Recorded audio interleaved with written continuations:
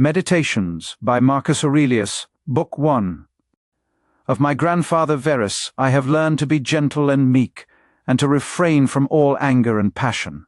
From the fame and memory of him that begot me I have learned both shamefastness and manlike behavior. Of my mother I have learned to be religious and bountiful, and to forbear, not only to do, but to intend any evil, to content myself with a spare diet, and to fly all such excess as is incidental to great wealth. Of my great-grandfather both to frequent public schools and auditories, and to get me good and able teachers at home, and that I ought not to think much, if upon such occasions I were at excessive charges. Second, of him that brought me up, not to be fondly addicted to either of the two great factions of the coursers in the circus, called Prasini and Veneti, nor in the amphitheatre partially to favour any of the gladiators or fencers, as either the Parmularii or the Secutors. Moreover, to endure labour, nor to need many things, when I have anything to do it myself rather than by others, not to meddle with many businesses, and not easily to admit of any slander. Third, of Diognetus, not to busy myself about vain things, and not easily to believe those things which are commonly spoken, by such as take upon them to work wonders, and by sorcerers or prestidigitators, and impostors, concerning the power of charms, and their driving out of demons, or evil spirits, and the like. Not to keep quails for the game, nor to be mad after such things, not to be offended with other men's liberty of speech, and to apply myself unto philosophy. Him also I must thank, that ever I heard first Bacchius, then Tandasis and Marcianus, and that I did write dialogues in my youth, and that I took liking to the philosophers' little couch and skins, and such other things, which by the Grecian discipline are proper to those who profess philosophy. 4. To Rusticus I am beholding, that I first entered into the conceit that my life wanted some redress and cure, and then that I did not fall into the ambition of ordinary sophists, either to write tracts concerning the common theorems, or to exhort men unto virtue and the study of philosophy by public orations, as also that I never by way of ostentation did affect to show myself an active able man, for any kind of bodily exercises, and that I gave over the study of rhetoric and poetry, and of elegant neat language, that I did not use to walk about the house in my long robe, nor to do any such things. Moreover, I learned of him to write letters without any affectation or curiosity, such as that was, which by him was written to my mother from Sinuessa, and to be easy, and ready to be reconciled, and well pleased again with them that had offended me, as soon as any of them would be content to seek unto me again, to read with diligence, not to rest satisfied with a light and superficial knowledge, nor quickly to assent to things commonly spoken of. Whom also I must thank that ever I lighted upon Epictetus his Hypomnemata, or moral commentaries and common factions, which also he gave me of his own. Fifth, from Apollonius, true liberty and unvariable steadfastness, and not to regard anything at all, though never so little, but right and reason. And always, whether in the sharpest pains, or after the loss of a child, or in long diseases, to be still the same man, who also was a present and visible example unto me, that it was possible for the same man to be both vehement and remiss, a man not subject to be vexed, and offended with the incapacity of his scholars and auditors in his lectures and expositions, and a true pattern of a man who of all his good gifts and faculties least esteemed in himself that his excellent skill and ability to teach and persuade others the common theorems and maxims of the Stoic philosophy. Of him also I learned how to receive favours and kindnesses, as commonly they are accounted, from friends, so that I might not become obnoxious unto them, for them, nor more yielding upon occasion than in right I ought, and yet so that I should not pass them neither, as an unsensible and unthankful man. Vi. Of Sextus, mildness, and the pattern of a family governed with paternal affection, and a purpose to live according to nature, to be grave without affectation, to observe carefully the several dispositions of my friends, not to be offended with idiots, nor unseasonably to set upon those that are carried with the vulgar opinions, with the theorems, and tenets of philosophers, his conversation being an example how a man might accommodate himself to all men and companies, so that though his company was sweeter and more pleasing than any flatterer's cogging and fawning, yet was it at the same time most respected and reverenced, who also had a proper happiness and faculty, rationally and methodically to find out, and set in order all necessary determinations and instructions for a man's life. A man without ever the least appearance of anger or any other passion, able at the same time most exactly to observe the Stoic apatheia, or unpassionateness, and yet to be most tender-hearted, ever of good credit, and yet almost without any noise or rumour, very learned, and yet making little show. 7th, from Alexander the Grammarian, to be unreprovable myself, and not reproachfully to reprehend any man for a barbarism, or a solecism, or any false pronunciation, but dexterously by way of answer, or testimony, or confirmation of the same matter, taking no notice of the word, to utter it as it should have been spoken, or by some other such close and indirect admonition, handsomely and civilly to tell him of it. 8th, of Fronto, to how much envy and fraud and hypocrisy the state of a tyrannous king is subject unto, and how they who are commonly called epsilon paialphatao hodeltalphiota, i.e., nobly born, are in some sort incapable or void of natural affection. X. Of Alexander the Platonic, not often nor without great necessity to say or to write to any man in a letter, I am not at leisure, nor in this manner still to put off those duties, which we owe to our friends and acquaintances, to every one in his kind, under pretence of urgent affairs. 10th, of Catullus, not to contemn any friend's expostulation, though unjust, but to strive to reduce him to his former disposition. Freely and heartily to speak well of all my masters upon any occasion, as it is reported of Domitius and Athenodotus, and to love my children with true affection. 11th, from my brother Severus, to be kind and loving to all them of my house and family, by whom also I came to the knowledge of Thrasea and Helvidius, and Cato, and Dio, and Brutus. He it was also that did put me in the first conceit and desire of an equal commonwealth, administered by justice and equality, and of a kingdom wherein should be regarded nothing more than the good and welfare of the subjects. Of him also to observe a constant tenor, not interrupted with any other cares and distractions in the study and esteem of philosophy. To be bountiful and liberal in the largest measure, always to hope the best, and to be confident that my friends love me. In whom I moreover observed open dealing towards those whom he reproved at any time, and that his friends might without all doubt or much observation know what he would or would not, so open and plain was he. 12th, from Claudius Maximus, in all things to endeavour to have power of myself, and in nothing to be carried about.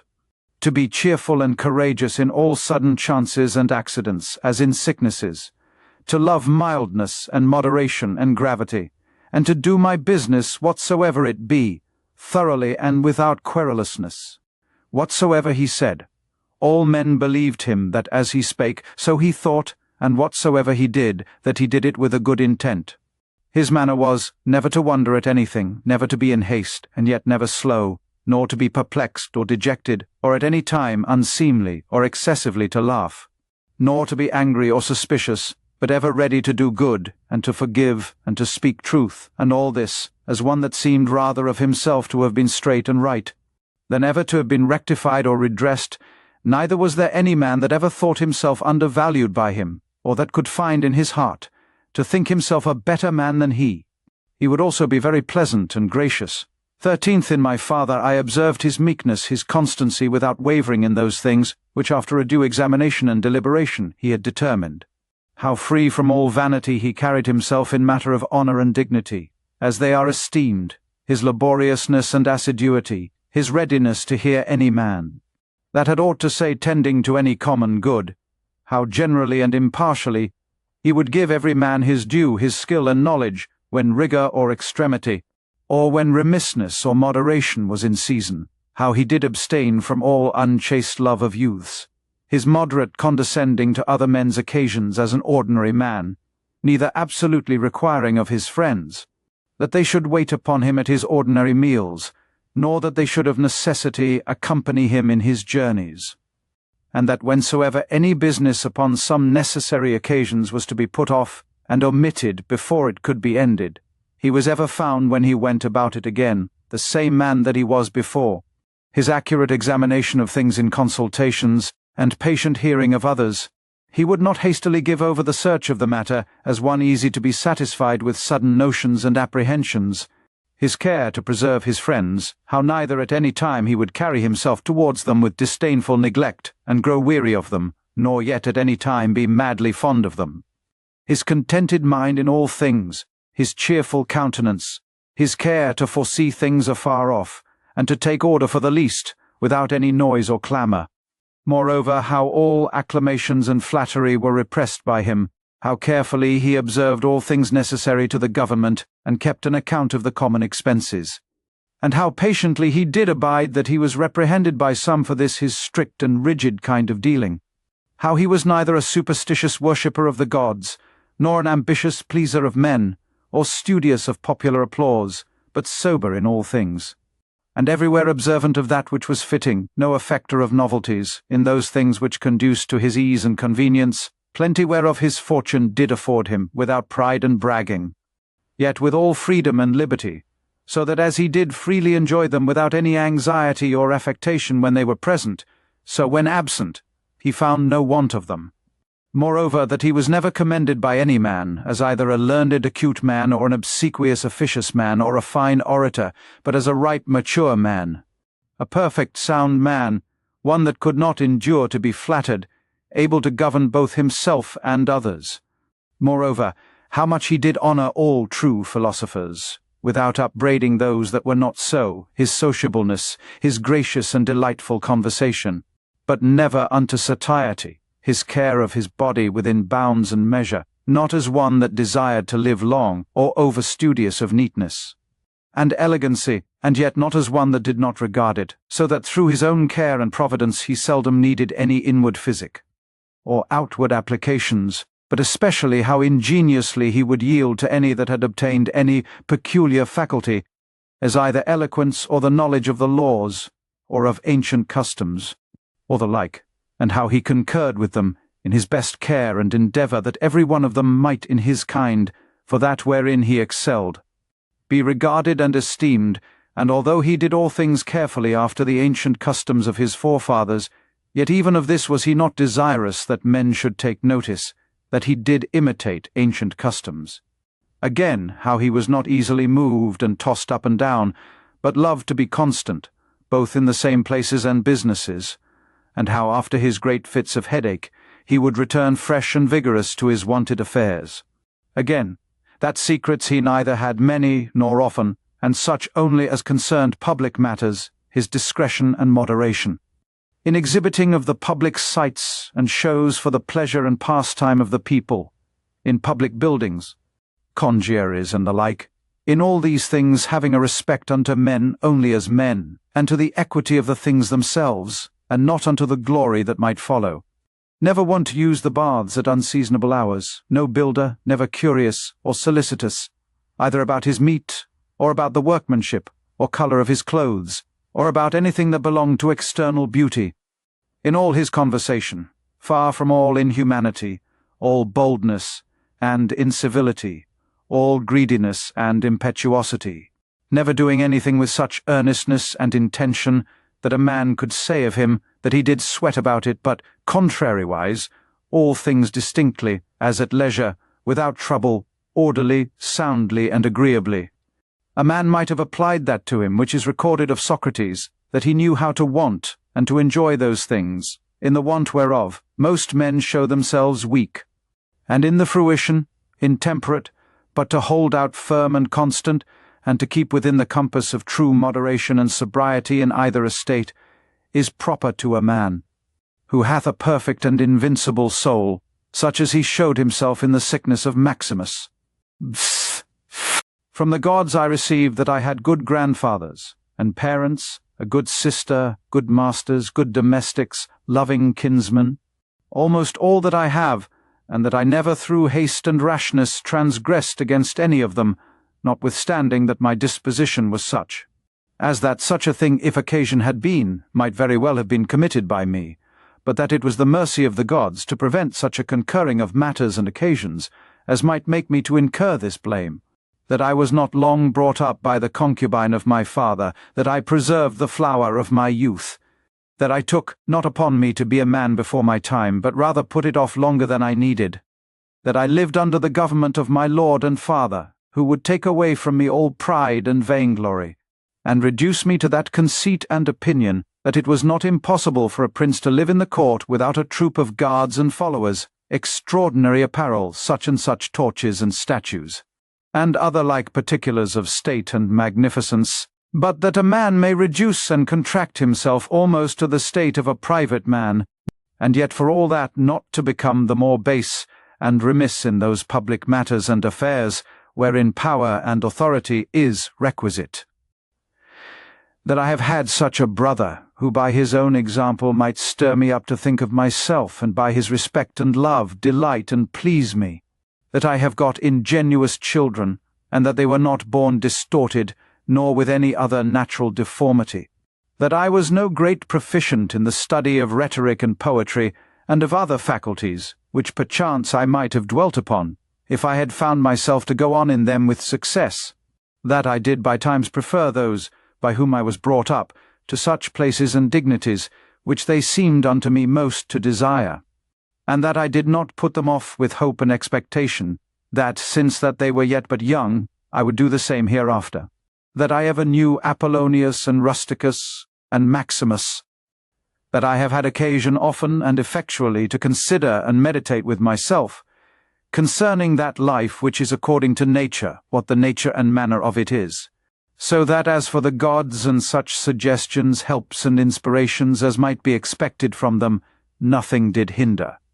But that I might have begun long before to live according to nature, or that even now that I was not yet partaker and in present possession of that life, that I myself in that I did not observe those inward motions, and suggestions, yea, and almost plain and apparent instructions and admonitions of the gods, was the only cause of it.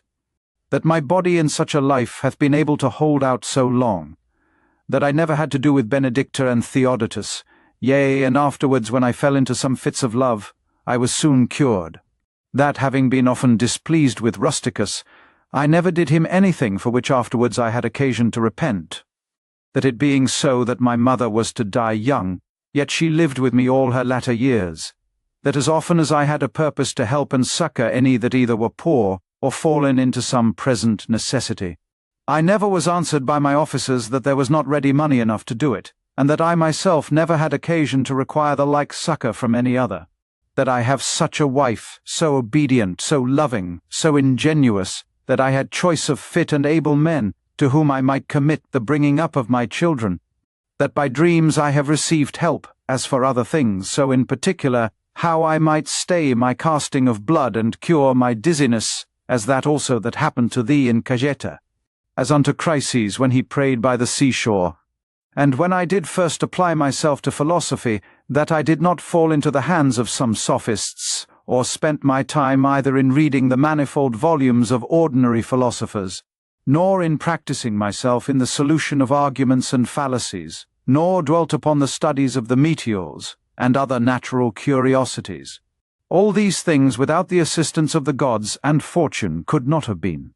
15th, in the country of the Quadi et Granua, these, betimes in the morning say to thyself, This day I shalt have to do with an idle curious man, with an unthankful man, a railer, a crafty, false, or an envious man, an unsociable, uncharitable man. All these ill qualities have happened unto them through ignorance of that which is truly good and truly bad. But I that understand the nature of that which is good, that it only is to be desired, and of that which is bad, that it only is truly odious and shameful. Who know moreover that this transgressor, whosoever he be, is my kinsman, not by the same blood and seed, but by participation of the same reason, and of the same divine particle. How can I either be hurt by any of those, since it is not in their power to make me incur anything that is truly reproachful, or angry and ill-affected towards him, who by nature is so near unto me? For we are all born to be fellow-workers as the feet, the hands, and the eyelids as the rows of the upper and under teeth. For such therefore to be in opposition is against nature, and what is it to chafe at, and to be averse from, but to be in opposition? 16th, whatsoever I am, is either flesh or life, or that which we commonly call the mistress and overruling part of man, reason.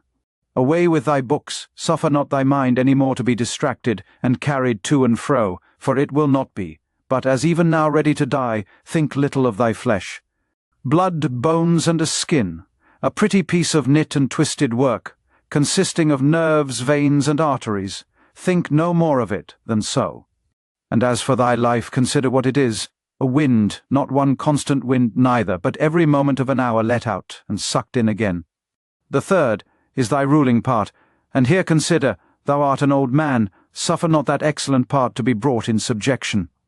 And to become slavish, suffer it not to be drawn up and down with unreasonable and unsociable lusts and motions, as it were with wires and nerves. Suffer it not any more, either to repine at anything now present, or to fear and fly anything to come, which the destiny hath appointed thee. State, whatsoever proceeds from the gods immediately, that any man will grant totally depends from their divine providence. As for those things that are commonly said to happen by fortune, even those must be conceived to have dependence from nature, or from that first and general connection and concatenation of all those things, which more apparently by the divine providence are administered and brought to pass. All things flow from thence, and whatsoever it is that is both necessary and conducing to the whole part of which thou art, and whatsoever it is that is requisite and necessary for the preservation of the general, must of necessity for every particular nature be good and behoveful. And as for the whole, it is preserved, as by the perpetual mutation and conversion of the simple elements one into another, so also by the mutation and alteration of things mixed and compounded. Let these things suffice thee. Let them be always unto thee, as thy general rules and precepts. As for thy thirst after books, away with it with all speed, that thou die not murmuring and complaining, but truly meek and well satisfied, and from thy heart thankful unto the gods. The second book on. Remember how long thou hast already put off these things, and how often a certain day and hour, as it were, having been set unto thee by the gods, thou hast neglected it. It is high time for thee to understand the true nature both of the world, whereof thou art a part, and of that Lord and Governor of the world, from whom, as a channel from the spring, thou thyself didst flow, and that there is but a certain limit of time appointed unto thee, which if thou shalt not make use of to calm and allay the many distempers of thy soul, it will pass away, and thou with it, and never after return. Second, let it be thy earnest and incessant care as a Roman and a man to perform whatsoever it is that thou art about, with true and unfeigned gravity, natural affection, freedom, and justice. And as for all other cares and imaginations, how thou mayest ease thy mind of them, which thou shalt do, if thou shalt go about every action as thy last action, free from all vanity, all passionate and wilful aberration from reason, and from all hypocrisy, and self-love, and dislike of those things, which by the fates or appointment of God have happened unto thee. Thou seest that those things, which for a man to hold on in a prosperous course, and to live a divine life, are requisite and necessary, are not many, for the gods will require no more of any man, that shall but keep and observe these things. 3. Do, soul, do, abuse and contemn thyself, yet a while, and the time for thee to respect thyself will be at an end.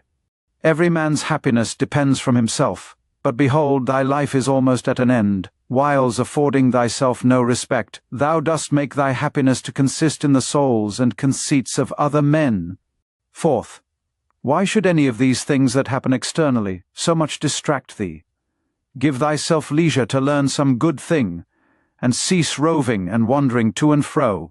Thou must also take heed of another kind of wandering, for they are idle in their actions, who toil and labour in this life, and have no certain scope to which to direct all their motions and desires.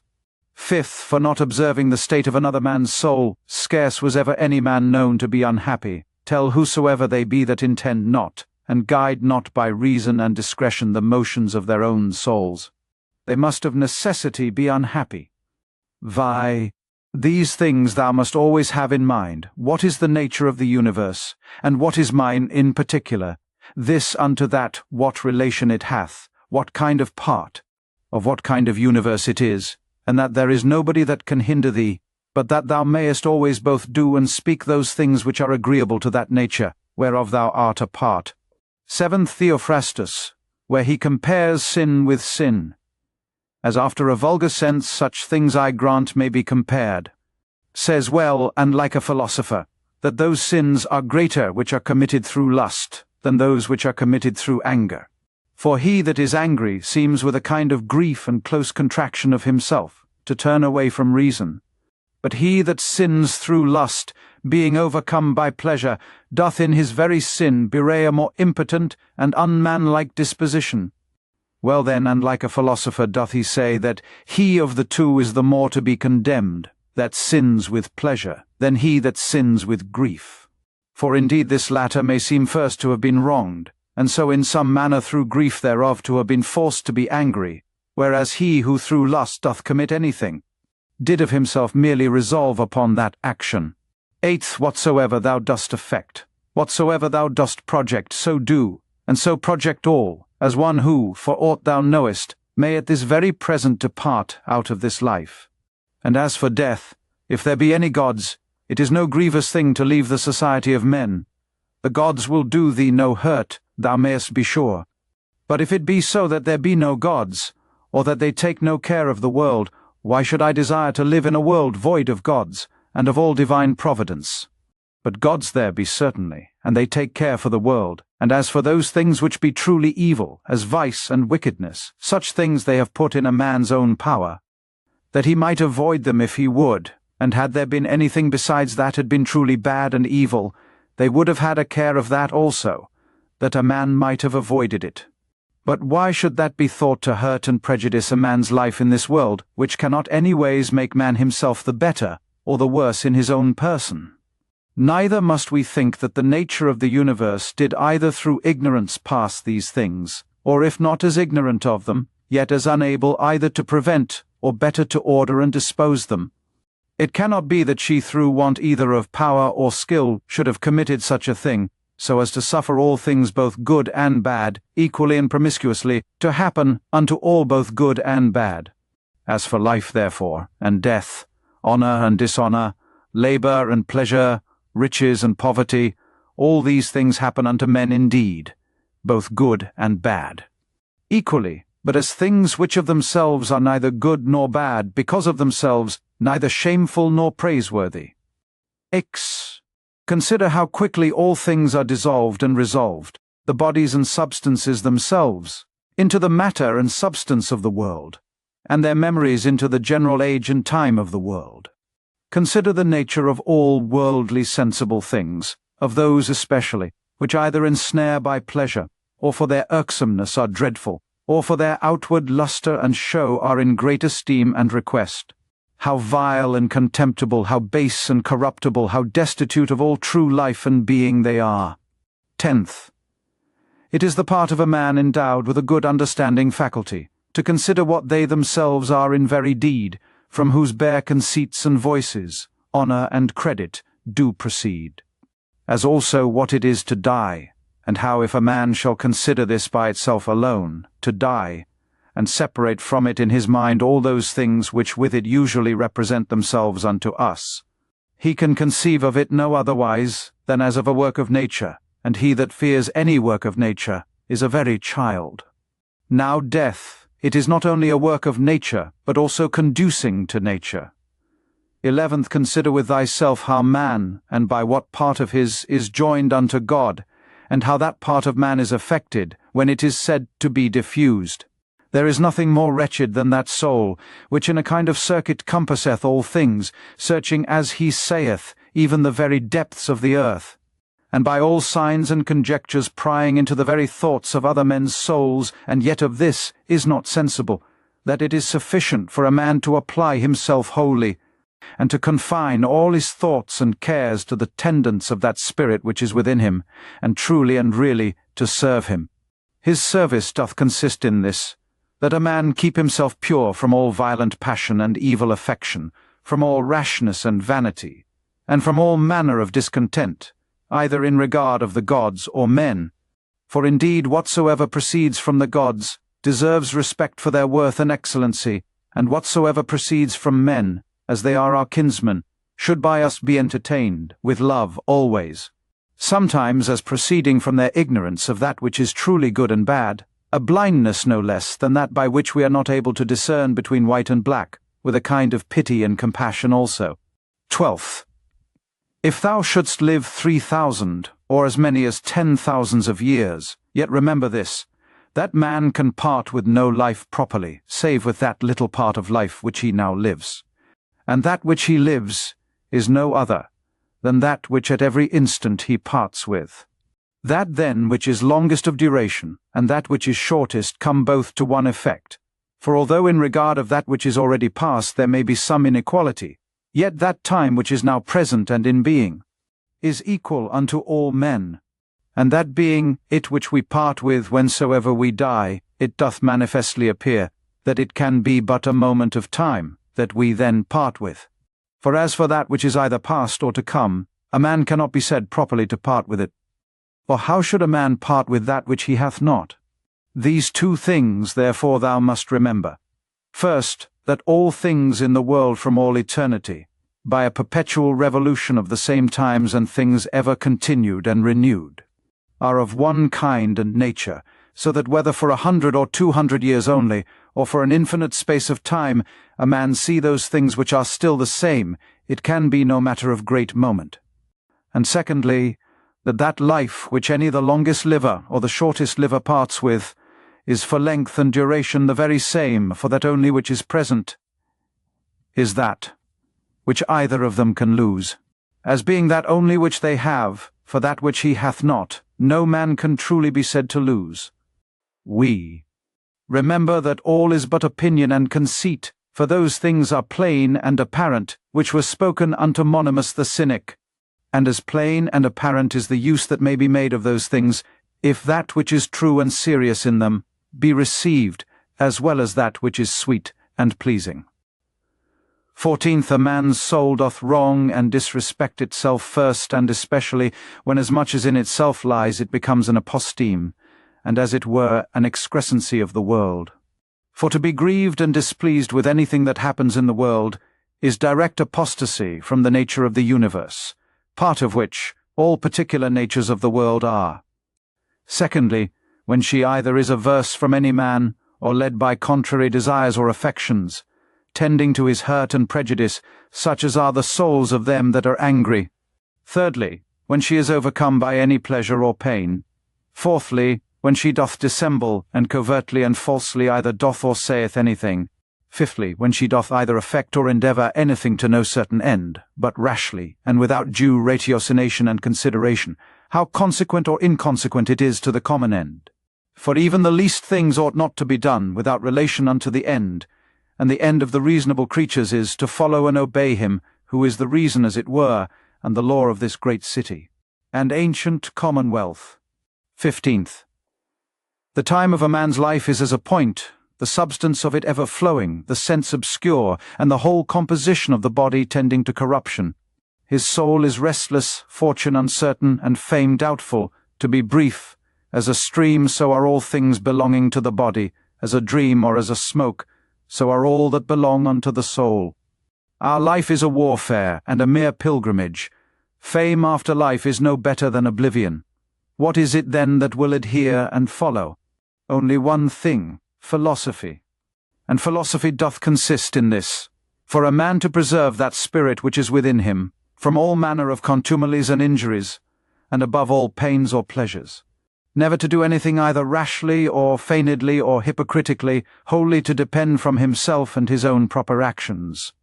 All things that happen unto him to embrace contentedly, as coming from him from whom he himself also came. And above all things, with all meekness and a calm cheerfulness, to expect death, as being nothing else but the resolution of those elements, of which every creature is composed. And if the elements themselves suffer nothing by this their perpetual conversion of one into another, that dissolution and alteration, which is so common unto all, why should it be feared by any? Is not this according to nature? But nothing that is according to nature can be evil. Whilst I was at Carnuntum, the third book a man must not only consider how daily his life wasteth and decreaseth, but this also, that if he live long he cannot be certain whether his understanding shall continue so able and sufficient. For either discreet consideration, in matter of businesses, or for contemplation, it being the thing, whereon true knowledge of things both divine and human doth depend. For if once he shall begin to dote, his respiration, nutrition, his imaginative and appetitive and other natural faculties may still continue the same, he shall find no want of them. But how to make that right use of himself that he should, how to observe exactly in all things that which is right and just, how to redress and rectify all wrong, or sudden apprehensions and imaginations, and even of this particular, whether he should live any longer or no, to consider duly for all such things, wherein the best strength and vigour of the mind is most requisite, his power and ability will be past and gone. Thou must hasten, therefore, not only because thou art every day nearer unto death than other, but also because that intellective faculty in thee, whereby thou art enabled to know the true nature of things, and to order all thy actions by that knowledge, doth daily waste and decay, or may fail thee before thou die. Second, this also thou must observe, that whatsoever it is that naturally doth happen to things natural, hath somewhat in itself that is pleasing and delightful. As a great loaf when it is baked, some parts of it cleave, as it were, and part asunder, and make the crust of it rugged and unequal, and yet those parts of it, though in some sort it be against the art and intention of baking itself, that they are thus cleft and parted, which should have been and were first made all even and uniform, they become it well nevertheless, and have a certain peculiar property to stir the appetite. So figs are accounted fairest and ripest then, when they begin to shrink, and wither as it were. So ripe olives, when they are next to putrefaction, then are they in their proper beauty. The hanging down of grapes, the brow of a lion, the froth of a foaming wild boar, and many other like things, though by themselves considered, they are far from any beauty, yet because they happen naturally, they both are comely and delightful, so that if a man shall with a profound mind and apprehension consider all things in the world, even among all those things which are but mere accessories and natural appendices as it were, there will scarce appear anything unto him wherein he will not find matter of pleasure and delight. So will he behold with as much pleasure the true rictus of wild beasts, as those which by skilful painters and other artificers are imitated. So will he be able to perceive the proper ripeness and beauty of old age, whether in man or woman, and whatsoever else it is that is beautiful and alluring in whatsoever is. With chaste and continent eyes he will soon find out and discern. Those and many other things will he discern, not credible unto every one, but unto them only who are truly and familiarly acquainted, both with nature itself and all natural things. 3. Hippocrates, having cured many sicknesses, fell sick himself and died. The Chaldeans and astrologians, having foretold the deaths of divers, were afterwards themselves surprised by the fates. Alexander and Pompeius and Caius Caesar, having destroyed so many towns, and cut off in the field so many thousands both of horse and foot, yet they themselves at last were fain to part with their own lives. Heraclitus, having written so many natural tracts concerning the last and general conflagration of the world, died afterwards all filled with water within, and all bedaubed with dirt and dung without. Lice killed Democritus, and Socrates another sort of vermin, wicked, ungodly men. How then stands the case? Thou hast taken ship, thou hast sailed, thou art come to land, go out. If to another life, there also shalt thou find gods, who are everywhere. If all life and sense shall cease, then shalt thou cease also to be subject to either pains or pleasures, and to serve and tend this vile cottage so much the viler. By how much that which ministers unto it doth excel, the one being a rational substance, and a spirit, the other nothing but earth and blood. Fourth, spend not the remnant of thy days in thoughts and fancies concerning other men, when it is not in relation to some common good, when by it thou art hindered from some other better work.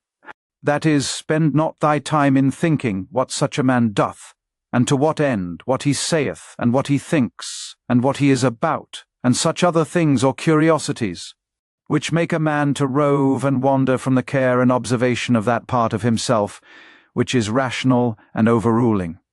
See therefore in the whole series and connection of thy thoughts, that thou be careful to prevent whatsoever is idle and impertinent, but especially whatsoever is curious and malicious, and thou must use thyself to think only of such things, of which if a man upon a sudden should ask thee, what it is that thou art now thinking, thou mayest answer this and that, freely and boldly, that so by thy thoughts it may presently appear that in all thee is sincere and peaceable, as becometh one that is made for society, and regards not pleasures, nor gives way to any voluptuous imaginations at all, free from all contentiousness, envy, and suspicion, and from whatsoever else thou wouldest blush to confess thy thoughts were set upon.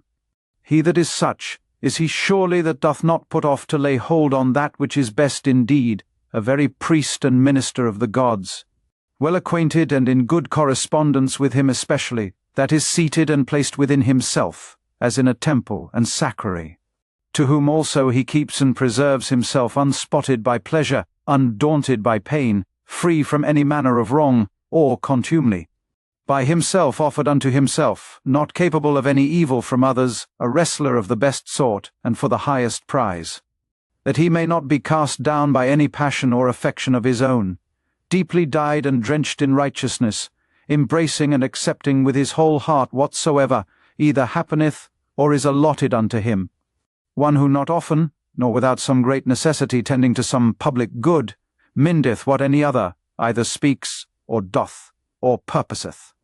For those things only that are in his own power, or that are truly his own, are the objects of his employments, and his thoughts are ever taken up with those things, which of the whole universe are by the fates or providence destinated and appropriated unto himself.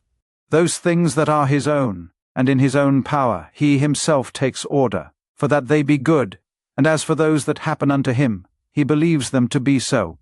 For that lot and portion which is assigned to every one, as it is unavoidable and necessary, so is it always profitable.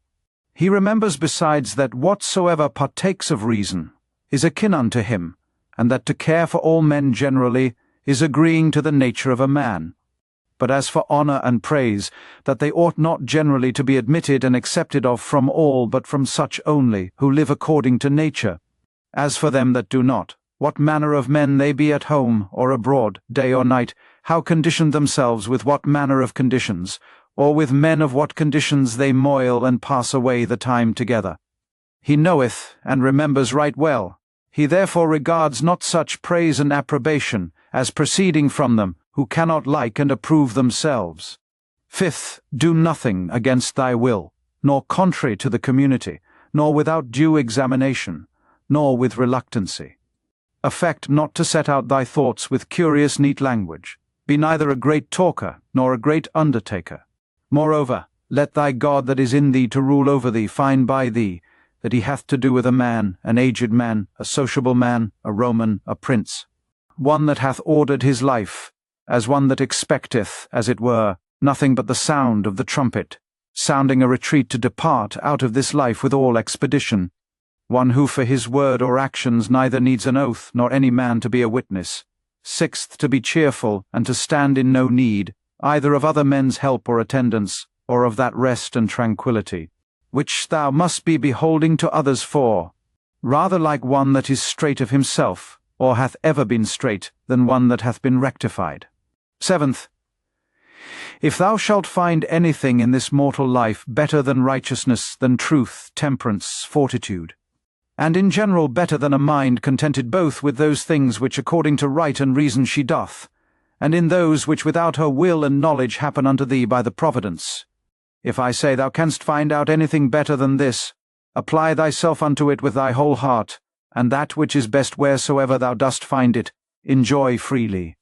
But if nothing thou shalt find worthy to be preferred to that spirit which is within thee, if nothing better than to subject unto thee thine own lusts and desires, and not to give way to any fancies or imaginations before thou hast duly considered of them, nothing better than to withdraw thyself, to use Socrates his words, from all sensuality, and submit thyself unto the gods, and to have care of all men in general, if thou shalt find that all other things in comparison of this are but vile and of little moment. Then give not way to any other thing, which being once though but affected and inclined unto, it will no more be in thy power without all distraction as thou oughtest to prefer and to pursue after that good, which is thine own, and thy proper good. For it is not lawful, that anything that is of another and inferior kind and nature, be it what it will, as either popular applause or honour or riches or pleasures, should be suffered to confront and contest as it were, with that which is rational and operatively good. For all these things, if once though but for a while they begin to please, they presently prevail, and pervert a man's mind, or turn a man from the right way.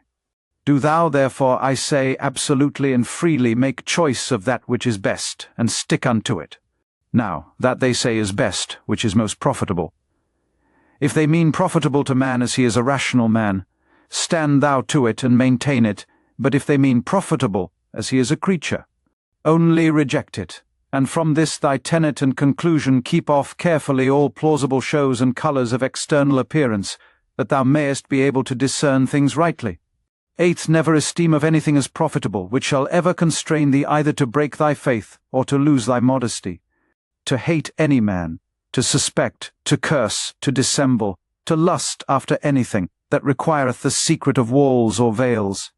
But he that preferreth before all things his rational part and spirit, and the sacred mysteries of virtue which issueth from it, he shall never lament and exclaim, never sigh, he shall never want either solitude or company, and which is chiefest of all, he shall live without either desire or fear.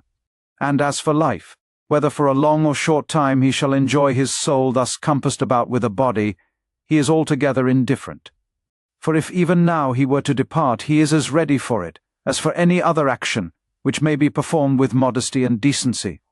For all his life long, this is his only care, that his mind may always be occupied in such intentions and objects as are proper to a rational sociable creature. 9th, in the mind that is once truly disciplined and purged, thou canst not find anything, either foul or impure, or as it were festered, nothing that is either servile or affected, no partial tie, no malicious averseness, nothing obnoxious, nothing concealed.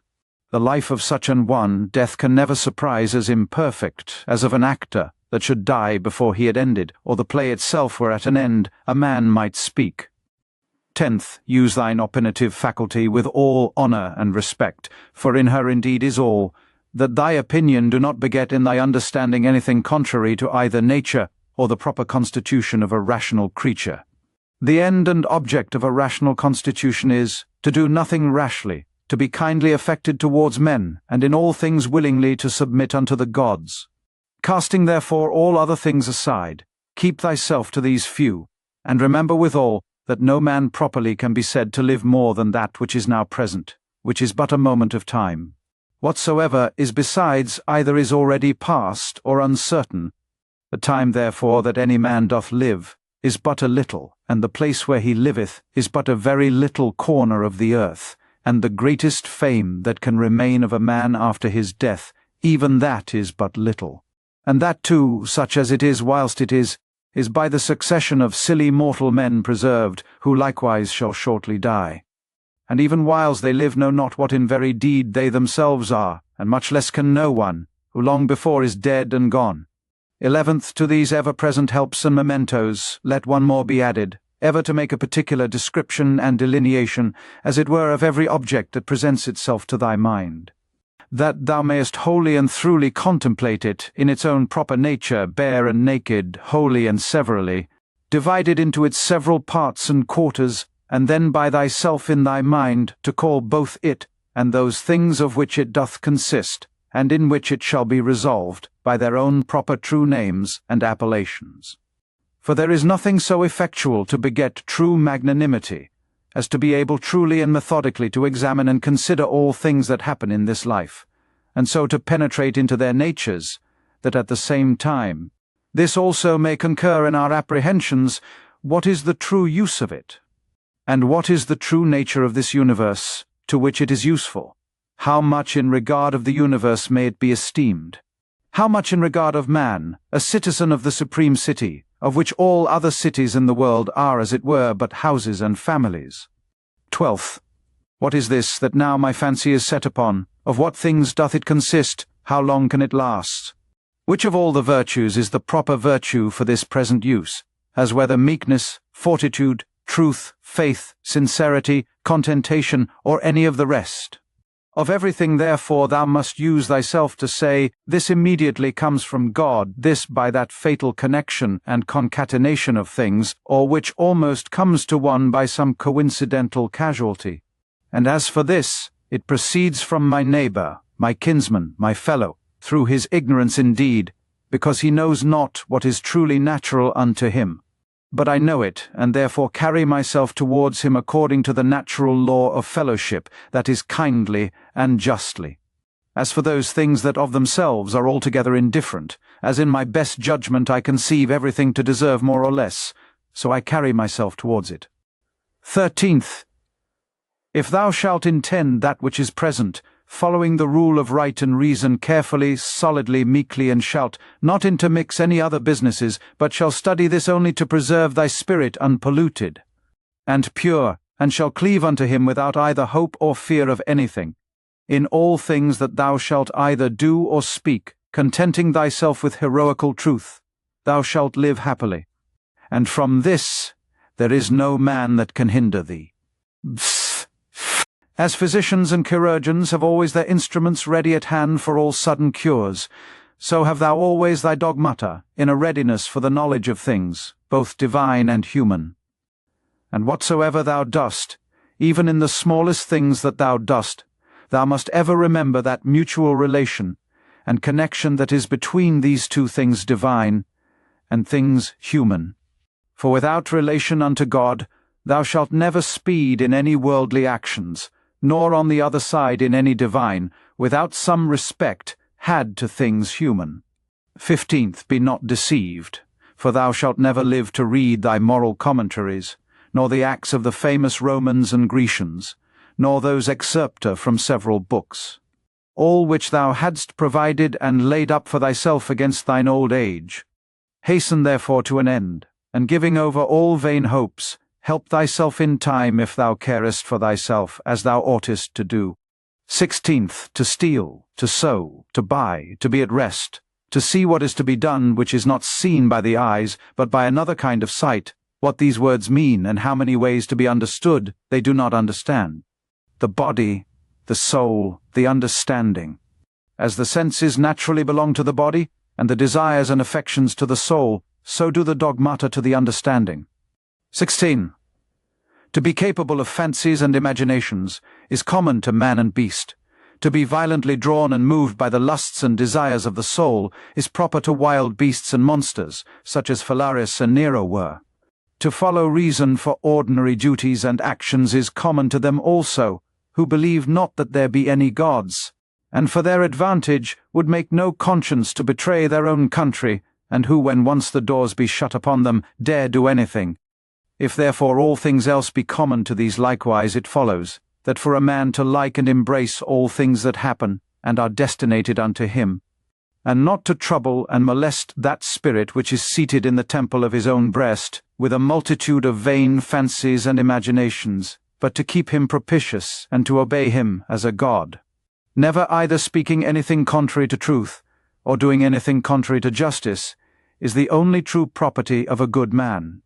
And such a one, though no man should believe that he liveth as he doth, either sincerely and conscionably, or cheerful and contentedly, yet is he neither with any man at all angry for it, nor diverted by it from the way that leadeth to the end of his life, through which a man must pass pure, ever ready to depart, and willing of himself without any compulsion to fit and accommodate himself to his proper lot and portion. The 4th Book 1. That inward mistress part of man, if it be in its own true natural temper, is towards all worldly chances and events ever so disposed and affected, that it will easily turn and apply itself to that which may be, and is within its own power to compass, when that cannot be which at first it intended. For it never doth absolutely addict and apply itself to any one object, but whatsoever it is that it doth now intend and prosecute, it doth prosecute it with exception and reservation, so that whatsoever it is that falls out contrary to its first intentions, even that afterwards it makes its proper object. even as the fire when it prevails upon those things that are in his way, by which things indeed a little fire would have been quenched, but a great fire doth soon turn to its own nature, and so consume whatsoever comes in his way, yea, by those very things it is made greater and greater. Second, let nothing be done rashly and at random, but all things according to the most exact and perfect rules of art. Third, they seek for themselves private retiring places, as country villages, the sea-shore mountains, yea, thou thyself art wont to long much after such places. But all this thou must know proceeds from simplicity in the highest degree. At what time soever thou wilt, it is in thy power to retire into thyself, and to be at rest and free from all businesses.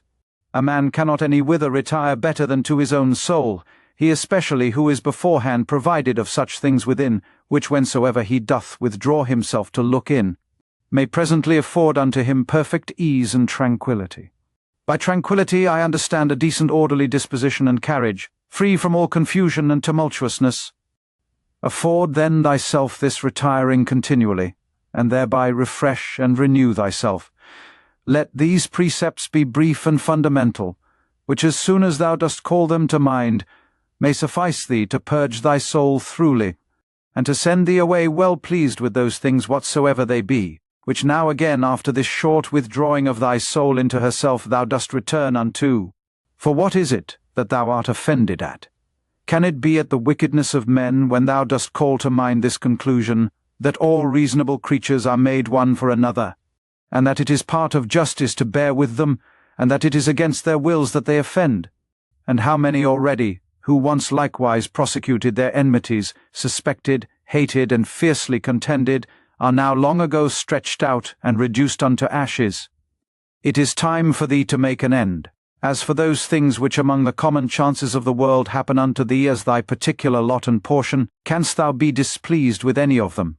When thou dost call that our ordinary dilemma to mind, either a Providence, or Democritus his atoms, and with it whatsoever we brought to prove that the whole world is as it were one city.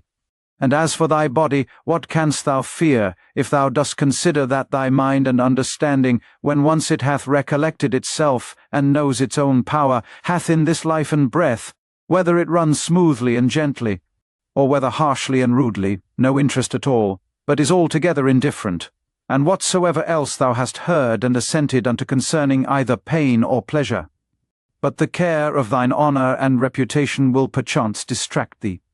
How can that be, if thou dost look back, and consider both how quickly all things that are forgotten, and what an immense chaos of eternity was before, and will follow after all things, and the vanity of praise, and the inconstancy and variableness of human judgments and opinions, and the narrowness of the place wherein it is limited and circumscribed? For the whole earth is but as one point, and of it this inhabited part of it is but a very little part.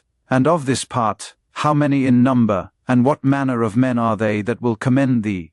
What remains then, but that thou often put in practice this kind of retiring of thyself to this little part of thyself? And above all things, keep thyself from distraction, and intend not anything vehemently, but be free and consider all things, as a man whose proper object is virtue, as a man whose true nature is to be kind and sociable, as a citizen, as a mortal creature, among other things which to consider, and look into thou must use to withdraw thyself, let those two be among the most obvious and at hand. 1. That the things or objects themselves reach not unto the soul, but stand without still and quiet, and that it is from the opinion only which is within, that all the tumult and all the trouble doth proceed. The next, that all these things, which now thou seest, shall within a very little while be changed and be no more, and ever call to mind how many changes and alterations in the world thou thyself hast already been an eye-witness of in thy time. This world is mere change, and this life, opinion. 4th, if to understand and to be reasonable be common unto all men, then is that reason, for which we are termed reasonable, common unto all. If reason is general, then is that reason also, which prescribeth what is to be done and what not, common unto all.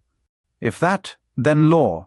If law, then are we fellow citizens. If so, then are we partners in some one commonweal. If so, then the world is as it were a city, for which other commonweal is it that all men can be said to be members of? From this common city it is, that understanding, reason, and law is derived unto us, for from whence else? For as that which in me is earthly I have from some common earth, and that which is moist from some other element is imparted, as my breath and life hath its proper fountain. And that likewise which is dry and fiery in me, for there is nothing which doth not proceed from something. As also there is nothing that can be reduced unto mere nothing, so also is there some common beginning from whence my understanding hath proceeded. V. As generation is, so also death, a secret of nature's wisdom, a mixture of elements, resolved into the same elements again, a thing surely which no man ought to be ashamed of, in a series of other fatal events and consequences, which a rational creature is subject unto, not improper or incongruous, nor contrary to the natural and proper constitution of man himself. Sixth, such and such things, from such and such causes, must of necessity proceed. He that would not have such things to happen, is as he that would have the fig tree grow without any sap or moisture. In sum, remember this, that within a very little while both thou and he shall both be dead, and after a little while more, not so much as your names and memories shall be remaining. Seventh, let opinion be taken away, and no man will think himself wronged. If no man shall think himself wronged, then is there no more any such thing as wrong. That which makes not man himself the worse, cannot make his life the worse, neither can it hurt him either inwardly or outwardly. It was expedient in nature that it should be so, and therefore necessary. Eighth, whatsoever doth happen in the world doth happen justly, and so if thou dost well take heed, thou shalt find it. I say not only in right order by a series of inevitable consequences, but according to justice, and as it were by way of equal distribution, according to the true worth of everything. Continue then to take notice of it as thou hast begun, and whatsoever thou dost, do it not without this proviso, that it be a thing of that nature that a good man, as the word good is properly taken, may do it. This observe carefully in every action. Ninth, conceit no such things, as he that wrongeth thee conceiveth, or would have thee to conceive. But look into the matter itself, and see what it is in very truth. Tenth, these two rules, thou must have always in a readiness. First, do nothing at all, but what reason proceeding from that regal and supreme part shall for the good and benefit of men suggest unto thee. And secondly, if any man that is present shall be able to rectify thee or to turn thee from some erroneous persuasion, that thou be always ready to change thy mind, and this change to proceed. Not from any respect of any pleasure or credit thereon depending, but always from some probable apparent ground of justice, or of some public good thereby to be furthered, or from some other such inducement. 11th, hast thou reason? I have. Why then makest thou not use of it? For if thy reason do her part, what more canst thou require? 12th, as a part hitherto thou hast had a particular subsistence, and now shalt thou vanish away into the common substance of him, who first begot thee. Or rather thou shalt be resumed again into that original rational substance, out of which all others have issued and are propagated. Many small pieces of frankincense are set upon the same altar. One drops first and is consumed, another after, and it comes all to one. 13th, within 10 days, if so happen, thou shalt be esteemed a god of them, who now, if thou shalt return to the dogmata and to the honouring of reason, will esteem of thee no better than of a mere brute and of an ape. 14th, not as though thou hadst thousands of years to live. Death hangs over thee, whilst yet thou livest, whilst thou mayest, be good. 15th, now much time and leisure doth he gain, who is not curious to know what his neighbour hath said, or hath done, or hath attempted, but only what he doth himself, that it may be just and holy, or to express it in Agathos's words, not to look about upon the evil conditions of others, but to run on straight in the line without any loose and extravagant agitation. 16th, he who is greedy of credit and reputation after his death doth not consider that they themselves by whom he is remembered shall soon after every one of them be dead, and they likewise that succeed those, until at last all memory, which hitherto by the succession of men admiring and soon after dying hath had its course, be quite extinct. But suppose that both they that shall remember thee, and thy memory with them should be immortal, What is that to thee? I will not say to thee after thou art dead, but even to thee living, what is thy praise? But only for a secret and politic consideration, which we call omikron kape omikron u omikron miolphanu, or dispensation. For as for that it is the gift of nature, whatsoever is commended in thee, what might be objected from thence? Let that, now that we are upon another consideration, be omitted as unseasonable. That which is fair and goodly, whatsoever it be, and in what respect soever it be, that it is fair and goodly, it is so of itself, and terminates in itself, not admitting praise as a part or member, that therefore which is praised is not thereby made either better or worse. This I understand even of those things that are commonly called fair and good, as those which are commended either for the matter itself or for curious workmanship.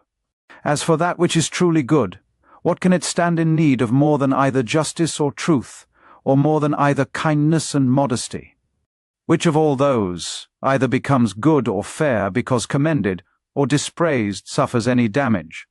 Doth the emerald become worse in itself, or more vile if it be not commended? Doth gold, or ivory, or purple? Is there anything that doth, though never so common, as a knife, a flower, or a tree? If so be that the souls remain after death, say they that will not believe it. How is the air from all eternity able to contain them? How is the earth, say I, ever from that time able to contain the bodies of them that are buried? For as here the change and resolution of dead bodies into another kind of subsistence whatsoever it be, makes place for other dead bodies, so the souls after death transferred into the air, after they have conversed there a while, are either by way of transmutation or transfusion or conflagration, received again into that original rational substance, from which all others do proceed, and so give way to those souls, who before coupled and associated unto bodies, now begin to subsist single. This, upon a supposition that the souls after death do for a while subsist single, may be answered. And here, besides the number of bodies so buried and contained by the earth, we may further consider the number of several beasts eaten by us men and by other creatures. For notwithstanding that such a multitude of them is daily consumed, and as it were buried in the bodies of the eaters, yet is the same place and body able to contain them, by reason of their conversion, partly into blood, partly into air and fire. What in these things is the speculation of truth? To divide things into that which is passive and material, and that which is active and formal. 18th, not to wander out of the way, but upon every motion and desire, to perform that which is just, and ever to be careful to attain to the true natural apprehension of every fancy that presents itself. 19th, whatsoever is expedient unto thee, O world, is expedient unto me. Nothing can either be unseasonable unto me, or out of date, which unto thee is seasonable. Whatsoever thy seasons bear shall ever by me be esteemed as happy fruit and increase. O nature, from thee are all things, in thee all things subsist, and to thee all tend. Could he say of Athens, thou lovely city of sea crops, and shalt not thou say of the world, thou lovely city of God? XX. They will say commonly, meddle not with many things, if thou wilt live cheerfully. Certainly there is nothing better than for a man to confine himself to necessary actions, to such and so many only, as reason in a creature that knows itself born for society will command and enjoin. This will not only procure that cheerfulness which from the goodness, but that also which from the paucity of actions doth usually proceed. For since it is so that most of those things which we either speak or do are unnecessary, if a man shall cut them off, it must needs follow that he shall thereby gain much leisure, and save much trouble. And therefore at every action a man must privately by way of admonition suggest unto himself, What? May not this that now I go about be of the number of unnecessary actions? Neither must he use himself to cut off actions only, but thoughts and imaginations also, that are unnecessary, for so will unnecessary consequent actions the better be prevented and cut off. Try also how a good man's life, of one who is well pleased with those things whatsoever, which among the common changes and chances of this world fall to his own lot and share, and can live well contented and fully satisfied in the justice of his own proper present action, and in the goodness of his disposition for the future, will agree with thee. Thou hast had experience of that other kind of life, make now trial of this also. Trouble not thyself any more henceforth, reduce thyself unto perfect simplicity. Doth any man offend? It is against himself that he doth offend. Why should it trouble thee? Hath anything happened unto thee? It is well, whatsoever it be. It is that which of all the common chances of the world from the very beginning, in the series of all other things that have, or shall happen, was destinated and appointed unto thee. To comprehend all in a few words, our life is short. We must endeavour to gain the present time with best discretion and justice. Use recreation with sobriety. X1T. Either this world is a kappa sigma mu omicron or comely peace, because all disposed and governed by certain order, or if it be a mixture, though confused, yet still it is a comely peace. For is it possible that in thee there should be any beauty at all, and that in the whole world there should be nothing but disorder and confusion? And all things in it too, by natural different properties, one from another differenced and distinguished, and yet all through diffused, and by natural sympathy, one to another united as they are? 23rd. A black or malign disposition, an effeminate disposition, an hard inexorable disposition, a wild inhuman disposition, a sheepish disposition, a childish disposition, a blockish, a false, a scurril, a fraudulent, a tyrannical, what then? If he be a stranger in the world, that knows not the things that are in it, why not be a stranger as well, that wonders at the things that are done in it? XXV. He is a true fugitive, that flies from reason, by which men are sociable, he blind, who cannot see with the eyes of his understanding. He poor, that stands in need of another, and hath not in himself all things needful for this life, he an aposteme of the world, who by being discontented with those things that happen unto him in the world, doth as it were apostatize, and separate himself from common nature's rational administration. For the same nature it is that brings this unto thee, whatsoever it be, that first brought thee into the world. He raises sedition in the city, who by irrational actions withdraws his own soul from that one and common soul of all rational creatures. XXV. There is, who without so much as a coat, and there is, who without so much as a book, doth put philosophy in practice. I am half naked, neither have I bread to eat, and yet I depart not from reason, saith one. But I say, I want the food of good teaching, and instructions, and yet I depart not from reason. What art and profession soever thou hast learned, endeavour to effect it, and comfort thyself in it. And pass the remainder of thy life as one who from his whole heart commits himself, and whatsoever belongs unto him, unto the gods, and as for men, carry not thyself either tyrannically or servilely towards any. Extant. Consider in my mind, for example's sake, the times of Vespasian. Thou shalt see but the same things, some marrying, some bringing up children, some sick, some dying, some fighting, some feasting, some merchandising, some tilling, some flattering, some boasting, some suspecting, some undermining, some wishing to die, some fretting and murmuring at their present estate, some wooing, some hoarding, some seeking after magistracies, and some after kingdoms. And is not that their age quite over and ended? Again, consider now the times of Trajan. There likewise thou seest the very self-same things, and that age also is now over and ended. In the like manner consider other periods both of times and of whole nations, and see how many men, after they had with all their might and main intended and prosecuted some one worldly thing or other, did soon after drop away, and were resolved into the elements. But especially thou must call to mind them, whom thou thyself in thy lifetime hast known much distracted about vain things, and in the meantime neglecting to do that, and closely and inseparably as fully satisfied with it to adhere unto it, which their own proper constitution did require. And here thou must remember that thy carriage in every business must be according to the worth and due proportion of it, for so shalt thou not easily be tired out and vexed, if thou shalt not dwell upon small matters longer than is fitting. Expect. Those words which once were common and ordinary are now become obscure and obsolete, and so the names of men once commonly known and famous are now become in a manner obscure and obsolete names. Camillus, Caeso, Valesius, Leonatus, not long after, Scipio, Cato, then Augustus, then Adrianus, then Antoninus Pius. All these in a short time will be out of date, and as things of another world as it were, become fabulous. And this I say of them, who once shined as the wonders of their ages, for as for the rest, no sooner are they expired, than with them all their fame and memory. And what is it then that shall always be remembered? All is vanity. What is it that we must bestow our care and diligence upon? Even upon this only, that our minds and wills be just, that our actions be charitable, that our speech be never deceitful, or that our understanding be not subject to error, that our inclination be always set to embrace whatsoever shall happen unto us, as necessary, as usual, as ordinary, as flowing from such a beginning and such a fountain, from which both thou thyself and all things are.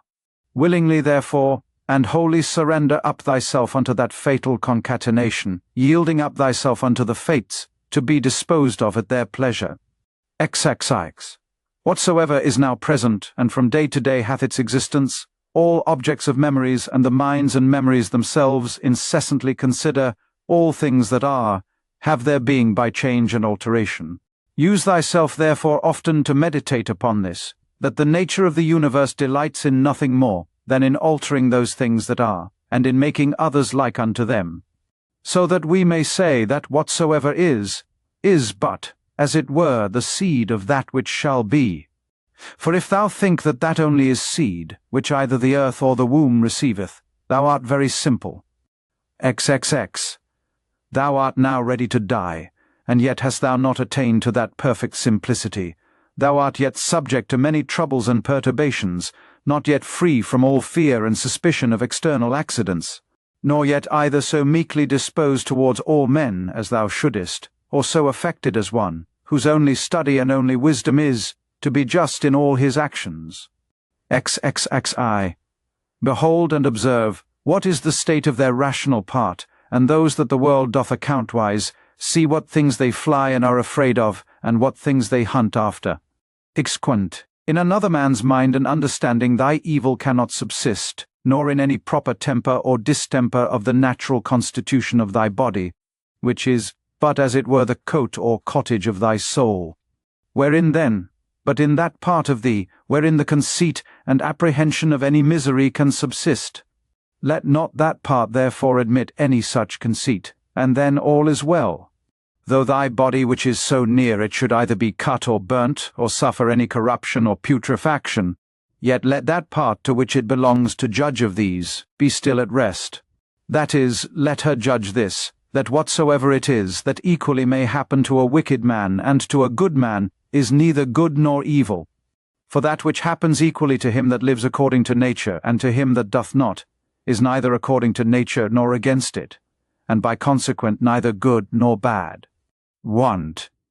Ever consider and think upon the world as being but one living substance and having but one soul, and how all things in the world are terminated into one sensitive power, and are done by one general motion as it were, and deliberation of that one soul, and how all things that are concur in the cause of one another's being, and by what manner of connection and concatenation all things happen. XXV. What art thou? That better and divine part accepted, but as Epictetus said well, a wretched soul, appointed to carry a carcass up and down. XXV. To suffer change can be no hurt, as no benefit it is, by change to attain to being. The age and time of the world is as it were a flood and swift current, consisting of the things that are brought to pass in the world. For as soon as anything hath appeared and is passed away, another succeeds, and that also will presently out of sight. XXIs. Whatsoever doth happen in the world is in the course of nature, as usual and ordinary as a rose in the spring, and fruit in summer. Of the same nature is sickness and death, slander, and lying in wait, and whatsoever else ordinarily doth unto fools use to be occasion either of joy or sorrow. That, whatsoever it is, that comes after, doth always very naturally, and as it were familiarly, follow upon that which was before. For thou must consider the things of the world, not as a loose independent number, consisting merely of necessary events, but as a discrete connection of things orderly and harmoniously disposed. There is then to be seen in the things of the world not a bare succession, but an admirable correspondence and affinity. Exexi setend. Let that of Heraclitus never be out of thy mind, that the death of earth is water, and the death of water is air, and the death of air is fire, and so on the contrary. Remember him also, who was ignorant whither the way did lead, and how that reason being the thing by which all things in the world are administered, and which men are continually and most inwardly conversant with, yet is the thing, which ordinarily they are most in opposition with, and how those things which daily happen among them cease not daily to be strange unto them, and that we should not either speak or do anything as men in their sleep, by opinion and bare imagination. For then we think we speak and do, and that we must not be as children, who follow their father's example, for best reason alleging their bare kapalpha thetato iota pialpha hopsilon iota lam dafialpha muepsilonu, or, as by successive tradition from our forefathers we have received it. Skux, Eve. Even as if any of the gods should tell thee, thou shalt certainly die tomorrow, or next day, thou wouldst not, except thou wert extremely base and pusillanimous, take it for a great benefit. Rather to die the next day after, than tomorrow. For alas, what is the difference?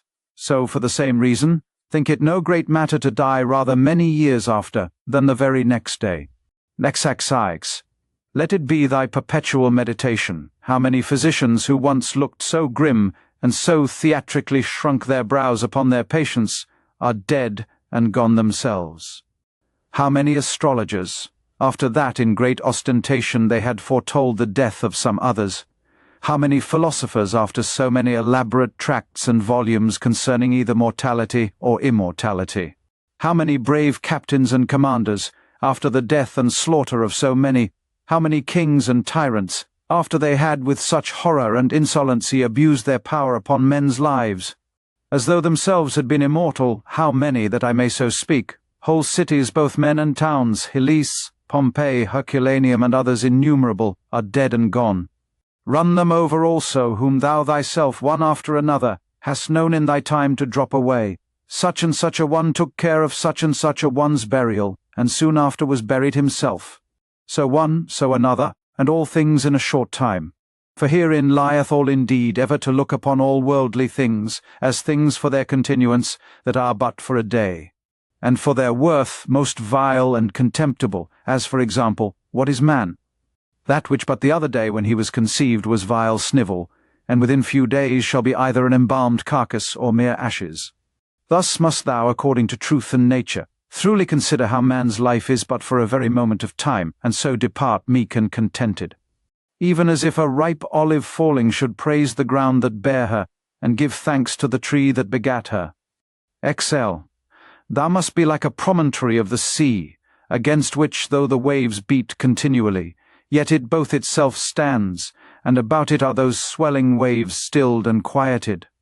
Exli. O wretched I, to whom this mischance is happened! Nay, happy I, to whom this thing being happened I can continue without grief, neither wounded by that which is present, nor in fear of that which is to come. For as for this, it might have happened unto any man, but any man, having such a thing befallen him, could not have continued without grief. Why then should that rather be an unhappiness, than this a happiness?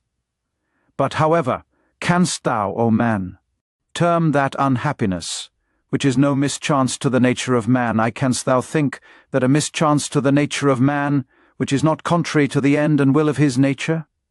What then hast thou learned is the will of man's nature?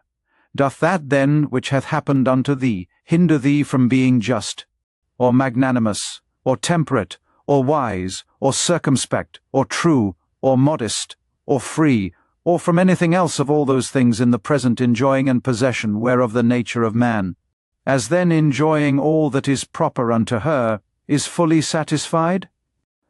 Now to conclude, upon all occasion of sorrow remember henceforth to make use of this dogma, that whatsoever it is that hath happened unto thee is in very deed no such thing of itself, as a misfortune, but that to bear it generously is certainly great happiness. Zli. It is but an ordinary coarse one, yet it is a good effectual remedy against the fear of death, for a man to consider in his mind the examples of such, who greedily and covetously, as it were, did for a long time enjoy their lives. What have they got more than they whose deaths have been untimely? Are not they themselves dead at the last? As Cadicians, Fabius, Julianus Lepidus, or any other who in their lifetime, having buried many, were at the last buried themselves. The whole space of any man's life is but little, and as little as it is, with what troubles, with what manner of dispositions, and in the society of how wretched a body must it be passed. Let it be therefore unto thee altogether as a matter of indifferency. For if thou shalt look backward, behold, what an infinite chaos of time doth present itself unto thee, and as infinite a chaos, if thou shalt look forward. In that which is so infinite, what difference can there be between that which liveth but 3 days, and that which liveth 3 ages? Isli, let thy course ever be the most compendious way. The most compendious is that which is according to nature, that is, in all both words and deeds, ever to follow that which is most sound and perfect. For such a resolution will free a man from all trouble, strife, dissembling, and ostentation. The 5th Book on. In the morning, when thou findest thyself unwilling to rise, consider with thyself presently, it is to go about a man's work that I am stirred up. Am I then yet unwilling to go about that, for which I myself was born and brought forth into this world? Or was I made for this, to lay me down, and make much of myself in a warm bed? Oh, but this is pleasing. And was it then for this, that thou wert born, that thou mightest enjoy pleasure? Was it not in very truth for this, that thou mightest always be busy and in action? Seest thou not how all things in the world besides, how every tree plant, how sparrows and ants, spiders and bees, how all in their kind are intent as it were orderly to perform whatsoever, towards the preservation of this orderly universe, naturally doth become and belong unto thin? And wilt not thou do that, which belongs unto a man to do? Wilt not thou run to do that, which thy nature doth require? But thou must have some rest. Yes, thou must. Nature hath of that also, as well as of eating and drinking, allowed thee a certain stint. But thou gest beyond thy stint, and beyond that which would suffice, and in matter of action, there thou comest short of that which thou mayest. It must needs be, therefore, that thou dost not love thyself, for if thou didst, thou wouldst also love thy nature, and that which thy nature doth propose unto herself as her end. Others, as many as take pleasure in their trade and profession, can even pine themselves at their works, and neglect their bodies and their food for it. And doest thou less honour thy nature than an ordinary mechanic his trade, or a good dancer his art? Than a covetous man his silver, and vainglorious man applause? These to whatsoever they take an affection, can be content to want their meat and sleep, to further that every one which he affects. And shall actions tending to the common good of human society seem more vile unto thee, or worthy of less respect and intention? Second, how easy a thing is it for a man to put off from him all turbulent adventitious imaginations, and presently to be in perfect rest and tranquility. Third, think thyself fit and worthy to speak, or to do anything that is according to nature, and let not the reproach, or report of some that may ensue upon it, ever deter thee. If it be right and honest to be spoken or done, undervalue not thyself so much, as to be discouraged from it. As for them, they have their own rational overruling part, and their own proper inclination, which thou must not stand and look about to take notice of, but go on straight, with a both thine own particular. And the common nature do lead thee, and the way of both these is but one. Of 4.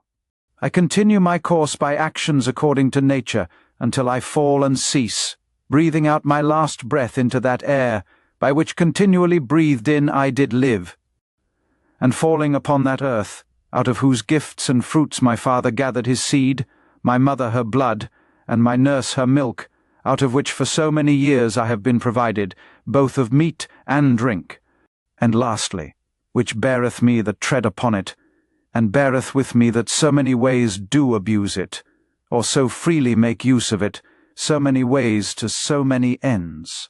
Fifth, no man can admire thee for thy sharp, acute language. Such is thy natural disability that way. Be it so, yet there be many other good things, for the want of which thou canst not plead the want or natural ability. Let them be seen in thee, which depend wholly from thee, sincerity, gravity, laboriousness, contempt of pleasures. Be not querulous, be content with little, be kind, be free, avoid all superfluity, all vain prattling, be magnanimous. Doest not thou perceive how many things there be, which notwithstanding any pretence of natural indisposition and unfitness, thou mightest have performed and exhibited, and yet still thou doest voluntarily continue drooping downwards? Or wilt thou say that it is through defect of thy natural constitution that thou art constrained to murmur, to be base and wretched, to flatter, now to accuse, and now to please, and pacify thy body, to be vainglorious, to be so giddy-headed, and unsettled in thy thoughts? Nay, witnesses be the gods of all these thou mightest have been rid long ago. Only this thou must have been contented with, to have borne the blame of one that is somewhat slow and dull, wherein thou must so exercise thyself, as one who neither doth much take to heart this his natural defect, nor yet pleaseth himself in it. Sixth, such there be, who when they have done a good turn to any, are ready to set them on the score for it, and to require retaliation.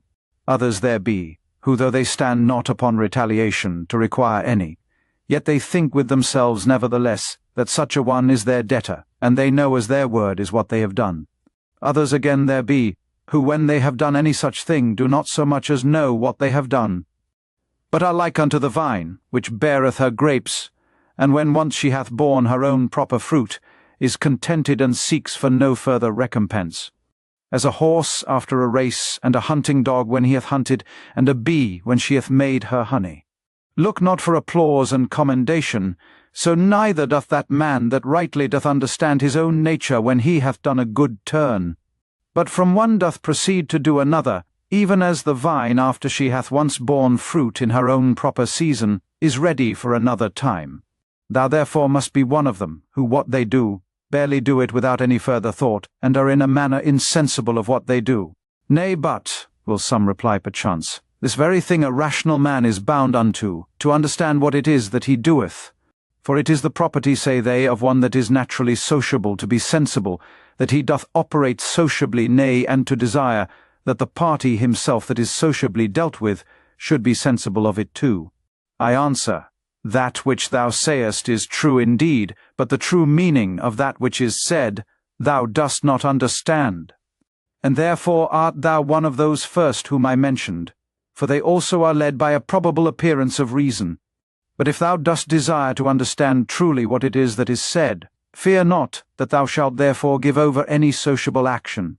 Seventh, the form of the Athenians' prayer did run thus, O rain, rain, good Jupiter, upon all the grounds and fields that belong to the Athenians. Either we should not pray at all, or thus absolutely and freely, and not every one for himself in particular alone. V.D. As we say commonly, the physician hath prescribed unto this man riding, unto another cold baths, unto a third to go barefoot. So it is alike to say, the nature of the universe hath prescribed unto this man sickness, or blindness, or some loss, or damage, or some such thing.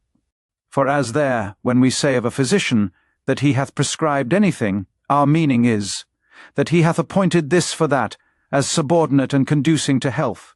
So here, whatsoever doth happen unto any, is ordained unto him as a thing subordinate unto the fates, and therefore do we say of such things that they do, that is, happen or fall together. As of square stones, when either in walls or pyramids in a certain position, they fit one another, and agree as it were in an harmony, the masons say, that they do sigma psilon mubet alpha nu epsilon iotanu. As if thou shouldest say fall together, so that in the general, though the things be divers that make it, yet the consent or harmony itself is but one. And as the whole world is made up of all the particular bodies of the world, one perfect and complete body, of the same nature that particular bodies, so is the destiny of particular causes and events one general one, of the same nature that particular causes are. What I now say even they that are mere idiots are not ignorant of, for they say commonly tau omicron to omicron, phipsilon upsilonu upsilon tau, that is, this his destiny hath brought upon him. This, therefore, is by the fates properly, and particularly brought upon this, as that unto this in particular is by the physician prescribed. These therefore let us accept of in like manner, as we do those that are prescribed unto us our physicians. For them also in themselves shall we find to contain many harsh things, but we nevertheless, in hope of health and recovery, accept of them. Let the fulfilling and accomplishment of those things which the common nature hath determined be unto thee as thy health. Accept then, and be pleased with whatsoever doth happen, though otherwise harsh and unpleasing, as tending to that end, to the health and welfare of the universe, and to Jove's happiness and prosperity. For this, whatsoever it be, should not have been produced, had it not conduced to the good of the universe. For neither doth any ordinary particular nature bring anything to pass, that is not to whatsoever is within the sphere of its own proper administration and government agreeable and subordinate. For these two considerations, then thou must be well pleased with anything that doth happen unto thee. First, because that for thee properly it was brought to pass, and unto thee it was prescribed, and that from the very beginning by the series and connection of the first causes it hath ever had a reference unto thee. And secondly, because the good success and perfect welfare, and indeed the very continuance of him, that is the administrator of the whole, doth in a manner depend on it.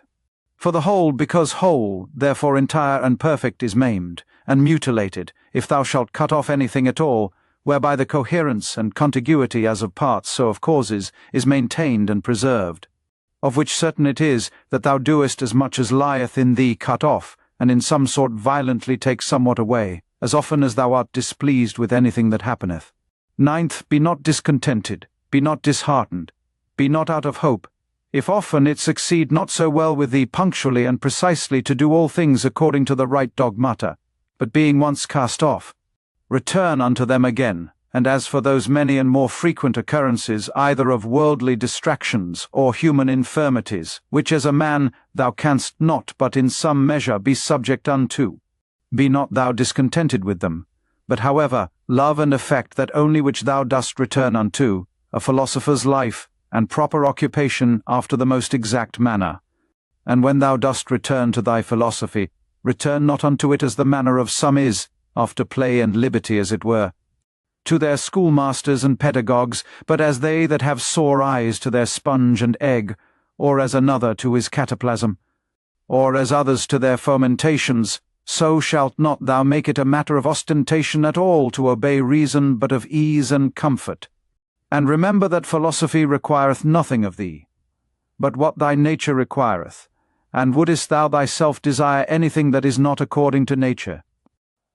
For which of these sayest thou, that which is according to nature or against it, is of itself more kind and pleasing? Is it not for that respect especially, that pleasure itself is to so many men's hurt and overthrow most prevalent, because esteemed commonly most kind and natural? But consider well whether magnanimity rather, and true liberty, and true simplicity, and equanimity, and holiness, whether these be not most kind and natural? And prudency itself, what more kind and amiable than it, when thou shalt truly consider with thyself what it is through all the proper objects of thy rational intellectual faculty currently to go on without any fall or stumble? As for the things of the world, their true nature is in a manner so involved with obscurity, that unto many philosophers, and those no mean ones, they seemed altogether incomprehensible, and the Stoics themselves, though they judge them not altogether incomprehensible, yet scarce and not without much difficulty comprehensible, so that all assent of ours is fallible, for who is he that is infallible in his conclusions? From the nature of things, pass now unto their subjects and matter. How temporary, how vile are they, such as may be in the power and possession of some abominable loose liver, of some common strumpet, of some notorious oppressor and extortioner. Pass from thence to the dispositions of them that thou doest ordinarily converse with. How hardly do we bear, even with the most loving and amiable?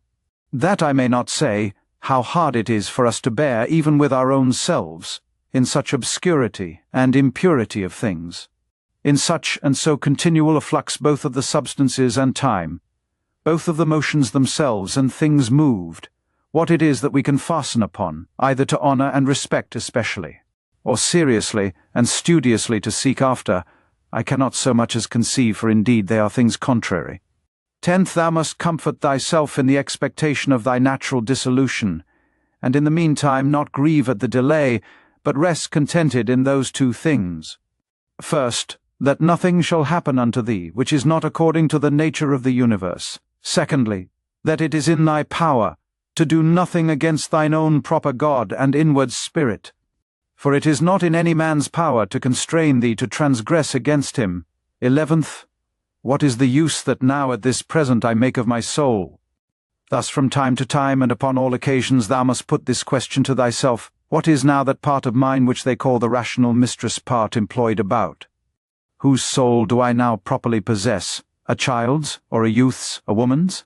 Or a tyrant's, some brute or some wild beast's soul? 12th, what those things are in themselves, which by the greatest part are esteemed good, thou mayest gather even from this. For if a man shall hear things mentioned as good, which are really good indeed, such as are prudence, temperance, justice, fortitude, after so much heard and conceived, he cannot endure to hear of any more. For the word good is properly spoken of them. But as for those which by the vulgar are esteemed good, if he shall hear them mentioned as good, he doth hearken for more.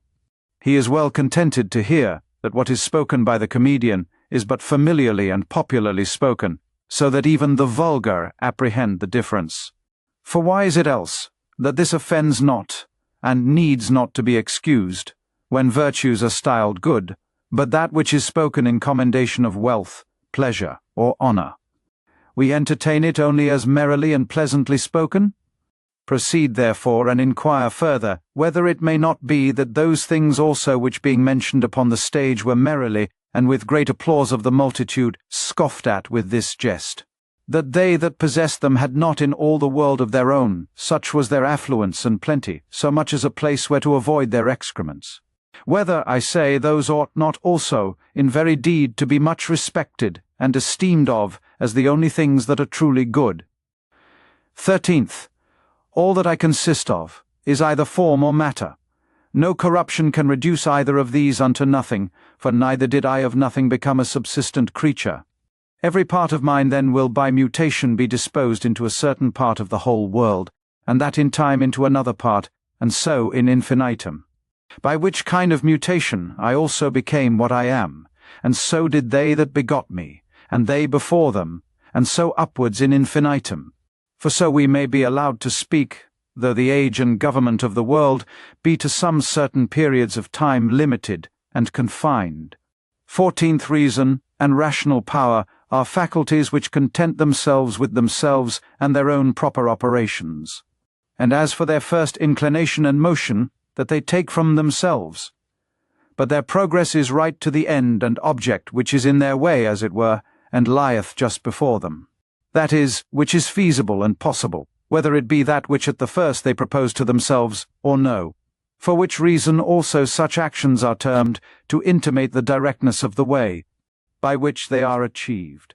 Nothing must be thought to belong to a man, which doth not belong unto him, as he is a man. These, the event of purposes, are not things required in a man. The nature of man doth not profess any such things. The final ends and consummations of actions are nothing at all to a man's nature. The end, therefore, of a man, or the summum bonum whereby that end is fulfilled, cannot consist in the consummation of actions purposed and intended. Again, concerning these outward worldly things, were it so that any of them did properly belong unto man, then would it not belong unto man to condemn them and to stand in opposition with them, neither would he be praiseworthy that can live without them, or he good, if these were good indeed, who of his own accord doth deprive himself of any of them. But we see contrariwise, that the more a man doth withdraw himself from these wherein external pomp and greatness doth consist, or any other like these, or the better he doth bear with the loss of these, the better he is accounted.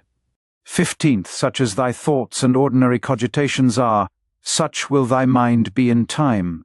For the soul doth as it were receive its tincture from the fancies and imaginations. Dye it therefore, and thoroughly soak it with the assiduity of these cogitations. As for example, wheresoever thou mayest live, there it is in thy power to live well and happy. but thou mayest live at the court. There then also mayest thou live well and happy. Again, that which everything is made for, he is also made unto that, and cannot but naturally incline unto it. That which anything doth naturally incline unto, therein is his end. Wherein the end of everything doth consist, therein also doth his good and benefit consist. Society, therefore, is the proper good of a rational creature. For that we are made for society, it hath long since been demonstrated.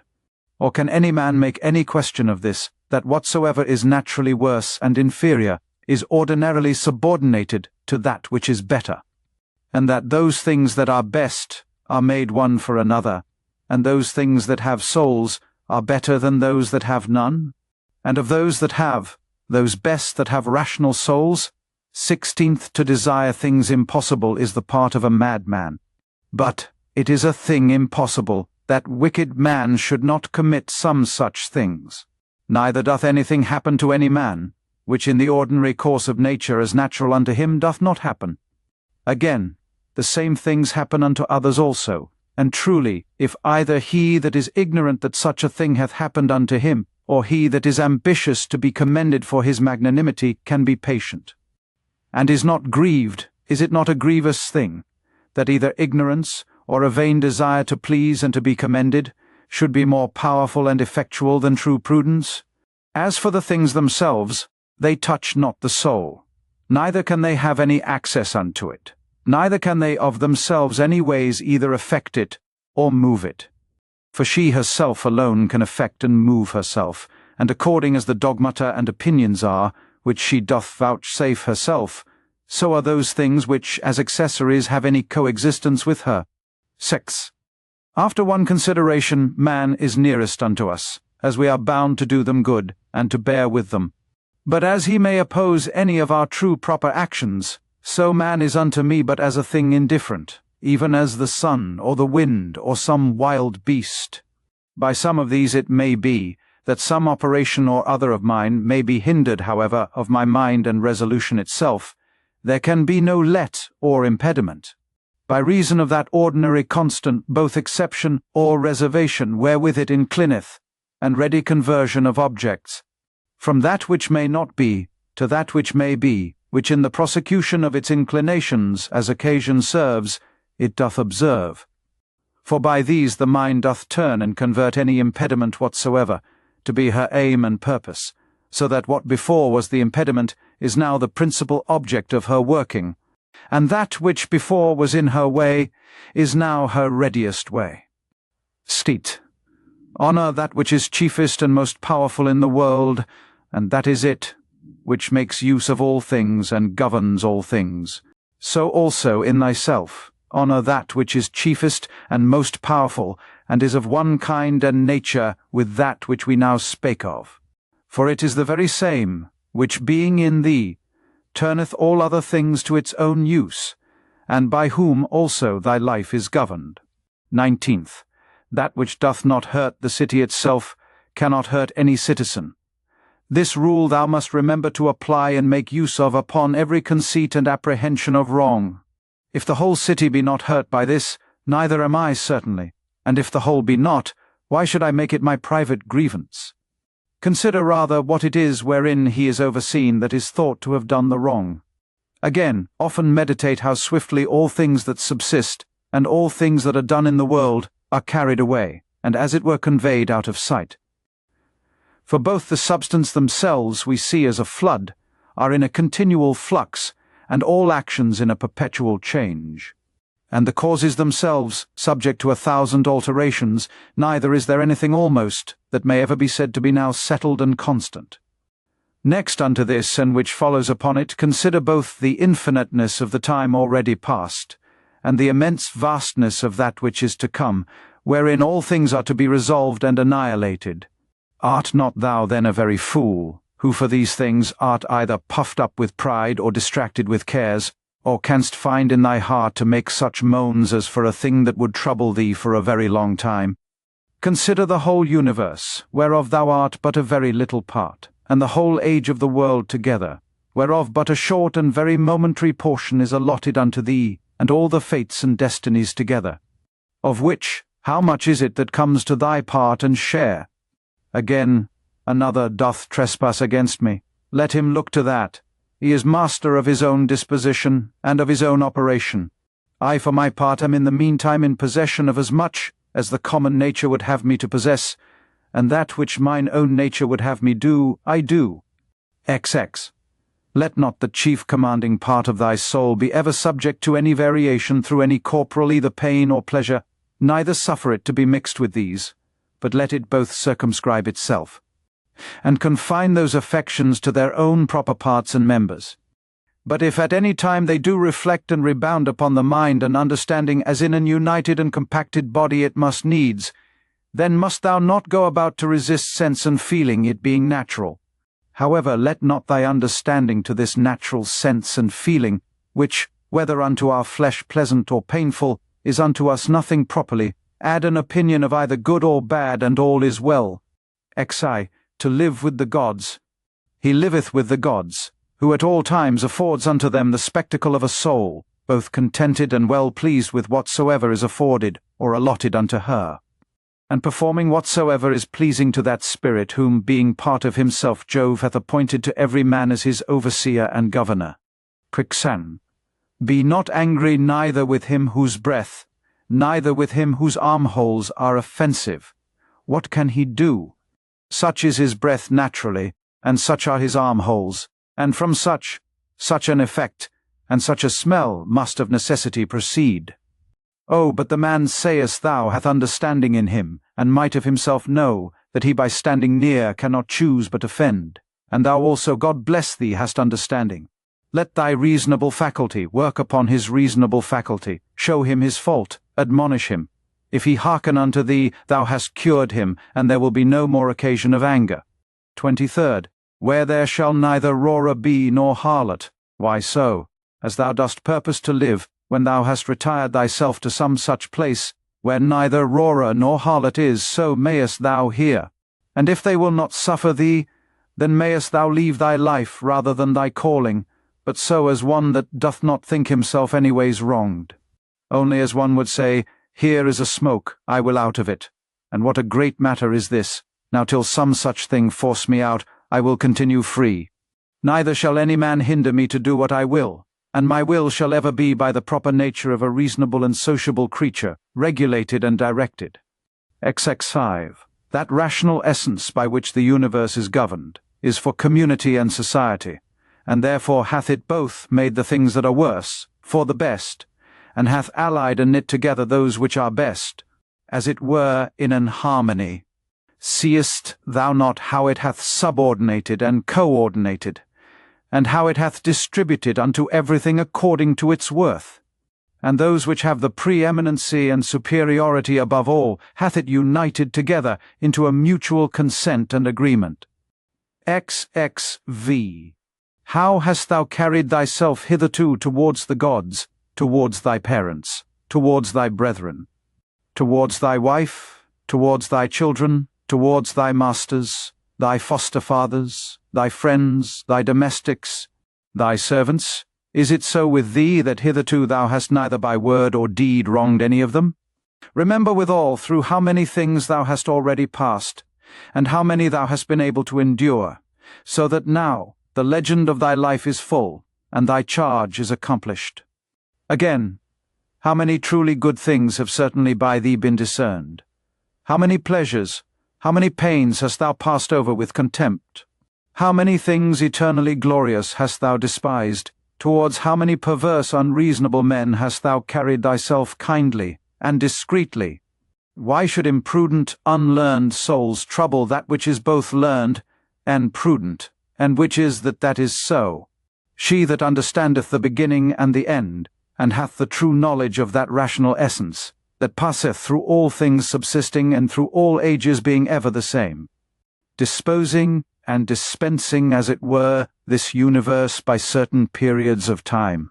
Within a very little while thou wilt be either ashes or a skeleton, and a name perchance, and perchance not so much as a name.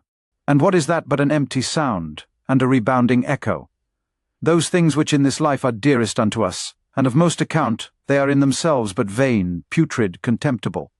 the most weighty and serious, if rightly esteemed, but as puppies, biting one another, or untoward children, now laughing and then crying. As for faith and modesty and justice and truth, they long since, as one of the poets hath it, have abandoned this spacious earth, and retired themselves unto heaven. What is it then that doth keep thee here, if things sensible be so mutable and unsettled, and the senses so obscure and so fallible, and our souls nothing but an exhalation of blood? And to be in credit among such be but vanity. What is it that thou dost stay for? An extinction or a translation, either of them with a propitious and contented mind, but still that time come. What will content thee? What else but to worship and praise the gods, and to do good unto men, to bear with them, and to forbear to do them any wrong, and for all external things belonging either to this thy wretched body or life, to remember that they are neither thine nor in thy power. Thou mayest always speed, if thou wilt but make choice of the right way, if in the course both of thine opinions and actions thou wilt observe a true method. These two things be common to the souls, as of God, so of men, and of every reasonable creature. First, that in their own proper work they cannot be hindered by anything. And secondly, that their happiness doth consist in a disposition to, and in the practice of righteousness, and that in these their desire is terminated. 6. If this neither be my wicked act, nor an act anyways depending from any wickedness of mine, and that by it the public is not hurt, what doth it concern me? And wherein can the public be hurt? For thou must not altogether be carried by conceit and common opinion. As for help, thou must afford that unto them after thy best ability, and as occasion shall require, though they sustain damage. But in these middle or worldly things, but however do not thou conceive that they are truly hurt thereby, for that is not right. But as that old foster-father in the comedy, being now to take his leave doth with a great deal of ceremony, require his foster-child's rhombus or rattle-top, remembering nevertheless that it is but a rhombus, so here also do thou likewise. For indeed what is all this pleading and public bawling for at the courts? O man, hast thou forgotten what those things are? Yea, but they are things that others much care for, and highly esteem of. Wilt thou therefore be a fool too? Once I was, let that suffice. 30th. Let death surprise me when it will, and where it will, I may be, or a happy man, nevertheless. For he is a happy man, who in his lifetime dealeth unto himself a happy lot and portion. A happy lot and portion is good inclinations of the soul, good desires, good actions. The 6th book, 1. The matter itself, of which the universe doth consist, is of itself very tractable and pliable. That rational essence that doth govern it, hath in itself no cause to do evil. It hath no evil in itself, neither can it do anything that is evil, neither can anything be hurt by it. And all things are done and determined according to its will and prescript. 2. Be it all one unto thee, whether half frozen or well warm, whether only slumbering, or after a full sleep, whether discommended or commended thou do thy duty. Or whether dying or doing somewhat else, for that also to die, must among the rest be reckoned as one of the duties and actions of our lives. 3rd, look in, let not either the proper quality or the true worth of anything pass thee, before thou hast fully apprehended it. 4th, all substances come soon to their change, and either they shall be resolved by way of exhalation, if so be that all things shall be reunited into one substance, or as others maintain, they shall be scattered and dispersed. As for that rational essence by which all things are governed, as it best understandeth itself, both its own disposition, and what it doth, and what matter it hath to do with, and accordingly doth all things. So we that do not know wonder, if we wonder at many things, the reasons whereof we cannot comprehend. 5th, the best kind of revenge is, not to become like unto them. 6th, let this be thy only joy, and thy only comfort, from one sociable kind action without intermission to pass unto another, God being ever in thy mind. 7.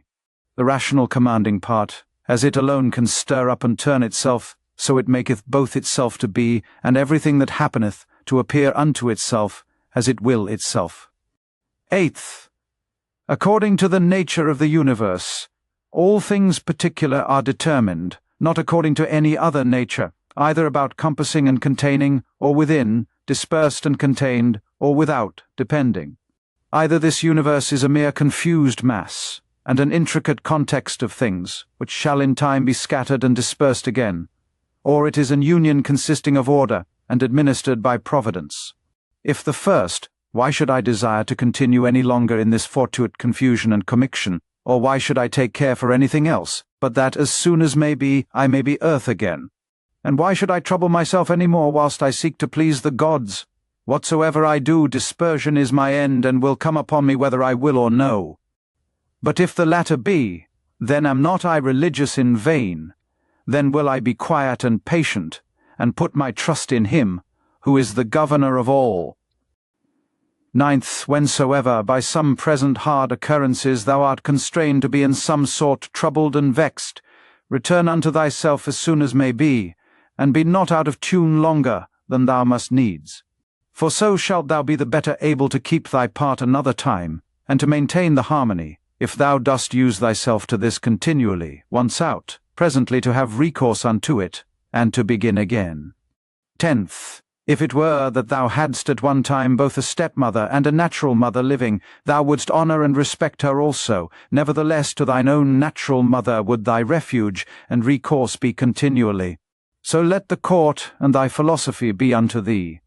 Have recourse unto it often, and comfort thyself in her, by whom it is that those other things are made tolerable unto thee, and thou also in those things not intolerable unto others. She. How marvellous useful it is for a man to represent unto himself meats, and all such things that are for the mouth, under a right apprehension and imagination. As for example, this is the carcass of a fish, this of a bird, and this of a hog, and again more generally, this falernum, this excellent highly commended wine, is but the bare juice of an ordinary grape. This purple robe but sheep's hairs, dyed with the blood of a shellfish.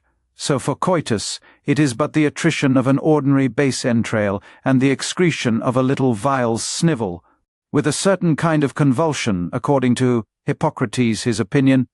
How excellent useful are these lively fancies and representations of things, thus penetrating and passing through the objects, to make their true nature known and apparent. This must thou use all thy life long, and upon all occasions, and then especially, when matters are apprehended as of great worth and respect, thy art and care must be to uncover them, and to behold their vileness, and to take away from them all those serious circumstances and expressions under which they made so grave a show. For outward pomp and appearance is a great juggler, and then especially art thou most in danger to be beguiled by it, when to a man's thinking thou most seemest to be employed about matters of moment. 12th, see what Crates pronounceth concerning Xenocrates himself. 13th, those things which the common sort of people do admire are most of them such things as are very general, and may be comprehended under things merely natural, or naturally affected and qualified, as stones, wood, figs, vines, olives. Those that be admired by them that are more moderate and restrained are comprehended under things animated, as flocks and herds. Those that are yet more gentle and curious, their admiration is commonly confined to reasonable creatures only, not in general as they are reasonable, but as they are capable of art, or of some craft and subtile invention, or perchance barely to reasonable creatures, as they that delight in the possession of many slaves. But he that honours a reasonable soul in general, as it is reasonable and naturally sociable, doth little regard anything else, and above all things is careful to preserve his own, in the continual habit and exercise both of reason and sociableness, and thereby doth cooperate with him, of whose nature he doth also participate, God. 14th, some things hasten to be, and others to be no more, and even whatsoever now is, some part thereof hath already perished. Perpetual fluxes and alterations renew the world, as the perpetual course of time doth make the age of the world of itself infinite, to appear always fresh and new. In such a flux and course of all things, what of these things that hasten so fast away should any man regard, since among all there is not any that a man may fasten and fix upon? As if a man would settle his affection upon some ordinary sparrow living by him, who is no sooner seen than out of sight. For we must not think otherwise of our lives than as a mere exhalation of blood, or of an ordinary respiration of air. For what in our common apprehension is, to breathe in the air and to breathe it out again, which we do daily. So much is it, and no more, at once to breathe out all thy respirative faculty into that common air from whence but lately, as being but from yesterday and today, thou didst first breathe it in, and with it life. 15th, not vegetative spiration. It is not surely which plants have, that in this life should be so dear unto us, nor sensitive respiration, the proper life of beasts, both tame and wild, nor this our imaginative faculty, nor that we are subject to be led and carried up and down by the strength of our sensual appetites, or that we can gather and live together, or that we can feed, for that in effect is no better than that we can void the excrements of our food.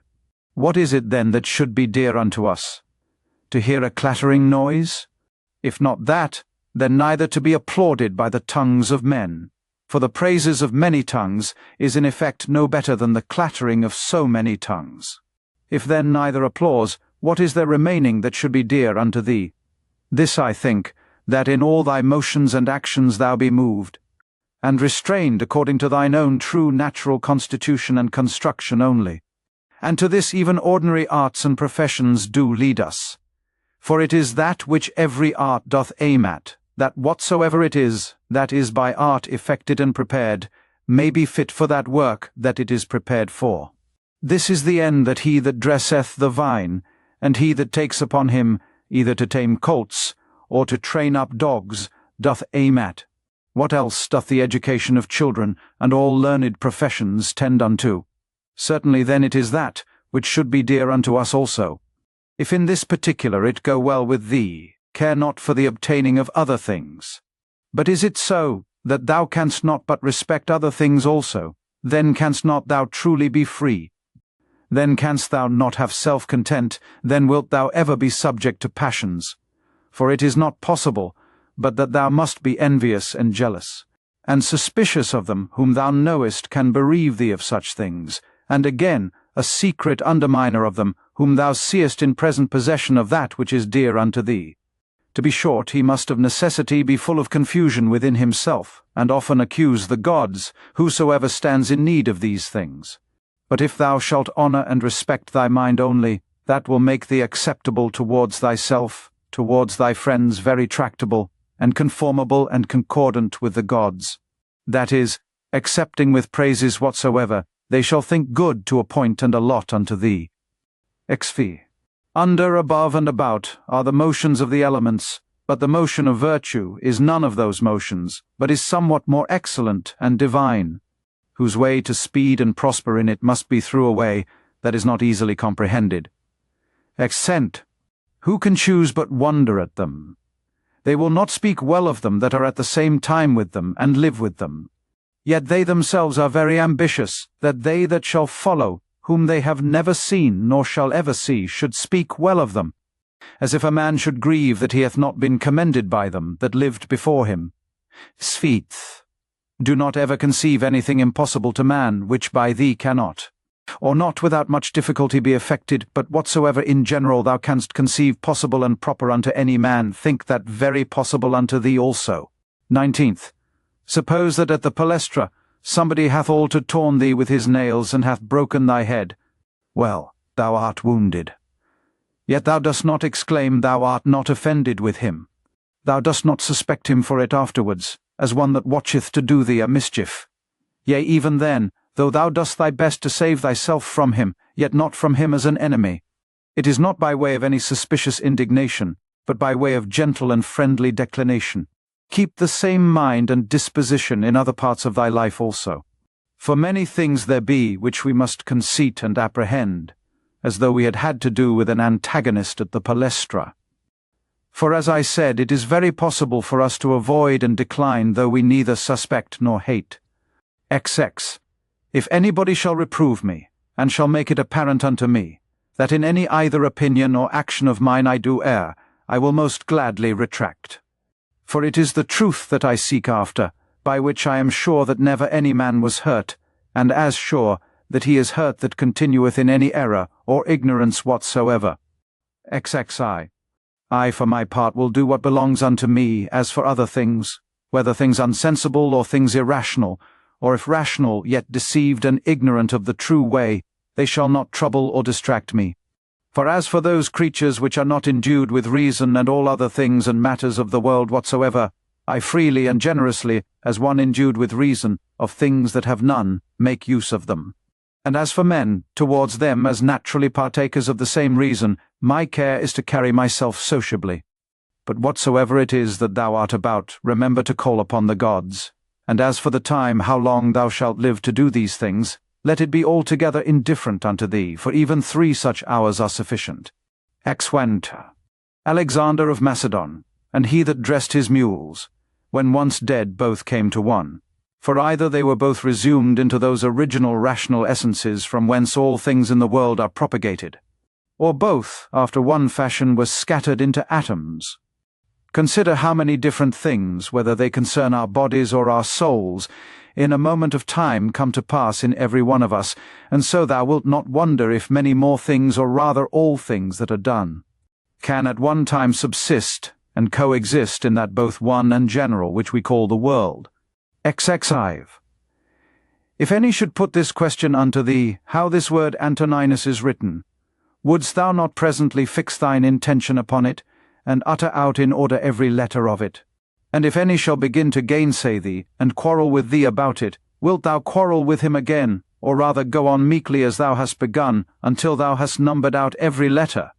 Here then likewise remember, that every duty that belongs unto a man doth consist of some certain letters or numbers, as it were, to which, without any noise or tumult keeping thyself, thou must orderly proceed to thy proposed end, forbearing to quarrel with him that would quarrel and fall out with thee. XXV. Is it not a cruel thing to forbid men to affect those things which they conceive to agree best with their own natures, and to tend most to their own proper good and behoof? But thou after a sort deniest them this liberty, as often as thou art angry with them for their sins. For surely they are led unto those sins whatsoever they be, as to their proper good and commodity. But it is not so thou wilt object perchance. Thou therefore teach them better, and make it appear unto them, but be not thou angry with them. XV. Death is a cessation from the impression of the senses, the tyranny of the passions, the errors of the mind, and the servitude of the body. If in this kind of life thy body be able to hold out, it is a shame that thy soul should faint first, and give over. Take heed, lest of a philosopher thou become a mere Caesar in time, and receive a new tincture from the court. For it may happen, if thou dost not take heed. Keep thyself therefore truly simple, good, sincere, grave, free from all ostentation, a lover of that which is just, religious, kind, tender-hearted, strong and vigorous to undergo anything that becomes thee. Endeavour to continue such, as philosophy, hadst thou wholly and constantly applied thyself unto it, would have made and secured thee. Worship the gods, procure the welfare of men. This life is short. Charitable actions and a holy disposition is the only fruit of this earthly life. Do all things as becometh the disciple of Antoninus Pius. Remember his resolute constancy in things that were done by him according to reason, his equability in all things, his sanctity, the cheerfulness of his countenance, his sweetness, and how free he was from all vainglory, how careful to come to the true and exact knowledge of matters in hand, and how he would by no means give over till he did fully, and plainly understand the whole state of the business, and how patiently, and without any contestation he would bear with them, that did unjustly condemn him. How he would never be over hasty in anything, nor give ear to slanders and false accusations, but examine and observe with best diligence the several actions and dispositions of men. Again, how he was no backbiter, nor easily frightened, nor suspicious, and in his language free from all affectation and curiosity, and how easily he would content himself with few things, as lodging, bedding, clothing, and ordinary nourishment and attendance. How able to endure labour, how patient, able through his spare diet to continue from morning to evening, without any necessity of withdrawing before his accustomed hours to the necessities of nature. His uniformity and constancy in matter of friendship, how he would bear with them that with all boldness and liberty opposed his opinions, and even rejoice if any man could better advise him, and lastly, how religious he was without superstition. All these things of him remember, that whensoever thy last hour shall come upon thee, it may find thee, as it did him, ready for it in the possession of a good conscience. Stir up thy mind, and recall thy wits again from thy natural dreams and visions, and when thou art perfectly awoken, and canst perceive that they were but dreams that troubled thee, as one newly awakened out of another kind of sleep, look upon these worldly things with the same mind as thou didst upon those that thou sawest in thy sleep. 30th. I consist of body and soul. Unto my body all things are indifferent, for of itself it cannot affect one thing more than another, with apprehension of any difference.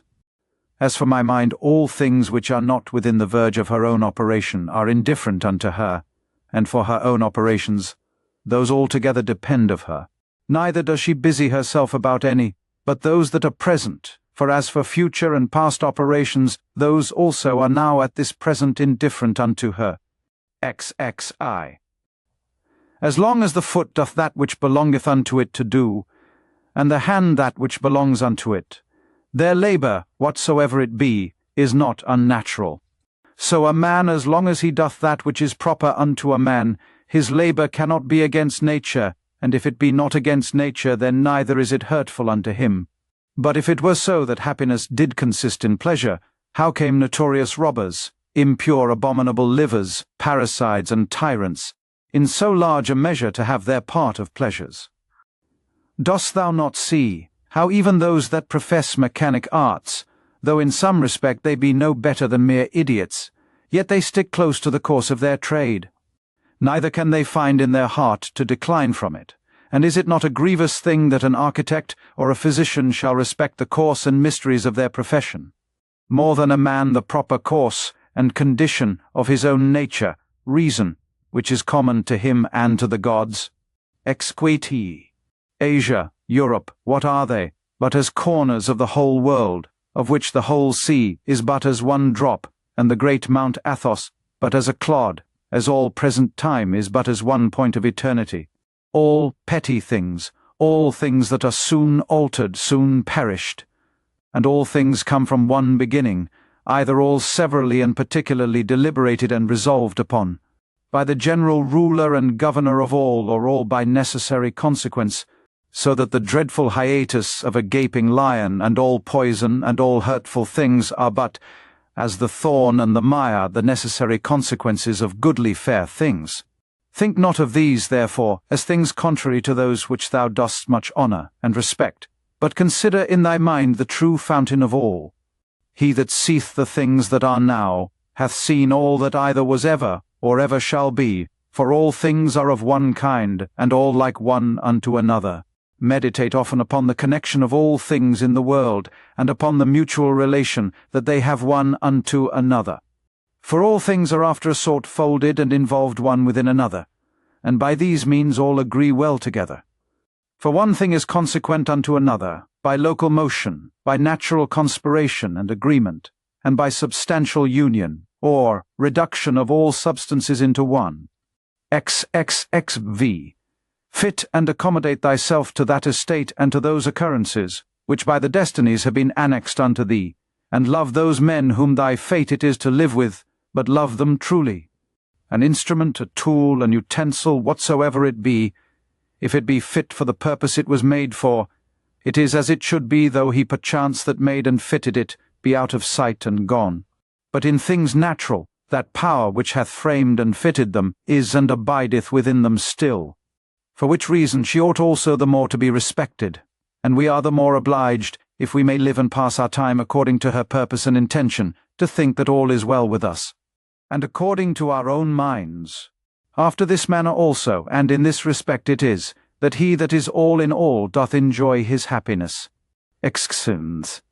What things soever are not within the proper power and jurisdiction of thine own will either to compass or avoid, if thou shalt propose unto thyself any of those things as either good or evil, it must needs be that according as thou shalt either fall into that which thou dost think evil, or miss of that which thou dost think good, so wilt thou be ready both to complain of the gods and to hate those men, who either shall be so indeed, or shall by thee be suspected as the cause either of thy missing of the one, or falling into the other. And indeed we must needs commit many evils, if we incline to any of these things more or less, with an opinion of any difference. But if we mind and fancy those things only, as good and bad, which wholly depend of our own wills, there is no more occasion why we should either murmur against the gods, or be at enmity with any man. Sagsund. We all work to one effect, some willingly, and with a rational apprehension of what we do, others without any such knowledge. As I think Heraclitus in a place speaketh of them that sleep, that even they do work in their kind, and do confer to the general operations of the world. One man therefore doth cooperate after one sort, and another after another sort, but even he that doth murmur, and to his power doth resist and hinder, even he as much as any doth cooperate. For of such also did the world stand in need. Now do thou consider among which of these thou wilt rank thyself. For as for him who is the administrator of all, he will make good use of thee whether thou wilt or no, and make thee, as a part and member of the whole, so to cooperate with him, that whatsoever thou doest shall turn to the furtherance of his own counsels and resolutions. But be not thou for shame such a part of the whole, as that vile and ridiculous verse, which Chrysippus in a place doth mention, is a part of the comedy. Doth either the sun take upon him to do that which belongs to the rain, or his son Aesculapius that which unto the earth doth properly belong? How is it with every one of the stars in particular?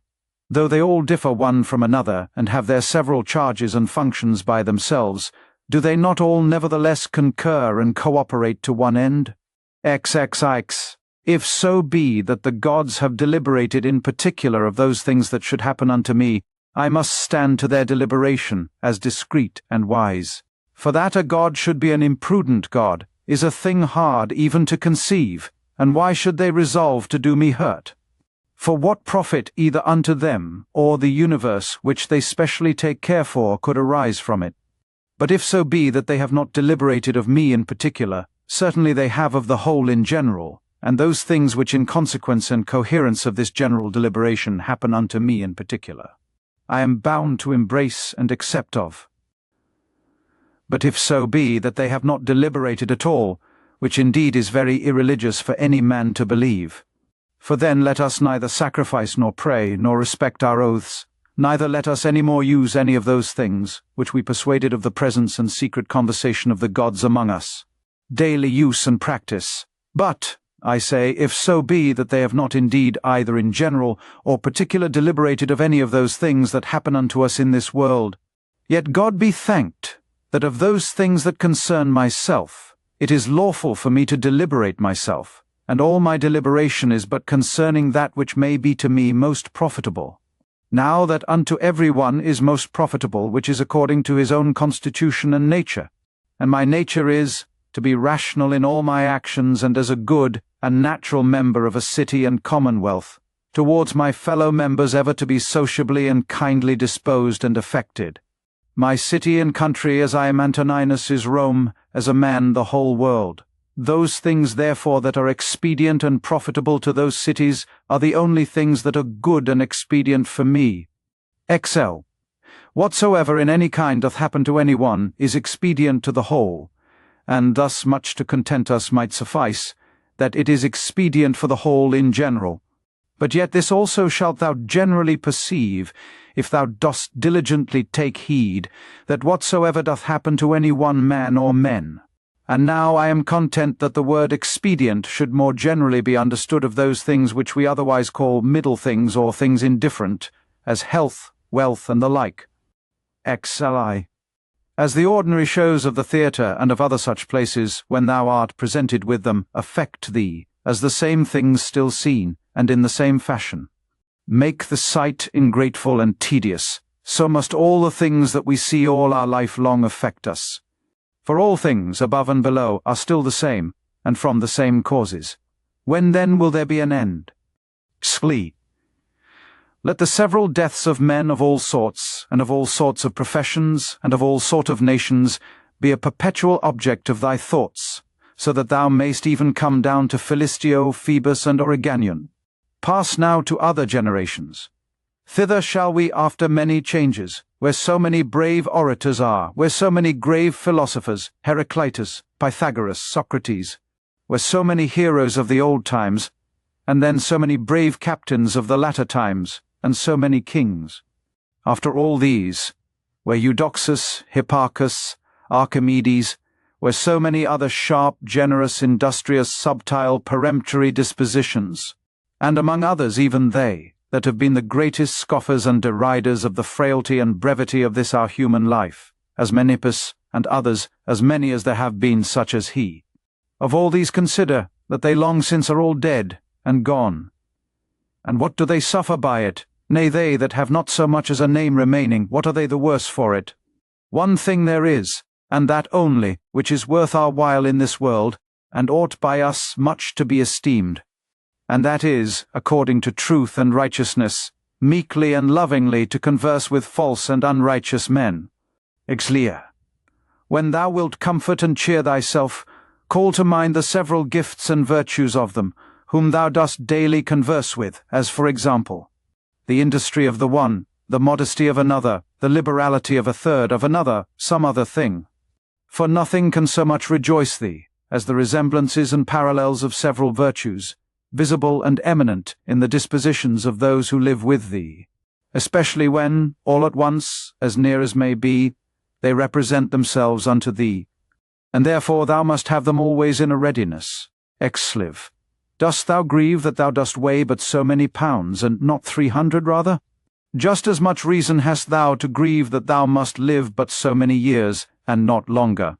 For as for bulk and substance thou dost content thyself with that proportion of it that is allotted unto thee, so shouldst thou for time. XLV.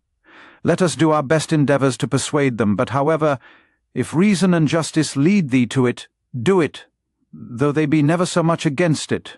But if any shall by force withstand thee, and hinder thee in it, convert thy virtuous inclination from one object unto another, from justice to contented equanimity, and cheerful patience, so that what in the one is thy hindrance, thou mayst make use of it for the exercise of another virtue. And remember that it was with due exception and reservation that thou didst at first incline and desire. For thou didst not set thy mind upon things impossible. Upon what then?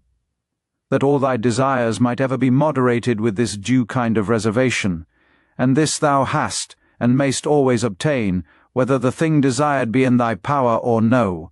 And what do I care for more, if that for which I was born and brought forth into the world, to rule all my desires with reason and discretion may be? XLV. The ambitious supposeth another man's act, praise and applause, to be his own happiness, the voluptuous his own sense and feeling, but he that is wise his own action. XLV. It is in thy power absolutely to exclude all manner of conceit and opinion, as concerning this matter, and by the same means, to exclude all grief and sorrow from thy soul. For as for the things and objects themselves, they of themselves have no such power, whereby to beget and force upon us any opinion at all. XLV. Use thyself when any man speaks unto thee, so to hearken unto him, as that in the interim thou give not way to any other thoughts, that so thou mayst, as far as is possible, seem fixed and fastened to his very soul, whosoever he be that speaks unto thee. Exlix. That which is not good for the beehive cannot be good for the bee. Will either passengers or patients find fault and complain, either the one if they be well carried, or the others if well cured. Do they take care for any more than this, the one that their shipmaster may bring them safe to land, and the other that their physician may effect their recovery? Lee. How many of them who came into the world at the same time when I did are already gone out of it? Lee. To them that are sick of the jaundice, honey seems bitter, and to them that are bitten by a mad dog, the water terrible, and to children, a little ball seems a fine thing. And why, then, should I be angry? Or do I think that error and false opinion is less powerful to make men transgress, than either choler, being immoderate and excessive, to cause the jaundice, or poison, to cause rage? Lee. No man can hinder thee to live as thy nature doth require. Nothing can happen unto thee, but what the common good of nature doth require. Live. What manner of men they be whom they seek to please, and what to get, and by what actions, how soon time will cover and bury all things, and how many it hath already buried. The seventh, Book on. What is wickedness? It is that which many time and often thou hast already seen and known in the world. And so oft as anything doth happen that might otherwise trouble thee, let this memento presently come to thy mind, that it is that which thou hast already often seen and known. Generally, above and below, thou shalt find but the same things. The very same things whereof ancient stories, middle-aged stories and fresh stories are full, whereof towns are full, and houses full. There is nothing that is new. All things that are both usual and of little continuance. 2. What fear is there that thy dogmata, or philosophical resolutions and conclusions, should become dead in thee, and lose their proper power and efficacy to make thee live happy, as long as those proper and correlative fancies, and representations of things on which they mutually depend, which continually to stir up and revive is in thy power, are still kept fresh and alive. It is in my power concerning this thing that is happened, whatsoever it be, to conceit that which is right and true. If it be, why then am I troubled? Those things that are without my understanding are nothing to it at all, and that is it only, which doth properly concern me. Be always in this mind, and thou wilt be right. Third, that which most men would think themselves most happy for, and would prefer before all things, if the gods would grant it unto them after their deaths. Thou mayst, whilst thou livest, grant unto thyself to live again. See the things of the world again, as thou hast already seen them. For what is it else to live again?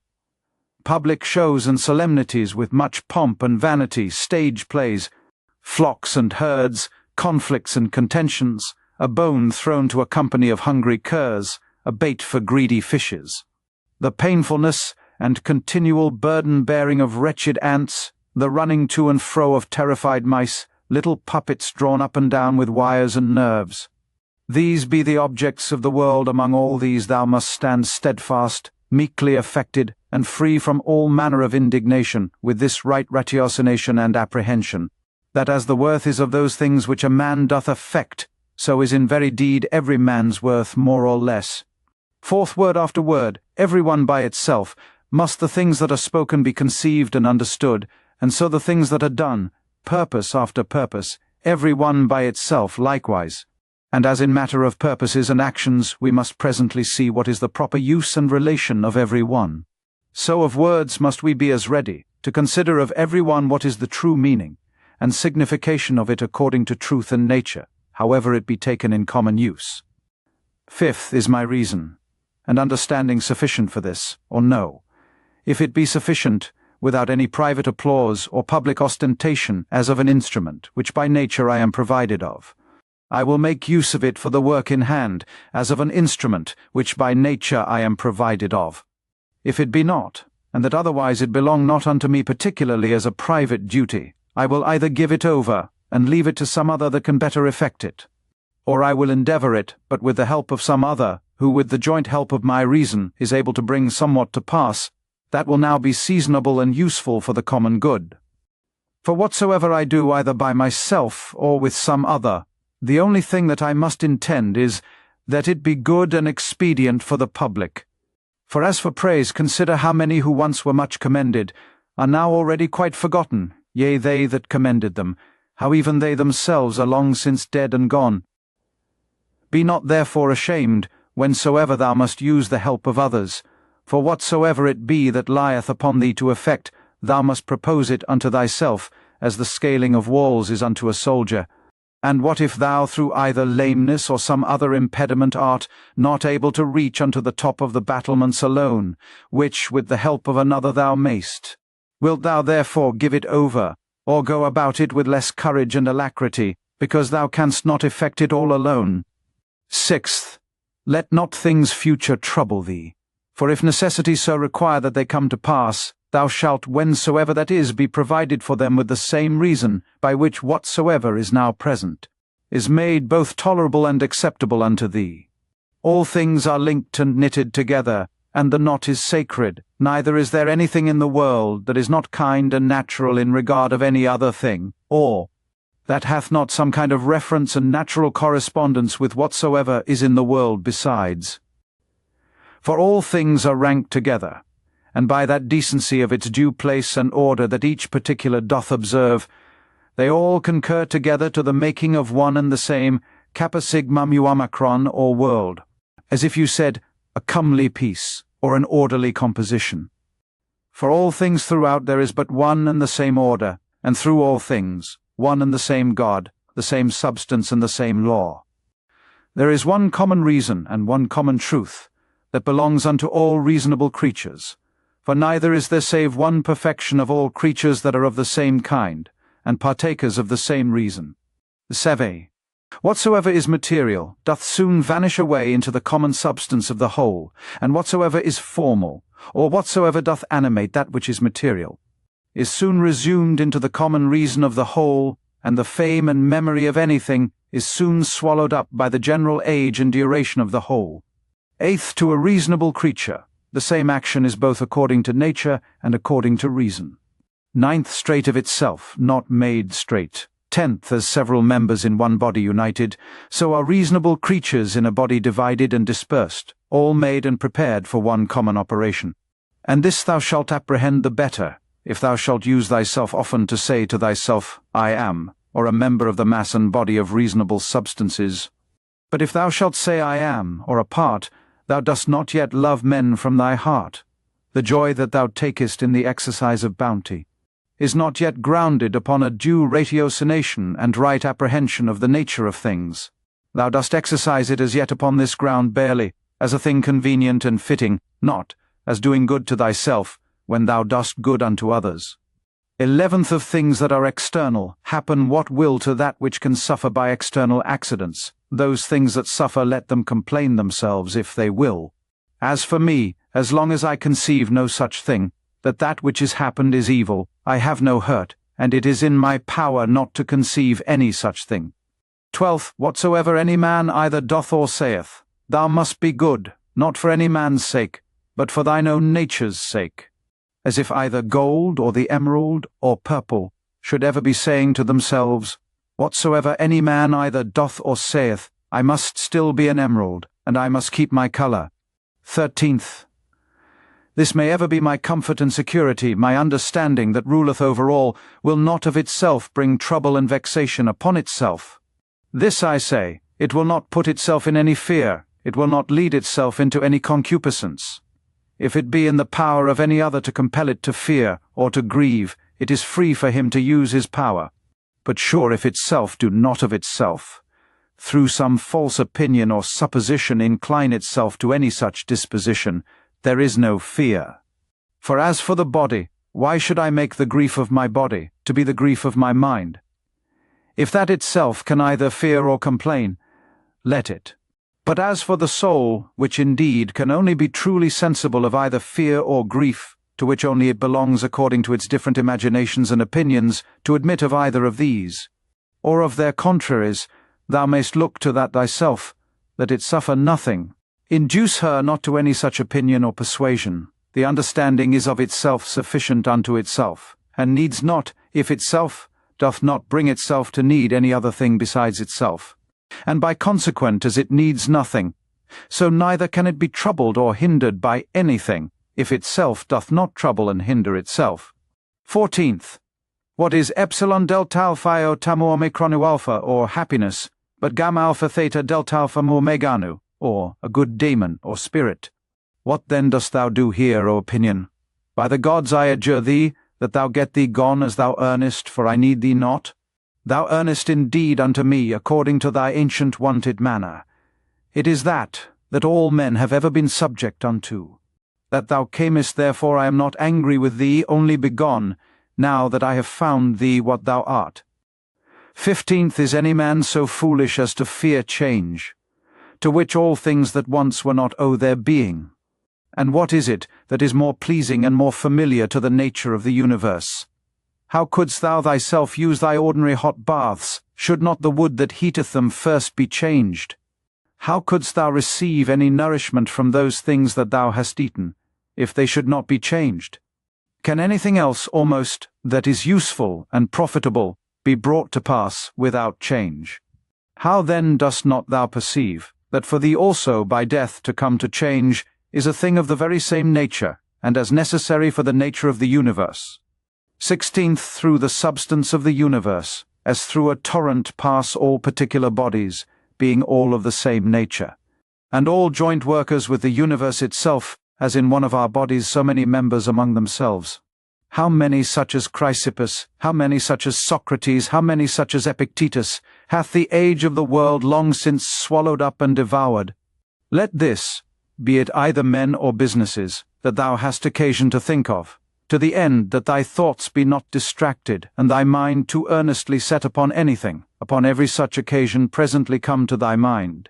Of all my thoughts and cares, one only thing shall be the object, that I myself do nothing which to the proper constitution of man, either in regard of the thing itself, or in regard of the manner, or of the time of doing, is contrary. The time when thou shalt have forgotten all things is at hand, and that time also is at hand, when thou thyself shalt be forgotten by all. Whilst thou art, apply thyself to that especially which unto man as he is a mart, is most proper and agreeable, and that is, for a man even to love them that transgress against him. This shall be, if at the same time that any such thing doth happen, thou call to mind that they are thy kinsmen, that it is through ignorance and against their wills that they sin, and that within a very short while after both thou and he shall be no more. But above all things, that he hath not done thee any hurt, for that by him thy mind and understanding is not made worse or more vile than it was before. 16th, the nature of the universe, of the common substance of all things as it were of so much wax, hath now perchance formed a horse, and then, destroying that figure, hath new tempered and fashioned the matter of it into the form and substance of a tree, then that again into the form and substance of a man, and then that again into some other. Now every one of these doth subsist but for a very little while. As for dissolution, if it be no grievous thing to the chest or trunk to be joined together, why should it be more grievous to be put asunder? 18th. An angry countenance is much against nature, and it is oftentimes the proper countenance of them that are at the point of death.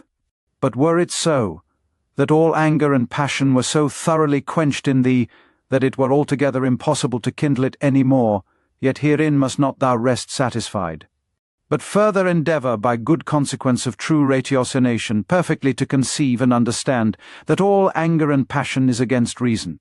For if thou shalt not be sensible of thine innocence, if that also shall be gone from thee, the comfort of a good conscience, that thou doest all things according to reason, what shouldest thou live any longer for? All things that now thou seest are but for a moment. That nature, by which all things in the world are administered, will soon bring change and alteration upon them, and then of their substances make other things like unto them, and then soon after others again of the matter and substance of these, that so by these means the world may still appear fresh and new. 19th. Whensoever any man doth trespass against other, presently consider with thyself what it was that he did suppose to be good, what to be evil, when he did trespass. For this when thou knowest, thou wilt pity. Him thou wilt have no occasion either to wonder or to be angry. For either thou thyself dost yet live in that error and ignorance, as that thou dost suppose either that very thing that he doth, or some other like worldly thing, to be good, and so thou art bound to pardon him, if he have done that which thou in the like case wouldst have done thyself, or if so be that thou dost not any more suppose the same things to be good or evil, that he doth, how canst thou but be gentle unto him that is in an error? XX. Fancy not to thyself things future, as though they were present but of those that are present. Take some aside, that thou takest most benefit of, and consider of them particularly, how wonderfully thou wouldst want them, if they were not present. But take heed withal, lest that whilst thou dost settle thy contentment in things present, thou grow in time so to overprize them, as that the want of them, whensoever it shall so fall out, should be a trouble and a vexation unto thee. Wind up thyself into thyself. Such is the nature of thy reasonable commanding part, as that if it exercise justice, and have by that means tranquility within itself, it doth rest fully satisfied with itself without any other thing. XXI. Wipe off all opinions, stay the force and violence of unreasonable lusts and affections, circumscribe the present time, examine whatsoever it be that is happened, either to thyself or to another. Divide all present objects, either in that which is formal or material, think of the last hour. That which thy neighbour hath committed, where the guilt of it lieth, there let it rest. Examine in order whatsoever is spoken. Let thy mind penetrate both into the effects and into the causes. Rejoice thyself with true simplicity and modesty, and that all middle things between virtue and vice are indifferent unto thee. Finally, love mankind, obey God. All things, saith he, are by certain order and appointment, and what if the elements only?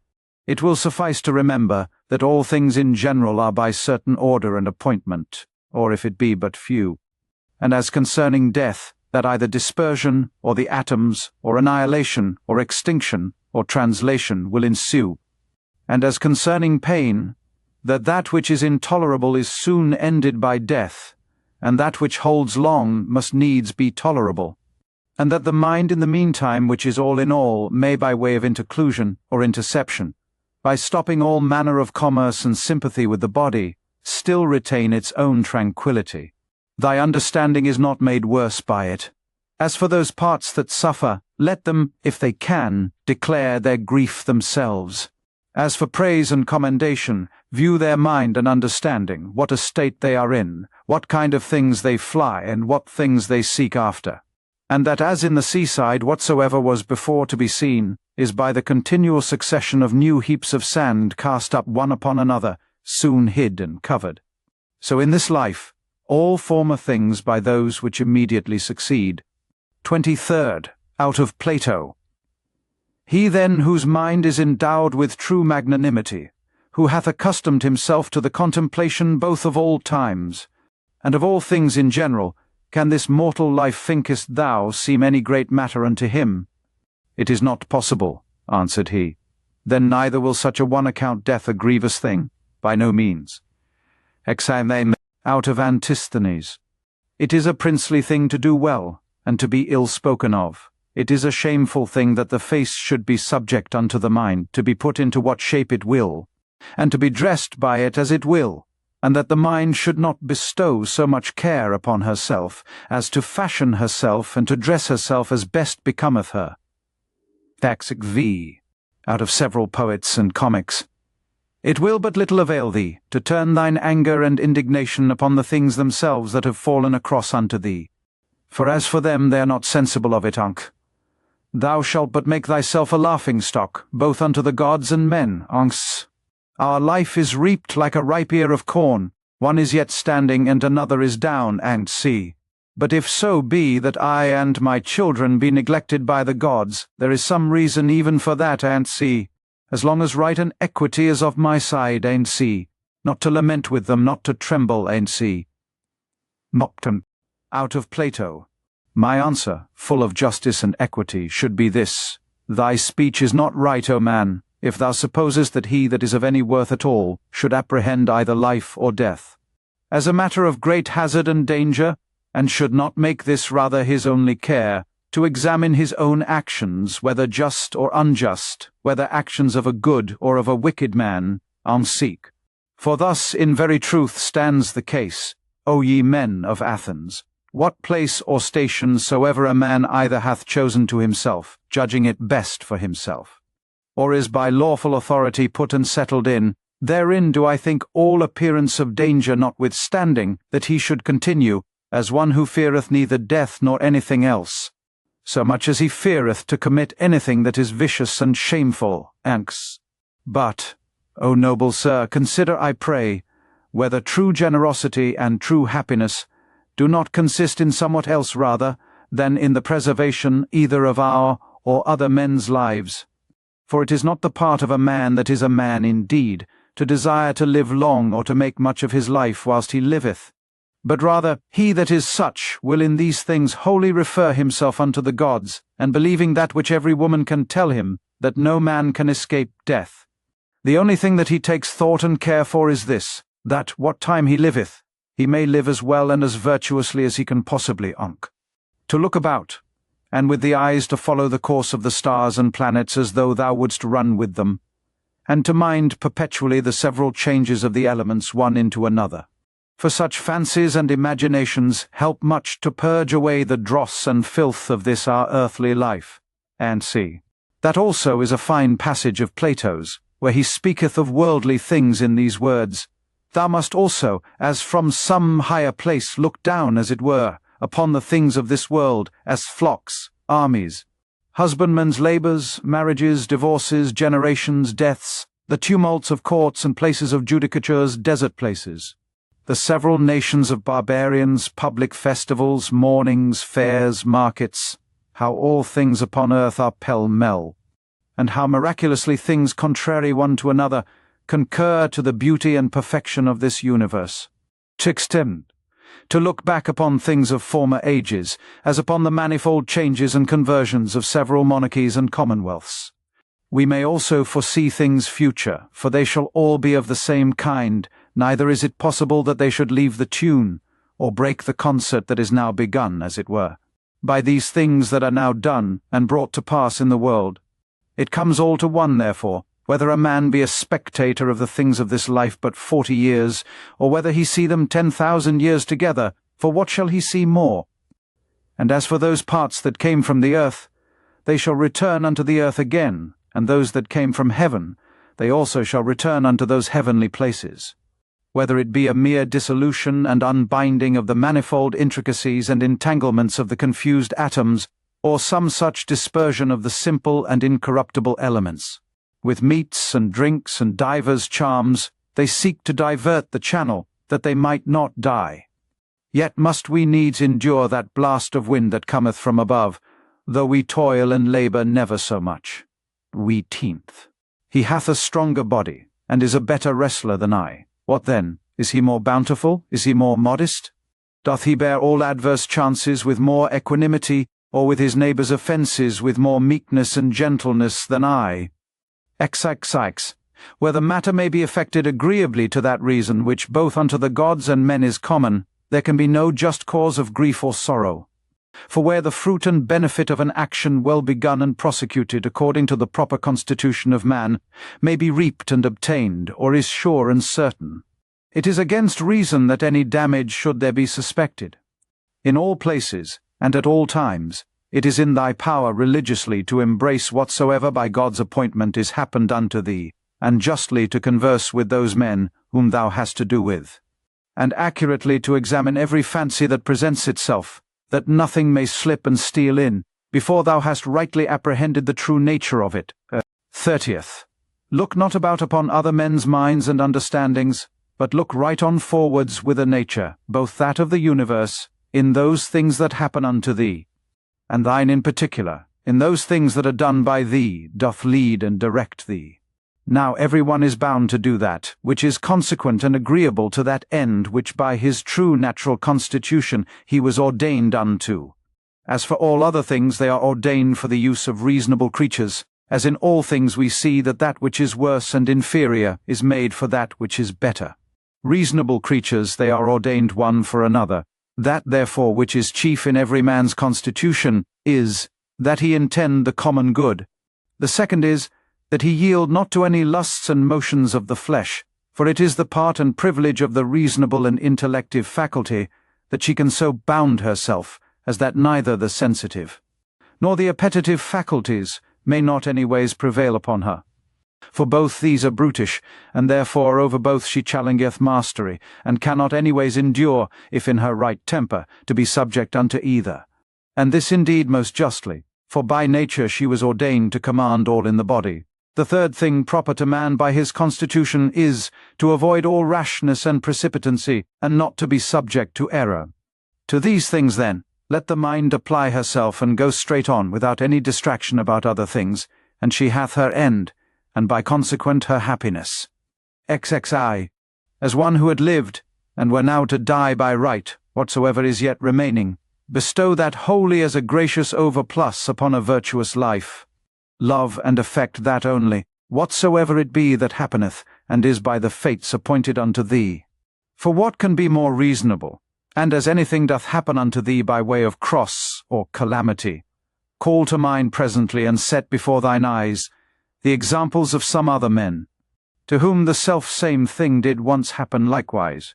Well, what did they? They grieved, they wondered, they complained. And where are they now? All dead and gone. Wilt thou also be like one of them?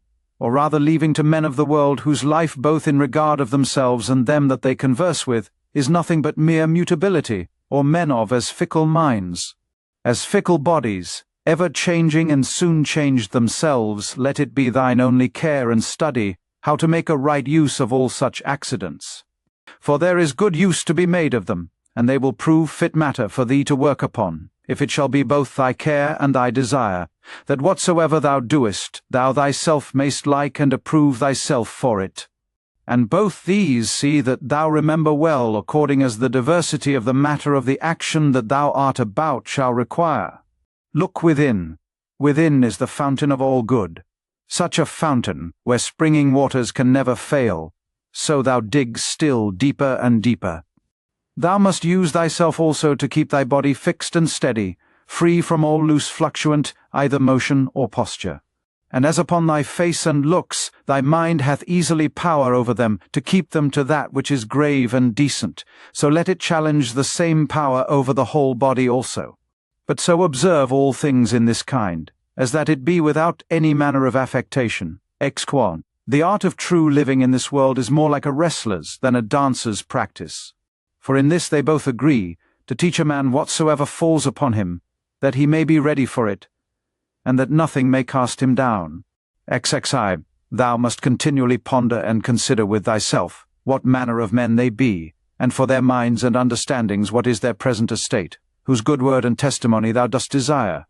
For then neither wilt thou see cause to complain of them that offend against their wills, or find any want of their applause, if once thou dost but penetrate into the true force and ground both of their opinions, and of their desires.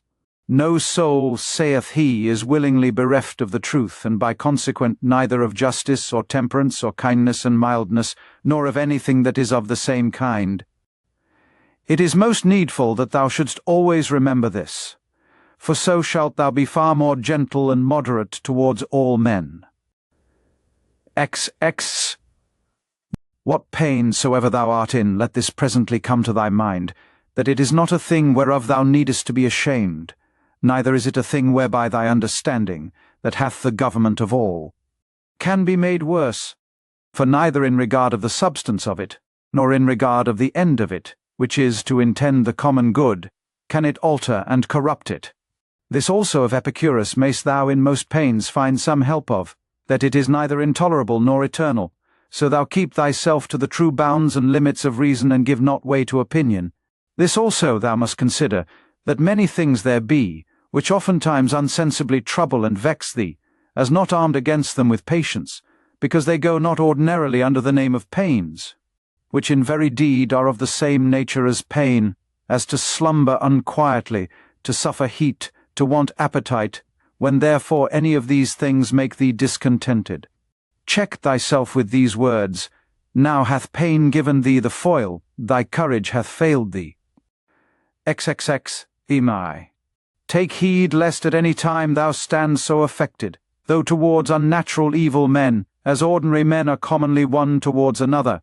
Speak heed. How know we whether Socrates were so eminent indeed, and of so extraordinary a disposition? For that he died more gloriously, that he disputed with the sophists more subtilty, that he watched in the frost more assiduously, that being commanded to fetch innocent Salaminius, he refused to do it more generously, all this will not serve, nor that he walked in the streets with much gravity and majesty, as was objected unto him by his adversaries, which nevertheless a man may well doubt of, whether it were so or no, or, which above all the rest, if so be that it were true, a man would well consider of, whether commendable or discommendable. The thing therefore that we must inquire into is this, what manner of soul Socrates had, whether his disposition was such, as that all that he stood upon and sought after in this world was barely this, that he might ever carry himself justly towards men, and holily towards the gods. neither vexing himself to no purpose at the wickedness of others, nor yet ever condescending to any man's evil fact or evil intentions, through either fear or engagement of friendship. Whether of those things that happened unto him by God's appointment, he neither did wonder at any when it did happen, or thought it intolerable in the trial of it. And lastly, whether he never did suffer his mind to sympathize with the senses and affections of the body. For we must not think that nature hath so mixed and tempered it with the body, as that she hath not power to circumscribe herself, and by herself to intend her own ends and occasions. For it is a thing very possible, that a man should be a very divine man, and yet be altogether unknown. This thou must ever be mindful of, as of this also, that a man's true happiness doth consist in very few things. And that although thou dost despair, that thou shalt ever be a good either logician or naturalist, yet thou art never the further off by it from being either liberal or modest or charitable or obedient unto God. XX. Free from all compulsion, in all cheerfulness and alacrity thou mayst run out thy time, though men should exclaim against thee never so much. And the wild beasts should pull in sunder the poor members of thy pampered mass of flesh. For what in either of these or the like cases should hinder the mind to retain her own rest and tranquility, consisting both in the right judgment of those things that happen unto her, and in the ready use of all present matters and occasions, so that her judgment may say to that which is befallen her by way of cross, This thou art in very deed, and according to thy true nature, notwithstanding that in the judgment of opinion thou dost appear otherwise, and her discretion to the present object, thou art that which I sought for. For whatsoever it be that is now present, shall ever be embraced by me as a fit and seasonable object, both for my reasonable faculty, and for my sociable or charitable inclination to work upon. And that which is principal in this matter is that it may be referred either unto the praise of God, or to the good of men.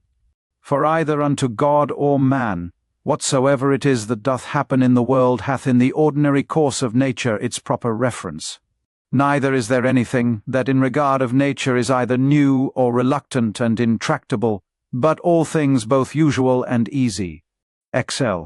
Then hath a man attained to the estate of perfection in his life and conversation, when he so spends every day, as if it were his last day, never hot and vehement in his affections, nor yet so cold and stupid as one that had no sense, and free from all manner of dissimulation. XLI. Can the gods, who are immortal, for the continuance of so many ages bear without indignation with such and so many sinners as have ever been, yea, not only so, but also take such care for them, that they want nothing, and dost thou so grievously take on, as one that could bear with them no longer, thou that art but for a moment of time? Yea, thou that art one of those sinners thyself, a very ridiculous thing it is, that any man should dispense with vice and wickedness in himself, which is in his power to restrain, and should go about to suppress it in others, which is altogether impossible. XLI. What object soever our reasonable and sociable faculty doth meet with, that affords nothing either for the satisfaction of reason, or for the practice of charity, she worthily doth think unworthy of herself. XLI. When thou hast done well, and another is benefited by thy action, must thou like a very fool look for a third thing besides, as that it may appear unto others also that thou hast done well, or that thou mayest in time receive one good turn for another? No man useth to be weary of that which is beneficial unto him. But every action according to nature is beneficial. Be not weary then of doing that which is beneficial unto thee, whilst it is so unto others. XLIV. The nature of the universe did once certainly before it was created, whatsoever it hath done since, deliberate, and so resolve upon the creation of the world. Now since that time, whatsoever it is that is and happens in the world, is either but a consequent of that one and first deliberation, or if so be that this ruling rational part of the world takes any thought and care of things particular, they are surely his reasonable and principal creatures, that are the proper object of his particular care and providence. This often thought upon will much conduce to thy tranquility. The 8th book on. This also, among other things, may serve to keep thee from vainglory. If thou shalt consider that thou art now altogether incapable of the commendation of one, who all his life long, or from his youth at least, hath lived a philosopher's life. For both unto others, and to thyself especially, it is well known, that thou hast done many things contrary to that perfection of life. Thou hast therefore been confounded in thy course, and henceforth it will be hard for thee to recover the title and credit of a philosopher. And to it also is thy calling and profession repugnant, if therefore thou dost truly understand what it is that is of moment indeed. As for thy fame and credit, take no thought or care for that, let it suffice thee if all the rest of thy life, be it more or less, thou shalt live as thy nature requireth, or according to the true and natural end of thy making. Take pains therefore to know what it is that thy nature requireth, and let nothing else distract thee. Thou hast already had sufficient experience, that of those many things that hitherto thou hast erred and wandered about, thou couldst not find happiness in any of them, not in syllogisms and logical subtleties, not in wealth, not in honour and reputation, not in pleasure. In none of all these. Wherein then is it to be found?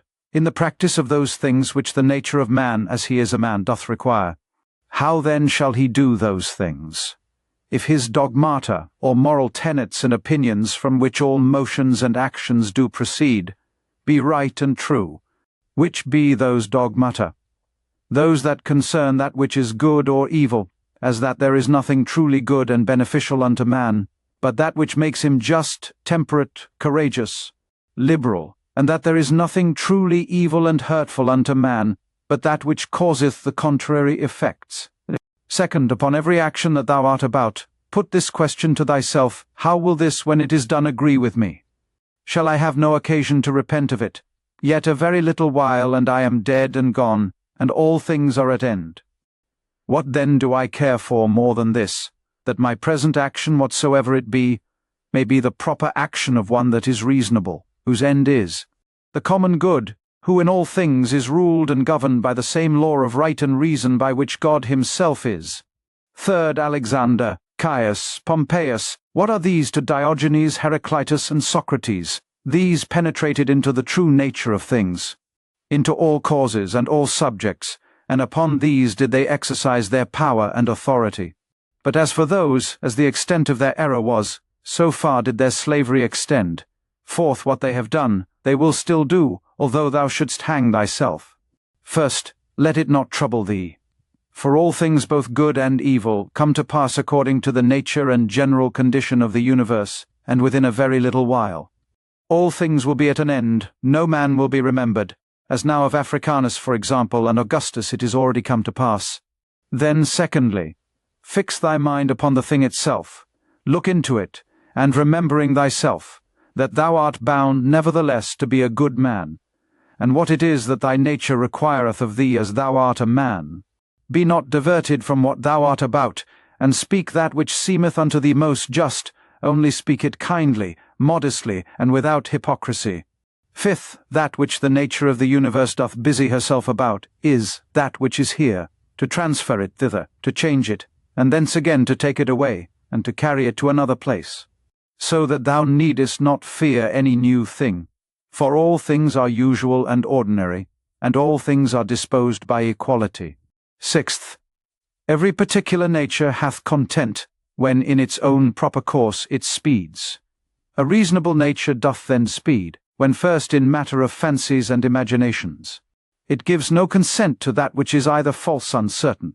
Secondly, when in all its motions and resolutions it takes its level at the common good only, and that it desireth nothing, and flieth from nothing, bet what is in its own power to compass or avoid.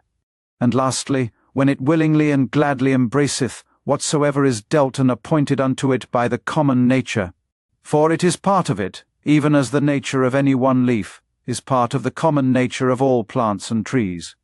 But that the nature of a leaf is part of a nature both unreasonable and unsensible, and which in its proper end may be hindered, or which is servile and slavish, whereas the nature of man is part of a common nature which cannot be hindered, and which is both reasonable and just. From whence also it is, that, according to the worth of everything, she doth make such equal distribution of all things, as of duration, substance, form, operation, and of events and accidents. But herein consider, not whether thou shalt find this equality in everything absolutely and by itself, but whether in all the particulars of some one thing taken together, and compared with all the particulars of some other thing, and them together likewise. 7th, thou hast no time nor opportunity to read. What then? Hast thou not time and opportunity to exercise thyself, not to wrong thyself, to strive against all carnal pleasures and pains, and to get the upper hand of them, to contemn honour and vainglory? And not only, not to be angry with them, whom towards thee thou doest find unsensible and unthankful, but also to have a care of them still, and of their welfare. 8th, forbear henceforth to complain of the trouble of a courtly life, either in public before others, or in private by thyself. 9th, repentance is an inward and self-reprehension for the neglect or omission of somewhat that was profitable. Now whatsoever is good is also profitable, and it is the part of an honest virtuous man to set by it, and to make reckoning of it accordingly. But never did any honest virtuous man repent of the neglect or omission of any carnal pleasure. No carnal pleasure then is either good or profitable. X. This, what is it in itself, and by itself according to its proper constitution? What is the substance of it? What is the matter, or proper use? What is the form or efficient cause? What is it for in this world, and how long will it abide? Thus must thou examine all things that present themselves unto thee. 11th, when thou art hard to be stirred up and awaked out of thy sleep, admonish thyself and call to mind that to perform actions tending to the common good is that which thine own proper constitution and that which the nature of man do require. But to sleep is common to unreasonable creatures also. And what more proper and natural, yea, what more kind and pleasing, than that which is according to nature? 12th, as every fancy and imagination presents itself unto thee, consider, if it be possible, the true nature, and the proper qualities of it, and reason with thyself about it. 13th, at thy first encounter with any one, say presently to thyself, this man, what are his opinions concerning that which is good or evil? As concerning pain, pleasure, and the causes of both, concerning honour and dishonour, concerning life and death, thus and thus. Now if it be no wonder that a man should have such and such opinions, how can it be a wonder that he should do such and such things? I will remember then, that he cannot but do as he doth, holding those opinions that he doth. Remember, that as it is a shame for any man to wonder that a fig tree should bear figs, so also to wonder that the world should bear anything, whatsoever it is which, in the ordinary course of nature, it may bear. To a physician also and to a pilot, it is a shame either for the one to wonder that such and such a one should have an ague, or for the other that the winds should prove contrary. 14th, remember, that to change thy mind upon occasion, and to follow him that is able to rectify thee, is equally ingenious, as to find out at the first what is right and just without help. For of thee nothing is required, is beyond the extent of thine own deliberation and jun, merit, and of thine own understanding. 15th, if it were thine act, and in thine own power, wouldest thou do it? If it were not, whom dost tin accuse? The atoms or the gods? For to do either, the part of a madman. Thou must therefore blame nobody, but if it be in thy power, redress what is amiss. If it be not, to what end is it to complain? For nothing should be done but to some certain end. 16th, whatsoever dieth and falleth, however and wheresoever it die and fall, it cannot fall out of the world, here it have its abode and change. Here also shall it have its dissolution into its proper elements. The same are the world's elements, and the elements of which thou dost consist, and they, when they are changed, they murmur not, why shouldest thou? 16th, whatsoever is, was made for something, as a horse, a vine. Why wonderest thou? The sun itself will say of itself, I was made for something, and so hath every god its proper function. What then were then made for? To disport and delight thyself? See how even common sense and reason cannot brook it. Steet. Nature hath its end as well in the end, and final consummation of anything that is, as in the begin 9 and continuation of it. 19th, as one that tosseth up a ball. And what is a ball the better, if the motion of it be upwards, or the worse if it be downwards, or if it chance to fall upon the ground? So, for the bubble, if it continue, what it the better? And if it dissolve, what is it the worse? And so is it of a candle too. And so must thou reason with thyself, both in matter of fame, and in matter of death. For as for the body itself, the subject of death, wouldest thou know the vileness of it? Turn it about that thou mayest behold it the worst sides upwards as well, as in its more ordinary pleasant shape. How doth it look when it is old and withered? When sick and pained, when in the act of lust and fornication. And as for fame, this life is short. Both he that praiseth, and he that is praised, he that remembers, and he that is remembered, will soon be dust and ashes. Besides, it is but in one corner of this part of the world that thou art praised, and yet in this corner thou hast not the joint praises of all men, no, nor scarce of any one constantly. And yet the whole earth itself, what is it but as one point, in regard of the whole world? XX.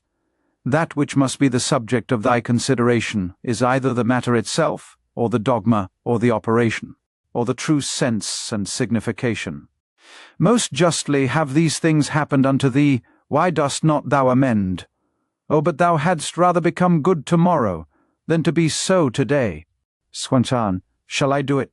I will, so the end of my action be to do good unto men. Doth anything by way of cross or adversity happen unto me? I accept it, with reference unto the gods, and their providence, the fountain of all things, from which whatsoever comes to pass, doth hang and depend. Weigh. By one action judge of the rest, this bathing which usually takes up so much of our time, what is it?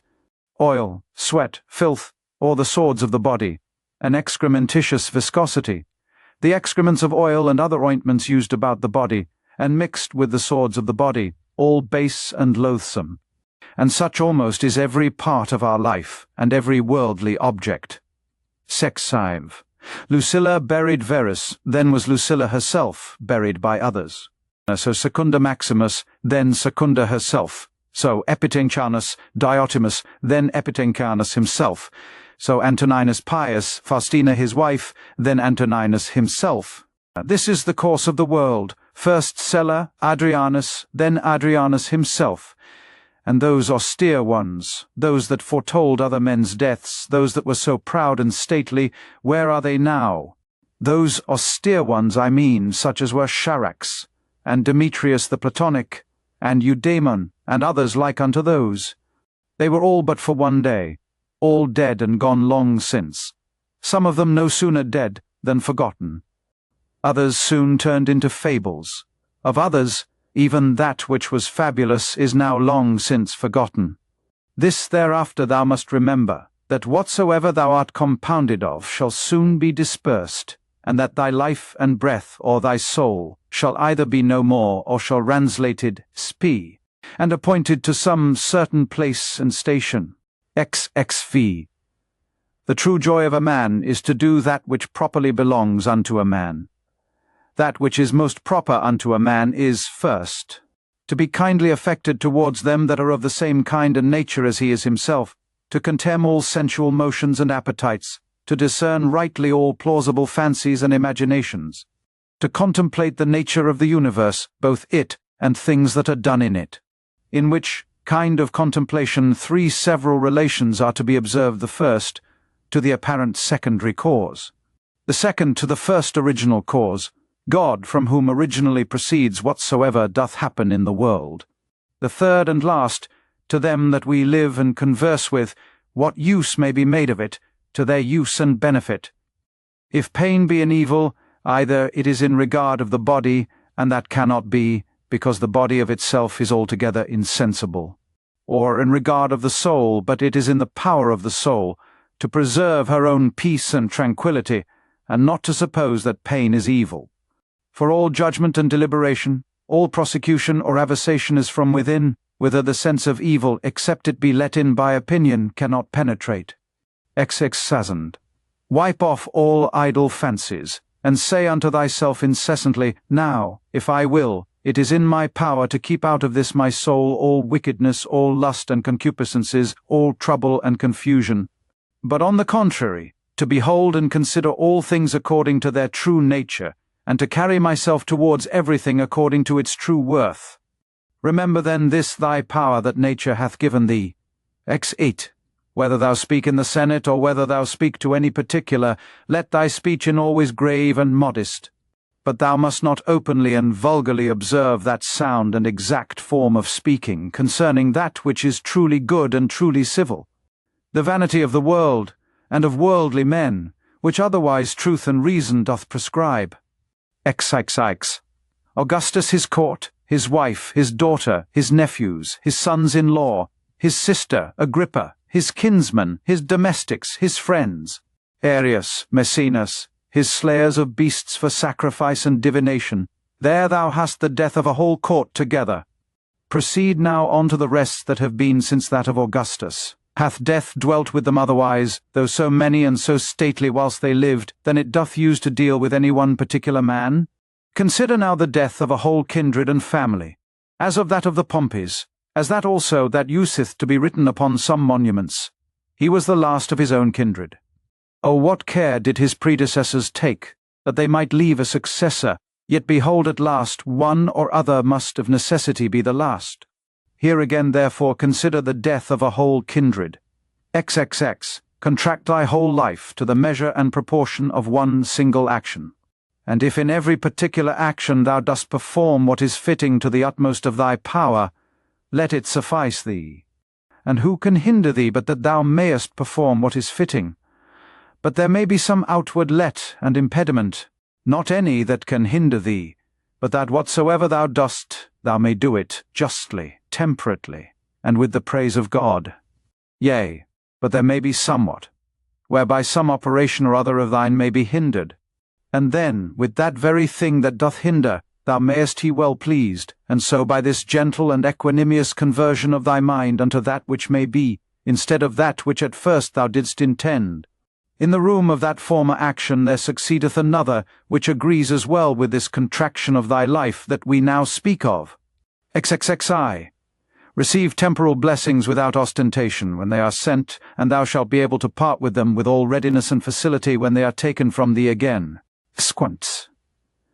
If ever thou sawest either a hand or a foot or a head lying by itself in some place or other, as cut off from the rest of the body, such must thou conceive him to make himself, as much as in him lieth, that either is offended with anything that is happened, whatsoever it be, and as it were divides himself from it, or that commits anything against the natural law of mutual correspondence and society among men, or he that commits any act of uncharitableness. Whosoever thou art such. Thou art cast forth I know not whither out of the general unity which is according to nature. Thou went born indeed apart, but now thou hast cut thyself off. However, herein is matter of joy and exultation, that thou mayst be united again. God hath not granted it unto any other part, that once separated and cut off, it might be reunited and come together again. But behold that goodness how great and immense it is, which hath so much esteemed man, as at first he was so made, that he needed not, except he would himself, have divided himself from the whole, so once divided and cut off, it hath so provided and ordered it, that if he would himself he might return and grow together again, and be admitted into its former rank and place of apart as he was before. Exquati. As almost all her other faculties and properties the nature of the universe hath imparted unto every reasonable creature, so this in particular we have received from her, that as whatsoever doth oppose itself unto her, and doth withstand her in her purposes and intentions, she doth, though against its will and intention, bring it about to herself, to serve herself of it in the execution of her own destinated ends, and so by this, though not intended cooperation of it with herself, makes it part of herself whether it will or no. So may every reasonable creature, what crosses and impediments soever it meets with in the course of this mortal life, it may use them as fit and proper objects, to the furtherance of whatsoever it intended and absolutely proposed unto itself as its natural end and happiness. Speef. Let not the general representation unto thyself of the wretchedness of this our mortal life trouble thee. Let not thy mind wander up and down, and heap together in her thoughts the many troubles and grievous calamities which thou art as subject unto as any other. But as everything in particular doth happen, put this question unto thyself, and say, what is it that in this present matter seems unto thee so intolerable? For thou wilt be ashamed to confess it. Then upon this presently call to mind, that neither that which is future, nor that which is past can hurt thee, but that only which is present. And that also is much lessened, if thou dost lightly circumscribe it, and then check thy mind if for so little a while, a mere instant, it cannot hold out with patience. XXV. What? Are either Panthea or Pergamus abiding to this day by their masters' tombs, or either Chabrias or Diotimus by that of Adrianus? O foolery! For what if they did? Would their masters be sensible of it? Or if sensible, would they be glad of it? Or if glad, were these immortal? Was not it appointed unto them also, both men and women, to become old in time and then to die? And these once dead, what would become of these former? And when all is done, what is all this for, but for a mere bag of blood and corruption? XXX. If thou beest quick-sighted, be so in matter of judgment, and best discretion, saith he. XXXISA. In the whole constitution of man, I see not any virtue contrary to justice, whereby it may be resisted and opposed. But one whereby pleasure and voluptuousness may be resisted and opposed, I see continence. If thou canst but withdraw conceit and opinion concerning that which may seem hurtful and offensive, thou thyself art as safe may be, thou thyself. And who is that? Thy reason. Yea, but I am not reason. Well, be it so. However, let not thy reason or understanding admit of grief, and if there be anything in thee that is grieved, let that, whatsoever it be, conceive its own grief, if it can. XX. That which is a hindrance of the senses is an evil to the sensitive nature. That which is a hindrance of the appetitive and prosecutive faculty is an evil to the sensitive nature. As of the sensitive, so of the vegetative constitution, whatsoever is a hindrance unto it, is also in that respect an evil unto the same. And so likewise, whatsoever is a hindrance unto the mind and understanding, must needs be the proper evil of the reasonable nature. Now apply all those things unto thyself. Do either pain or pleasure seize on thee? Let the senses look to that. Hast thou met with some obstacle or other in thy purpose and intention? If thou didst propose without due reservation and exception, now hath thy reasonable part received a blow indeed. But if in general thou didst propose unto thyself whatsoever might be, thou art not thereby either hurt nor properly hindered. For in those things that properly belong unto the mind, she cannot be hindered by any man. It is not fire, nor iron, nor the power of a tyrant, nor the power of a slandering tongue, nor anything else that can penetrate into her. XL. If once round and solid, there is no fear that ever it will change. XLI. Why should I grieve myself, who never did willingly grieve any other? One thing rejoices one, and another thing another. As for me, this is my joy, if my understanding be right and sound, as neither averse from any man, nor refusing any of those things which as a man I am subject unto. If I can look upon all things in the world meekly and kindly, accept all things and carry myself towards everything according to true worth of the thing itself. Slee. This time that is now present, bestow thou upon thyself. They that rather hunt for fame after death do not consider that those men that shall be hereafter will be even such as these whom now they can so hardly bear with. And besides, they also will be mortal men. But to consider the thing in itself, if so many with so many voices shall make such and such a sound, or shall have such and such an opinion concerning thee, what is it to thee? Slee. Take me and throw me where thou wilt, I am indifferent.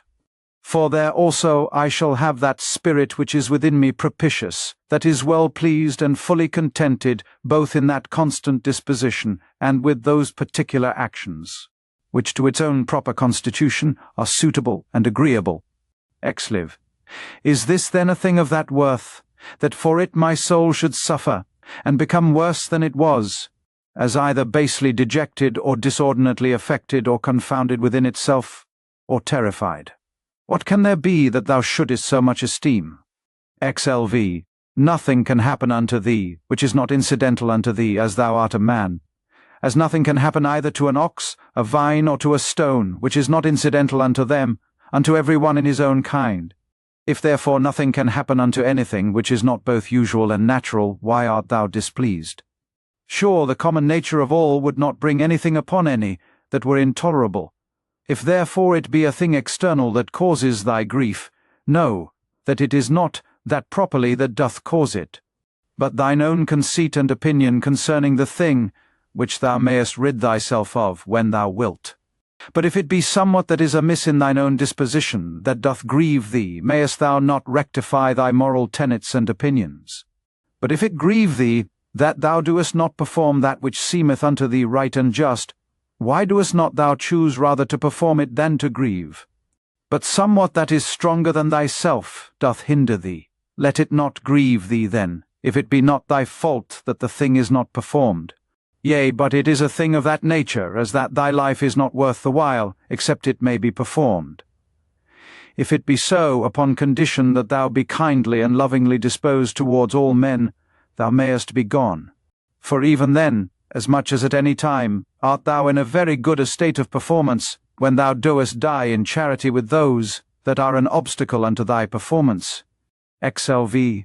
Remember that thy mind is of that nature as that it becometh altogether unconquerable, when once recollected in herself she seeks no other content than this, that she cannot be forced. Yea, though it so fall out, that it be even against reason itself, that it cloth bandy. How much less, when by the help of reason she is able to judge of things with discretion.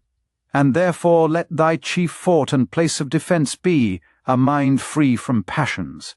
A stronger place, whereunto to make his refuge, and so to become impregnable, and better fortified than this, hath no man. He that seeth not this is unlearned. He that seeth it, and betaketh not himself to this place of refuge, is unhappy. Selve. Keep thyself to the first bare and naked apprehensions of things as they present themselves unto thee, and add not unto them. It is reported unto thee that such a one speaketh ill of thee. Well, that he speaketh ill of thee, so much is reported. But that thou art hurt thereby is not reported. That is the addition of opinion which thou must exclude. I see that my child is sick. That he is sick I see, but that he is in danger of his life also I see it not.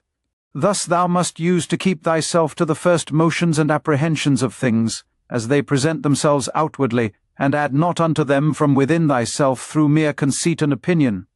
Or rather add unto them, hut as one that understandeth the true nature of all things that happen in the world. Sylvie. Is the cucumber bitter? Set it away. Brambles are in the way, avoid them. Let this suffice. Add not presently speaking unto thyself, what serve these things for in the world? For this, one that is acquainted with the mysteries of nature, will laugh at thee for it. As a carpenter would or a shoemaker, if meeting in either of their shops with some shavings or small remnants of their work, thou shouldest blame them for it.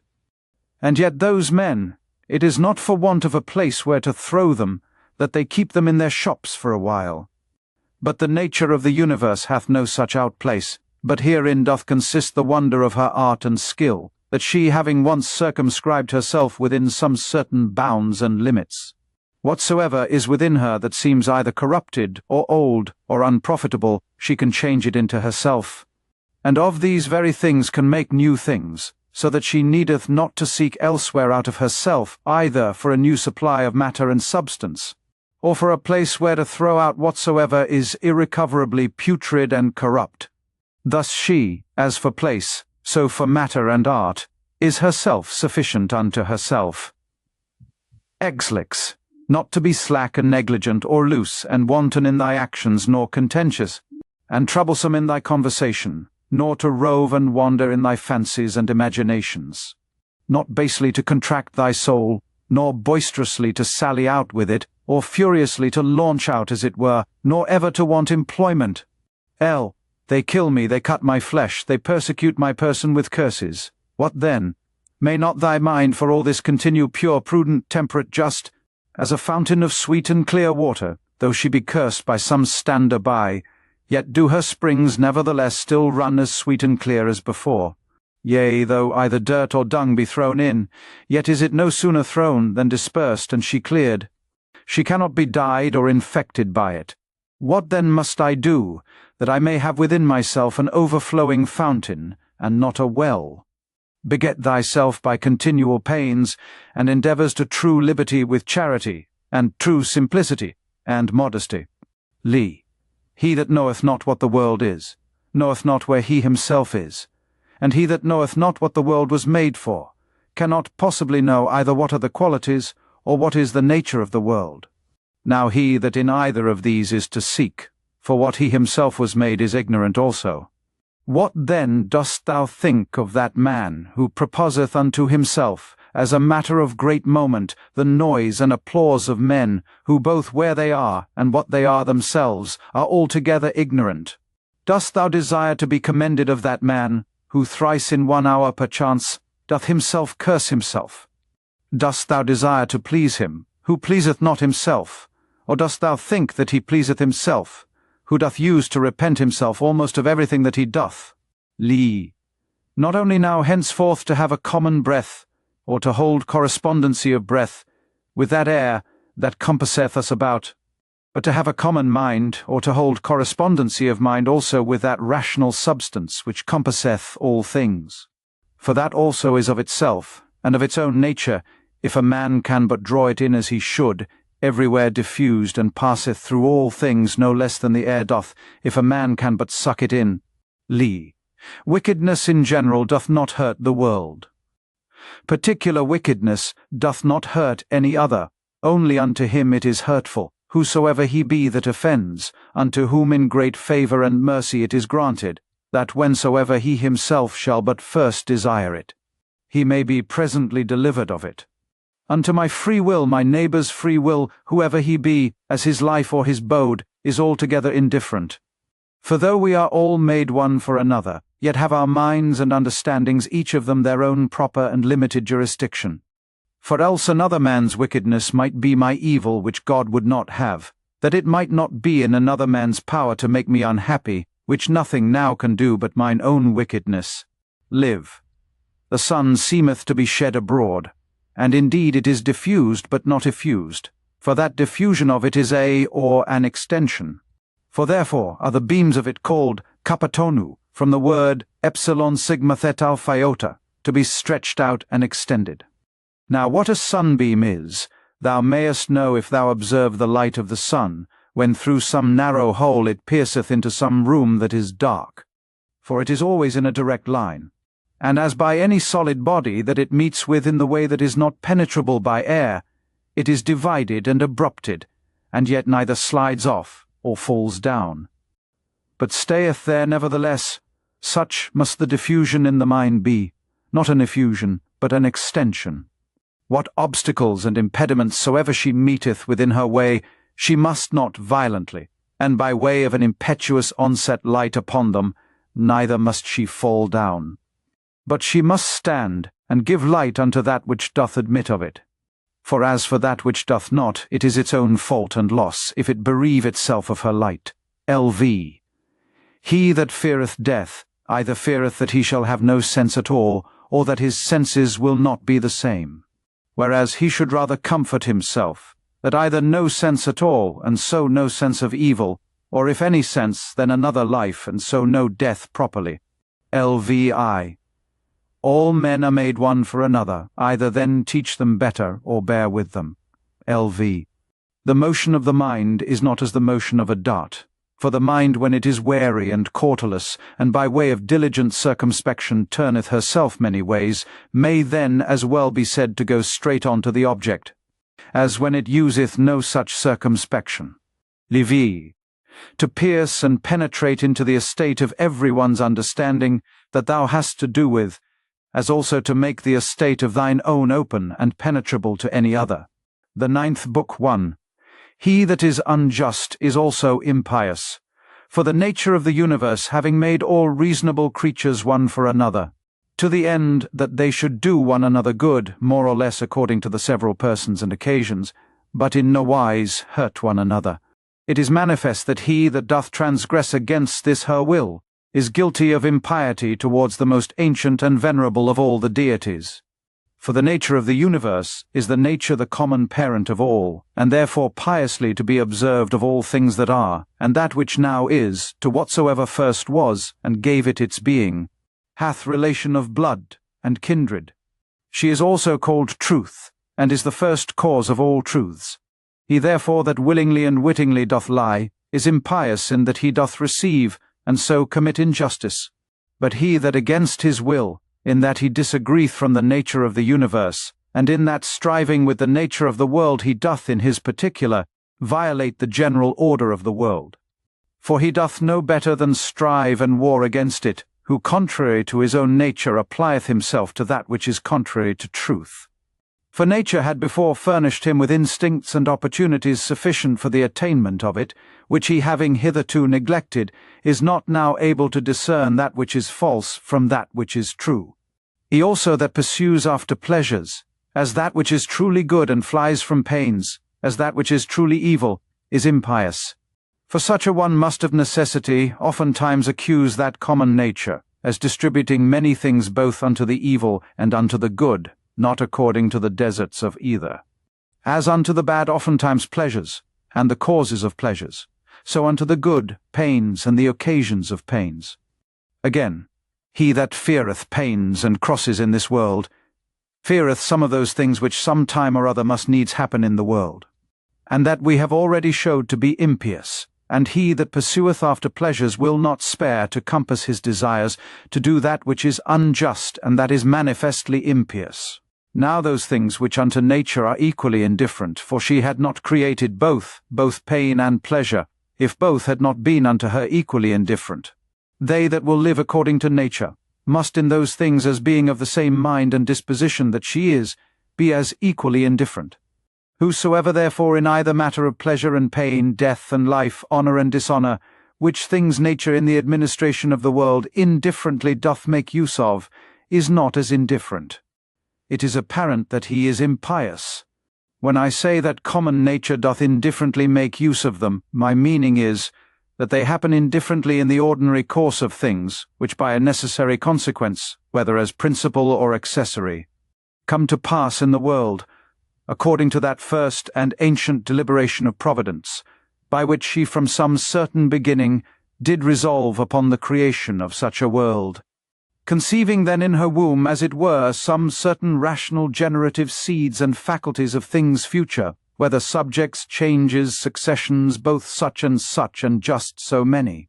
Second, it were indeed more happy and comfortable for a man to depart out of this world, having lived all his life long clear from all falsehood, dissimulation, voluptuousness, and pride.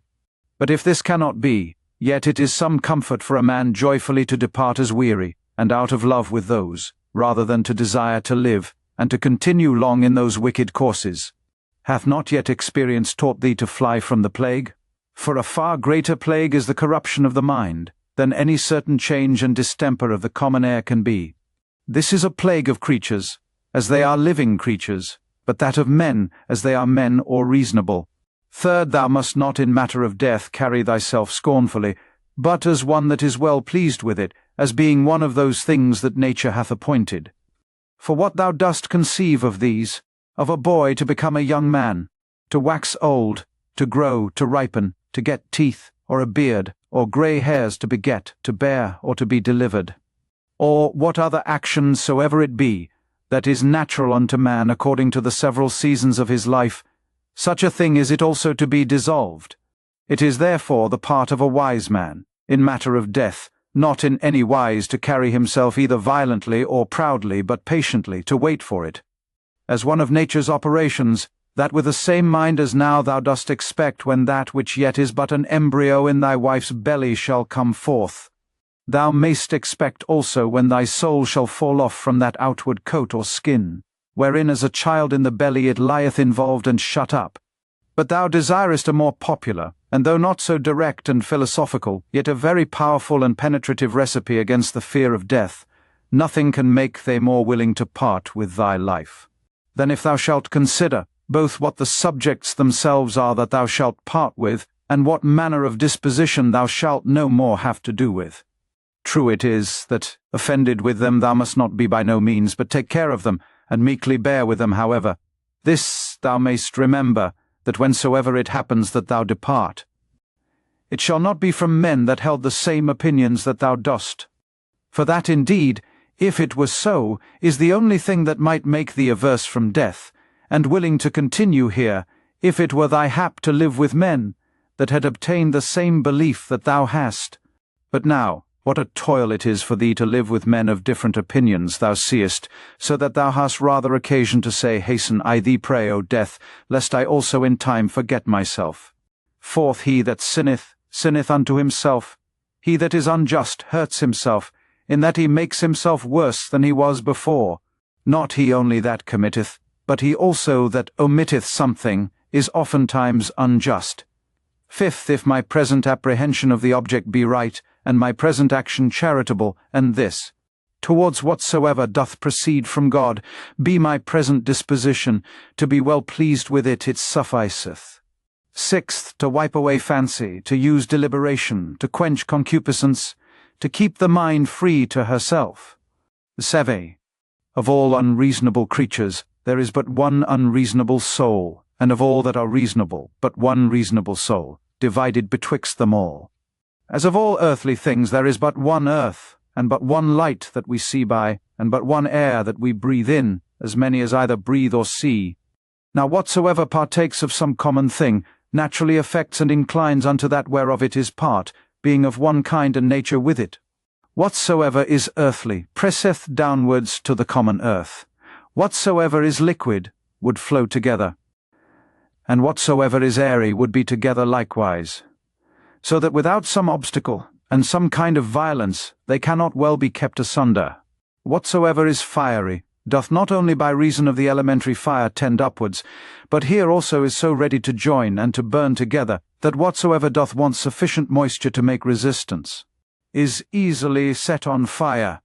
Whatsoever therefore is partaker of that reasonable common nature, naturally doth as much and more long after his own kind. For by how much in its own nature it excels all other things, by so much more is it desirous to be joined and united unto that, which is of its own nature. As for unreasonable creatures then, they had not long been, but presently begun among them swarms, and flocks, and broods of young ones, and a kind of mutual love and affection. For though but unreasonable, yet a kind of soul these had, and therefore was that natural desire of union more strong and intense in them, as in creatures of a more excellent nature, than either in plants, or stones, or trees. But among reasonable creatures begun commonwealths, friendships, families, public meetings, and even in their wars, conventions, and truces. Now among them that were yet of a more excellent nature, as the stars and planets, though by their nature far distant one from another, yet even among them began some mutual correspondency and unity. So proper is it to excellency in a high degree to effect unity, as that even in things so far distant it could operate unto a mutual sympathy. But now behold, what is now come to pass. Those creatures that are reasonable are now the only creatures that have forgotten their natural affection and inclination of one towards another. Among them alone of all other things that are of one kind, there is not to be found a general disposition to flow together. But though they fly from nature, yet are they stopped in their course and apprehended. Do they what they can, nature doth prevail. And so shalt thou confess, if thou dost observe it. For sooner mayst thou find a thing earthly, where no earthly thing is, than find a man that naturally can live by himself alone. Eighth man, God, the world, every one in their kind bear some fruits. All things have their proper time to bear. Though by custom the word itself is in a manner become proper unto the vine and the like, yet is it so nevertheless, as we have said. As for reason, that beareth both common fruit for the use of others, and peculiar, which itself doth enjoy. Reason is of a diffusive nature. What itself is in itself, it begets in others, and so doth multiply. Ninth, either teach them better if it be in thy power, or if it be not, remember that for this use, to bear with them patiently, was mildness and goodness granted unto thee. The gods themselves are good unto such, yea, and in some things, as in matter of health, of wealth, of honour, are content often to further their endeavours, so good and gracious are they. And mightest thou not be so too? Or tell me, what doth hinder thee?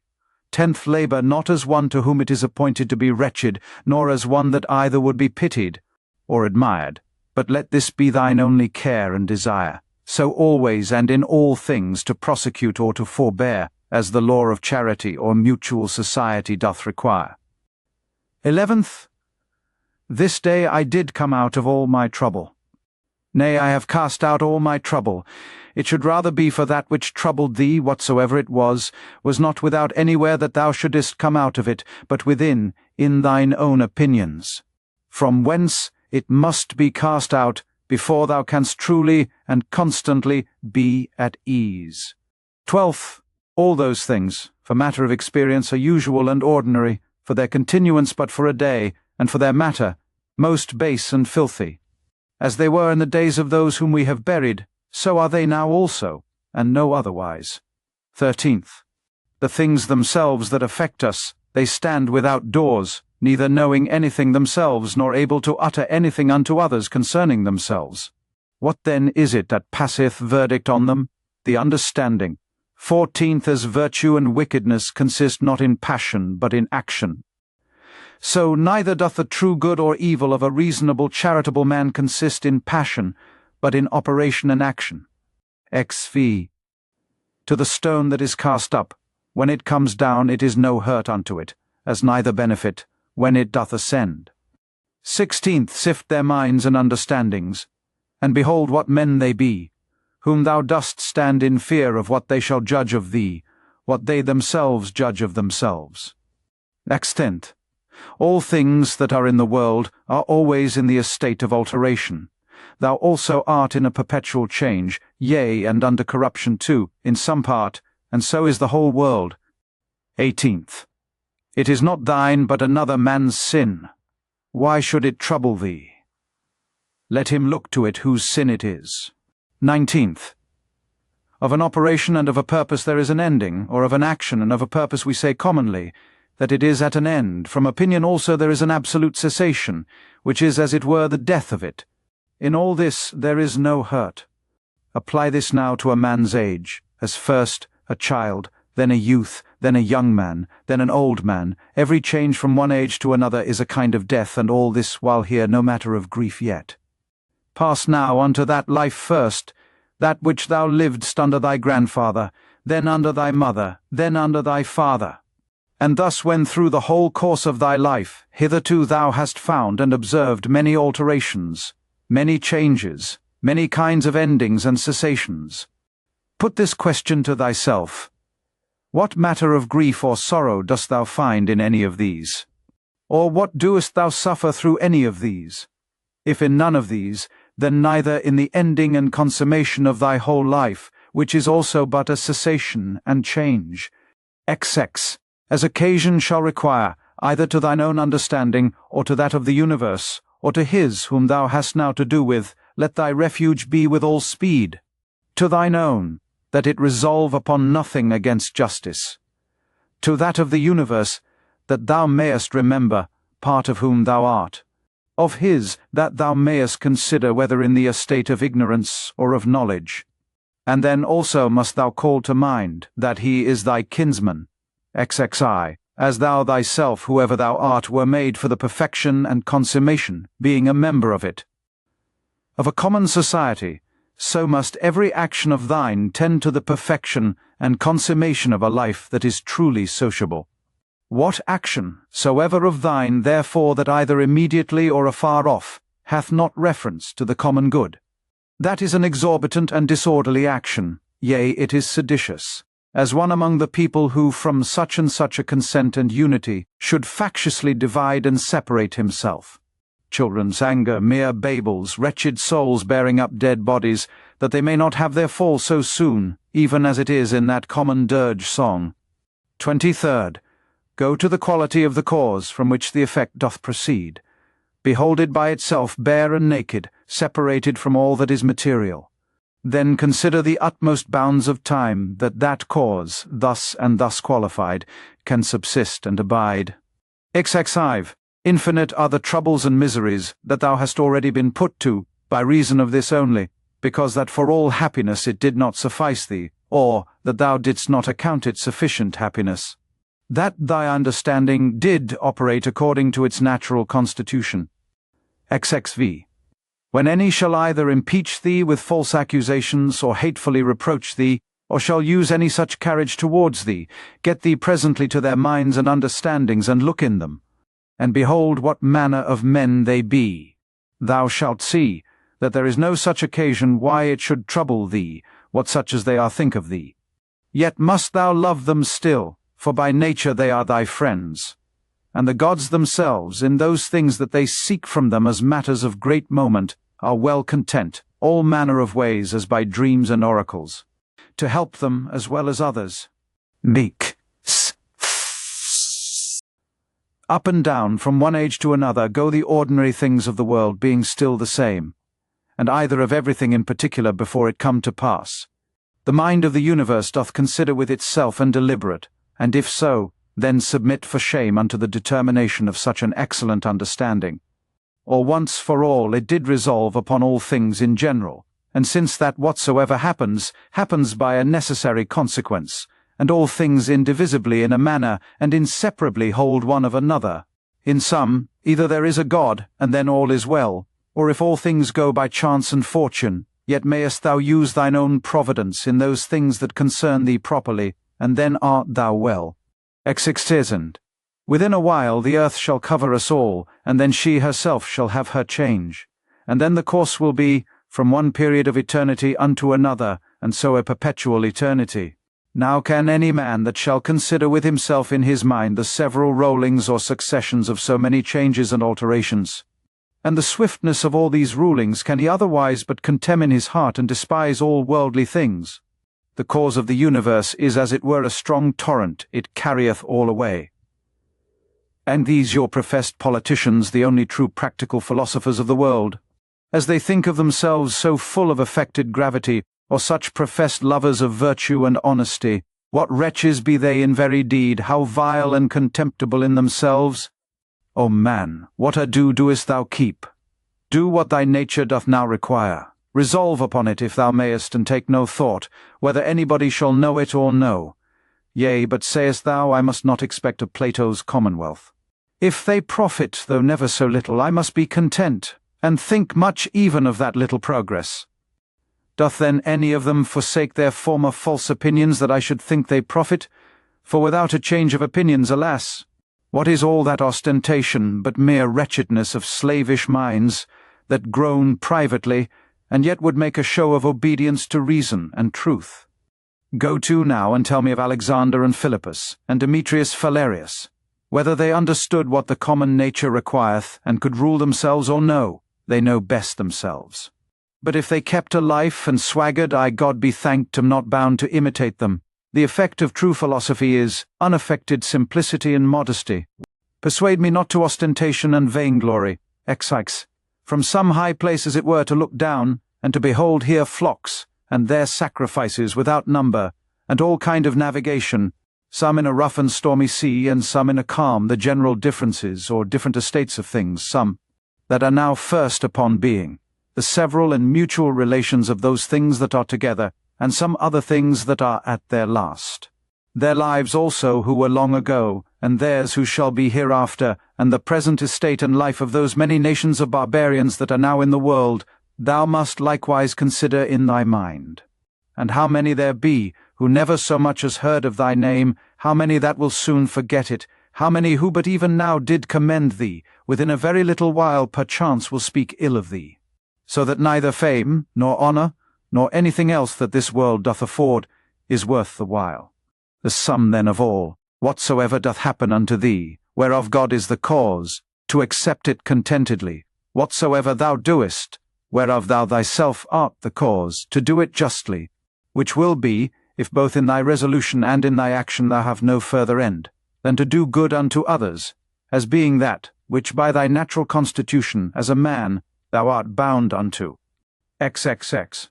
Many of those things that trouble and straiten thee, it is in thy power to cut off, as wholly depending from mere conceit and opinion, and then thou shalt have room enough. XXXI. To comprehend the whole world together in thy mind, and the whole course of this present age to represent it unto thyself, and to fix thy thoughts upon the sudden change of every particular object. How short the time is from the generation of anything, unto the dissolution of the same, but how immense and infinite, both that which was before the generation, and that which after the generation of it shall be. All things that thou seest will soon be perished, and they that see their corruptions will soon vanish away themselves. He that dieth 100 years old, and he that dieth young, shall come all to one. Sexua. What are their minds and understandings? And what the things that they apply themselves unto, what do they love, and what do they hate for? Fancy to thyself the estate of their souls openly to be seen, when they think they hurt them shrewdly, whom they speak ill of, and when they think they do them a very good turn, whom they commend and extol, oh, how full are they then of conceit and opinion! Loss and corruption is in very deed nothing else but change and alteration, and that is it, which the nature of the universe doth most delight in, by which and according to which whatsoever is done is well done. For that was the estate of worldly things from the beginning, and so shall it ever be. Or wouldest thou rather say, that all things in the world have gone ill from the beginning for so many ages, and shall ever go ill? And then among so many deities, could no divine power be found all this while, that could rectify the things of the world? Or is the world, to incessant woes and miseries, for ever condemned? XXV. How base and putrid every common matter is! Water, dust, and from the mixture of these bones, and all that loathsome stuff that our bodies do consist of, so subject to be infected and corrupted. And again those other things that are so much prized and admired, as marble stones, what are they, but as it were the kernels of the earth? Gold and silver, what are they, but as the more gross feces of the earth? Thy most royal apparel for matter, it is but as it were the hair of a silly sheep, and for colour, the very blood of a shellfish. Of this nature are all other things. Thy life itself is some such thing too, a mere exhalation of blood, and it also apt to be changed into some other common thing. BXXV. Will this querulousness, this murmuring, this complaining and dissembling never be at an end? What then is it that troubleth thee? Doth any new thing happen unto thee? What doest thou so wonder at? At the cause or the matter, behold either by itself, is either of that weight and moment indeed. And besides these there is not anything. But thy duty towards the gods also, it is time thou shouldst acquit thyself of it with more goodness and simplicity. XXV. It is all one to see these things for 100 of years together, or but for 3 years. XXVII. If he have sinned, his is the harm, not mine. But perchance he hath not. XXX. Either all things by the providence of reason happen unto every particular, as a part of one general body, and then it is against reason that a part should complain of anything that happens for the good of the whole. Or if, according to Epicurus, atoms be the cause of all things, and that life be nothing else but an accidentary confusion of things, and death nothing else, but a mere dispersion, and so of all other things, what doest thou trouble thyself for? XX. Sayest thou unto that rational part, thou art dead, corruption hath taken hold on thee? Doth it then also void excrements? Doth it like either oxen or sheep graze or feed, that it also should be mortal, as well as the body? XL. Either the gods can do nothing for us at all, or they can still and allay all the distractions and distempers of thy mind. If they can do nothing, why doest thou pray? If they can, why wouldst not thou rather pray, that they will grant unto thee, that thou mayst neither fear nor lust after any of those worldly things which cause these distractions and distempers of it?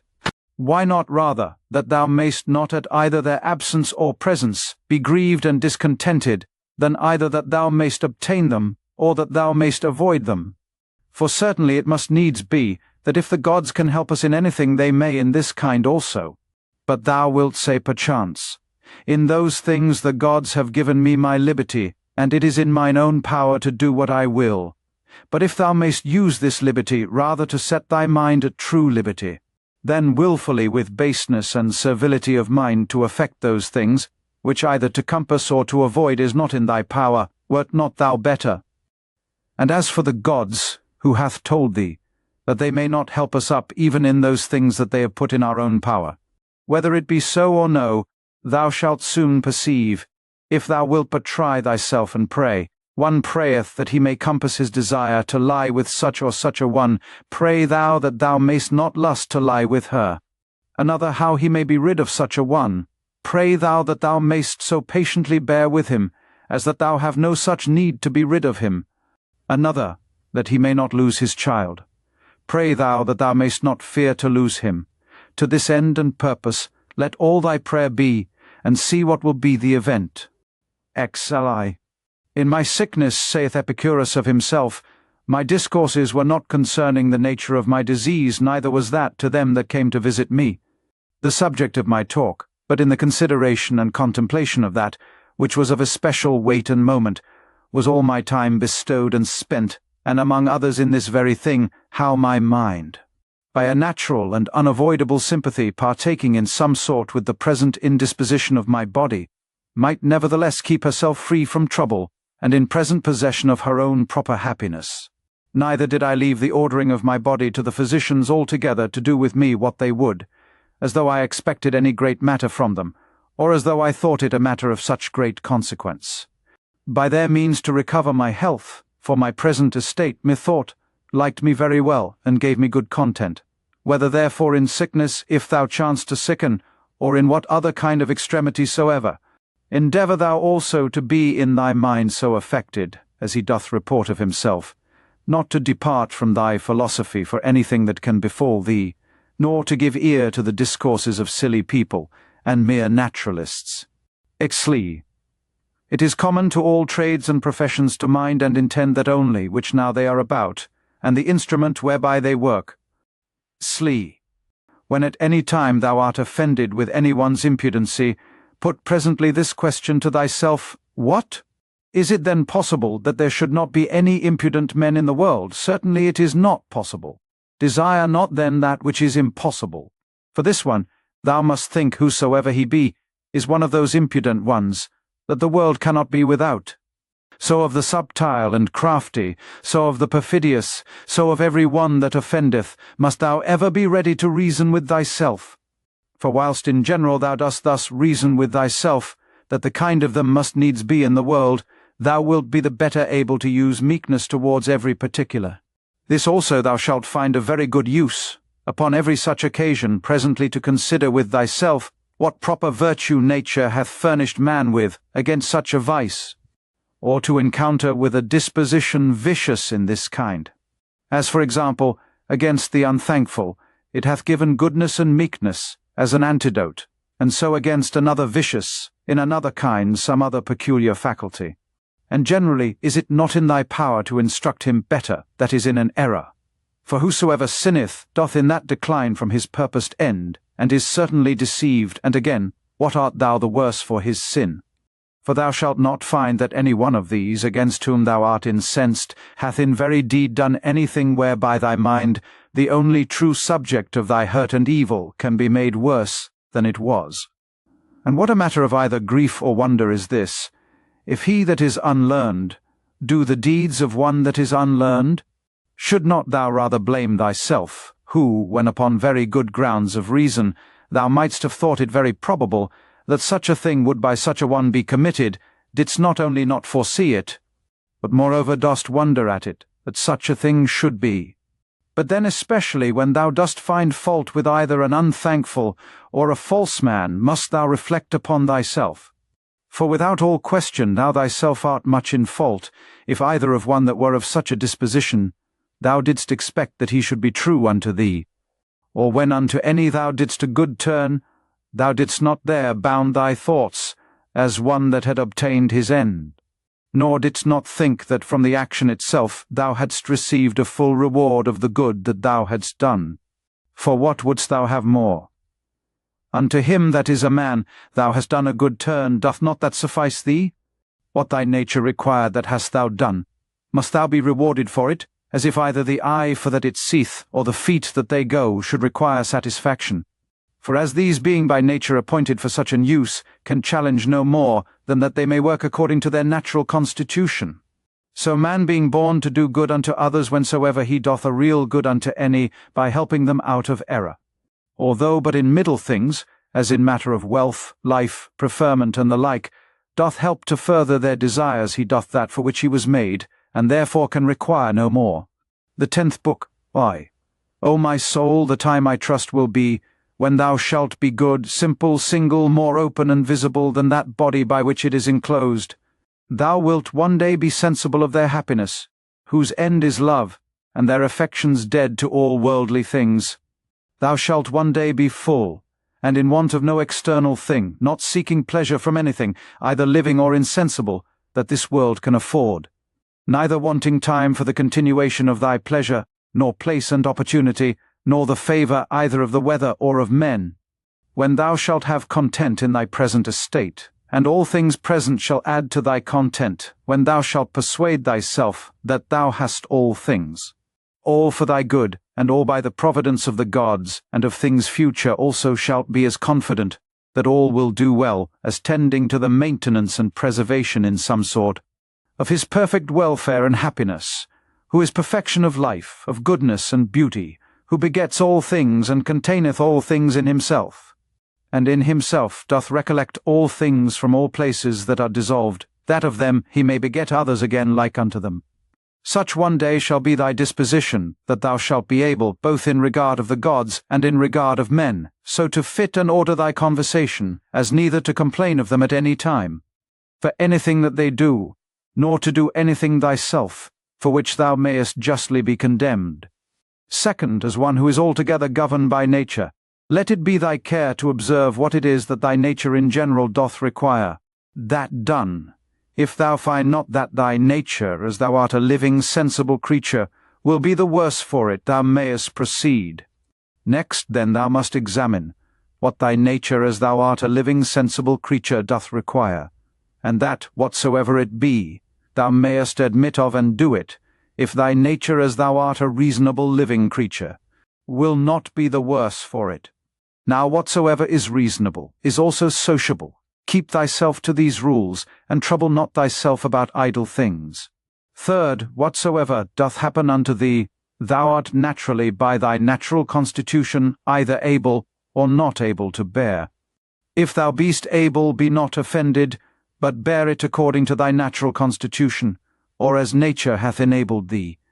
If thou beest not able, be not offended, for it will soon make an end of thee, and itself whatsoever it be at the same time end with thee. But remember, that whatsoever by the strength of opinion, grounded upon a certain apprehension of both true profit and duty, thou canst conceive tolerable, that thou art able to bear that by thy natural constitution. Fourth, him that offends, to teach with love and meekness, and to show him his error. But if thou canst not, then to blame thyself, or rather not thyself neither, if thy will and endeavours have not been wanting. Fifth, whatsoever it be that happens unto thee, it is that which from all time was appointed unto thee. For by the same coherence of causes, by which thy substance from all eternity was appointed to be, was also whatsoever should happen unto it, destinated and appointed.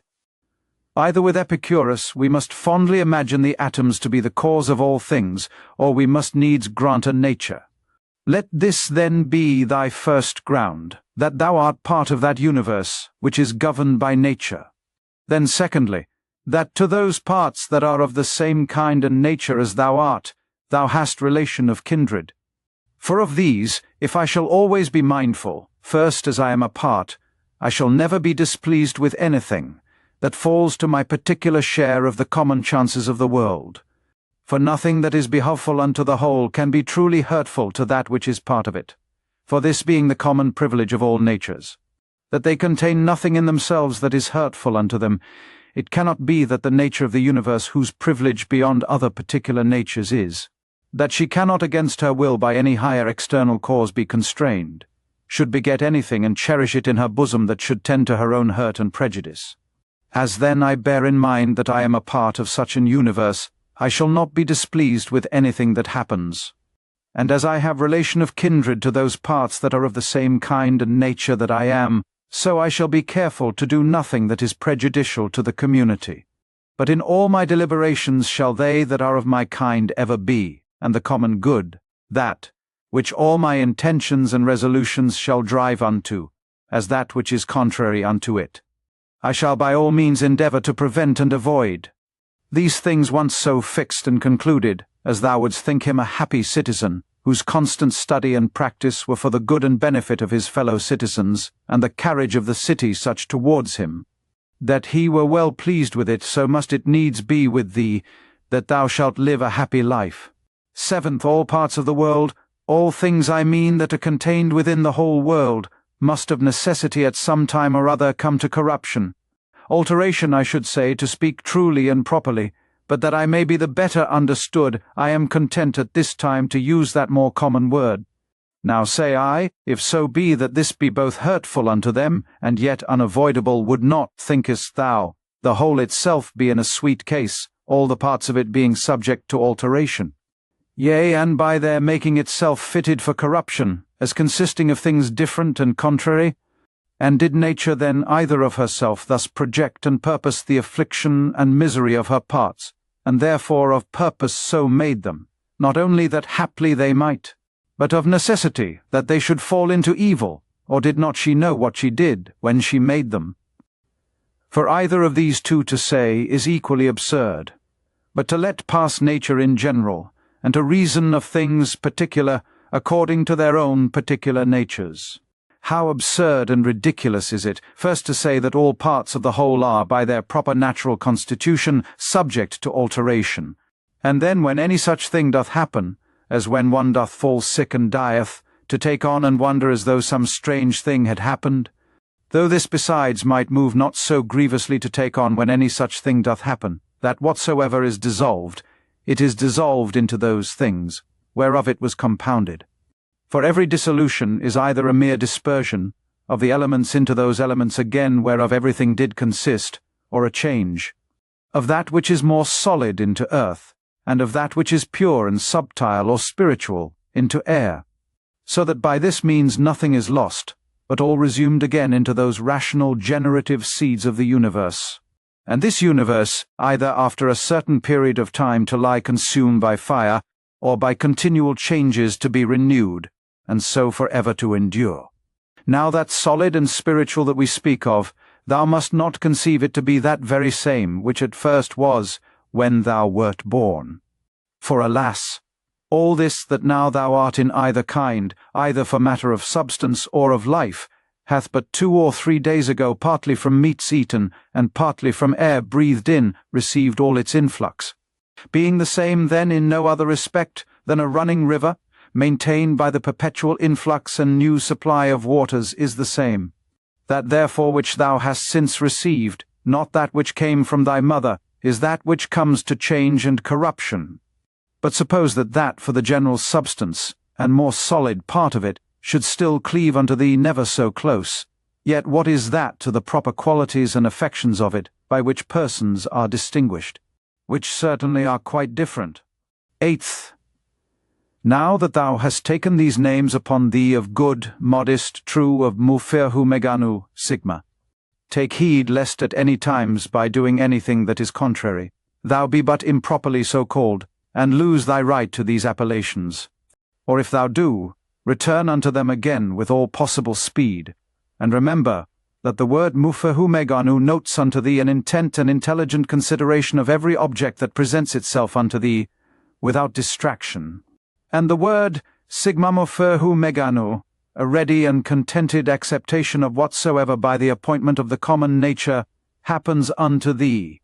And the word pirho firhu meganu, a super-extension, or a transcendent and outreaching disposition of thy mind, whereby it passeth by all bodily pains and pleasures, honour and credit, death and whatsoever, is of the same nature, as matters of absolute indifferency, and in no wise to be stood upon by a wise man.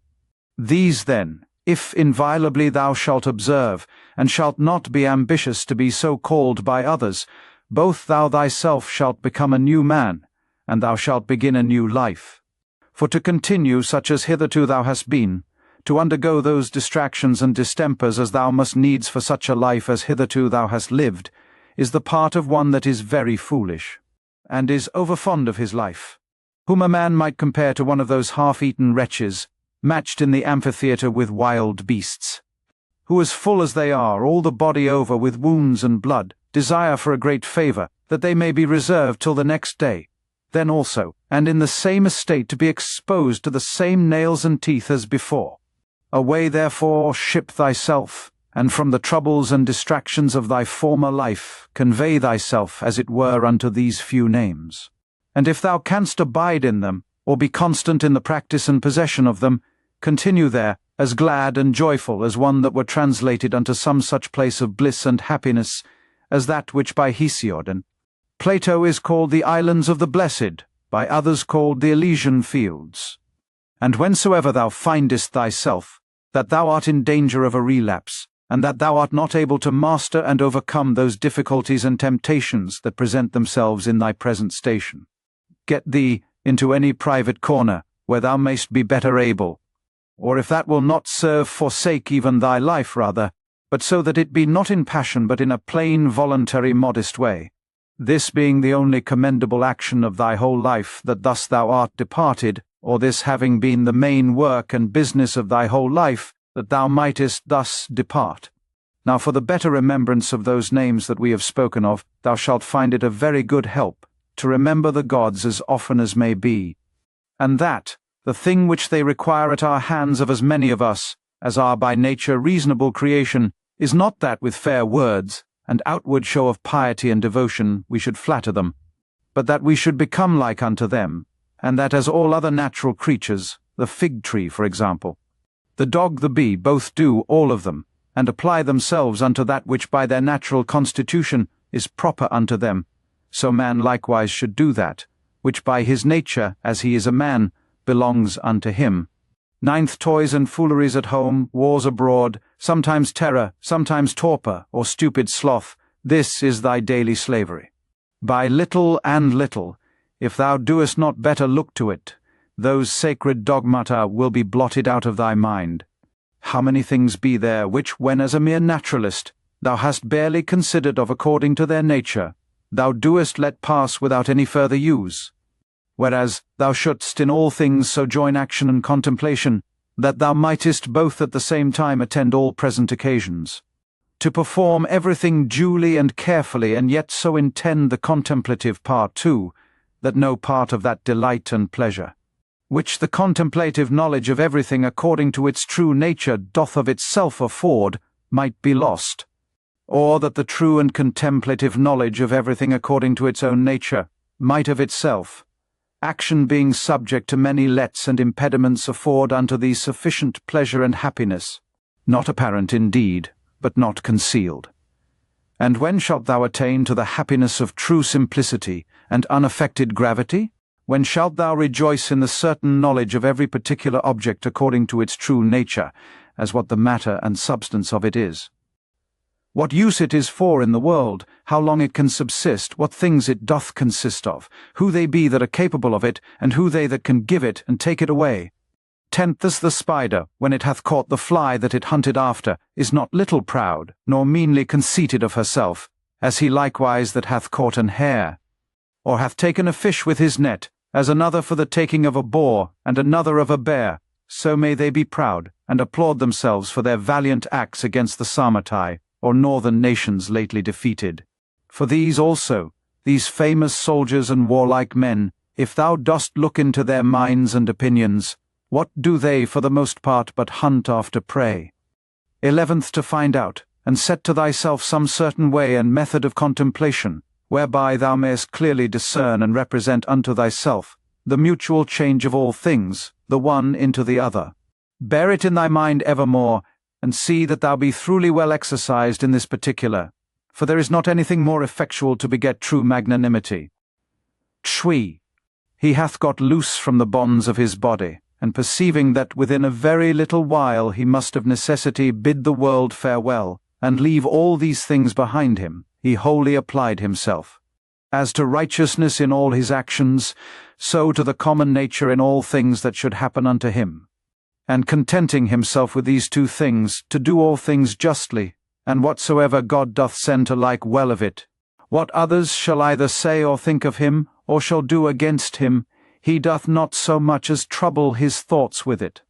To go on straight whither right and reason directed him, and by so doing to follow God, was the only thing that he did mind, that his only business and occupation. 13th, what use is there of suspicion at all? Or, why should thoughts of mistrust, and suspicion concerning that which is future, trouble thy mind at all? What now is to be done, if thou mayest search an inquiry into that, what needs thou care for more? And if thou art well able to perceive it alone, let no man divert thee from it. But if alone thou doest not so well perceive it, suspend thine action, and take advice from the best. And if there be anything else that doth hinder thee, go on with prudence and discretion, according to the present occasion and opportunity, still proposing that unto thyself, which thou doest conceive most right and just. For to hit that aright, and to speed in the prosecution of it, must needs be happiness, since it is that only which we can truly and properly be said to miss of, or miscarry in. 14th, what is that is slow, and yet quick, merry, and yet grave? He that in all things doth follow reason for his guide. XV. In the morning, as soon as thou art awaked, when thy judgment, before either thy affections or external objects have wrought upon it, is yet most free and impartial. Put this question to thyself, whether if that which is right and just be done, the doing of it by thyself or by others when thou art not able thyself be a thing material or no. For sure it is not. And as for these that keep such a life and stand so much upon the praises or dispraises of other men, hast thou forgotten what manner of men they be?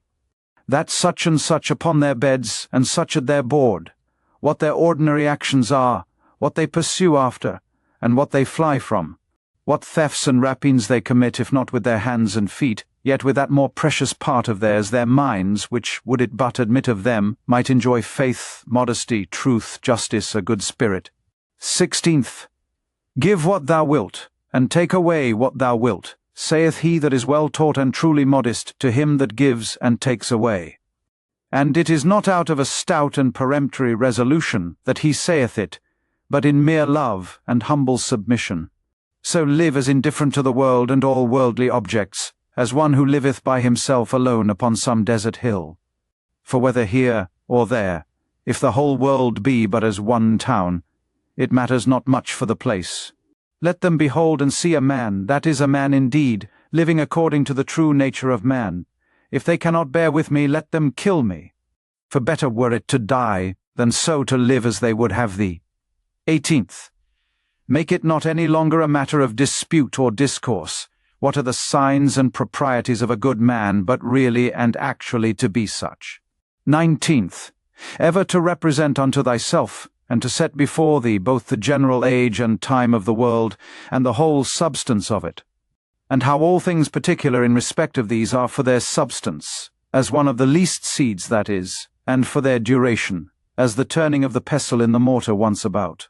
Then to fix thy mind upon every particular object of the world, and to conceive it, as it is indeed, as already being in the state of dissolution, and of change, tending to some kind of either putrefaction or dispersion, or whatsoever else it is, that is the death, as it were, of everything in his own kind. XX. Consider them through all actions and occupations of their lives, as when they eat and when they sleep, when they are in the act of necessary exoneration, and when in the act of lust. Again, when they either are in their greatest exaltation, and in the middle of all their pomp and glory, or being angry and displeased, in great state and majesty, as from an higher place, they chide and rebuke. How base and slavish, but a little while ago they were fain to be, that they might come to this, and within a very little while what will be their estate, when death hath once seized upon them. XI. That is best for every one, that the common nature of all doth send unto every one, and then is it best, when she doth send it. Squantum. The earth, saith the poet, doth often long after the rain.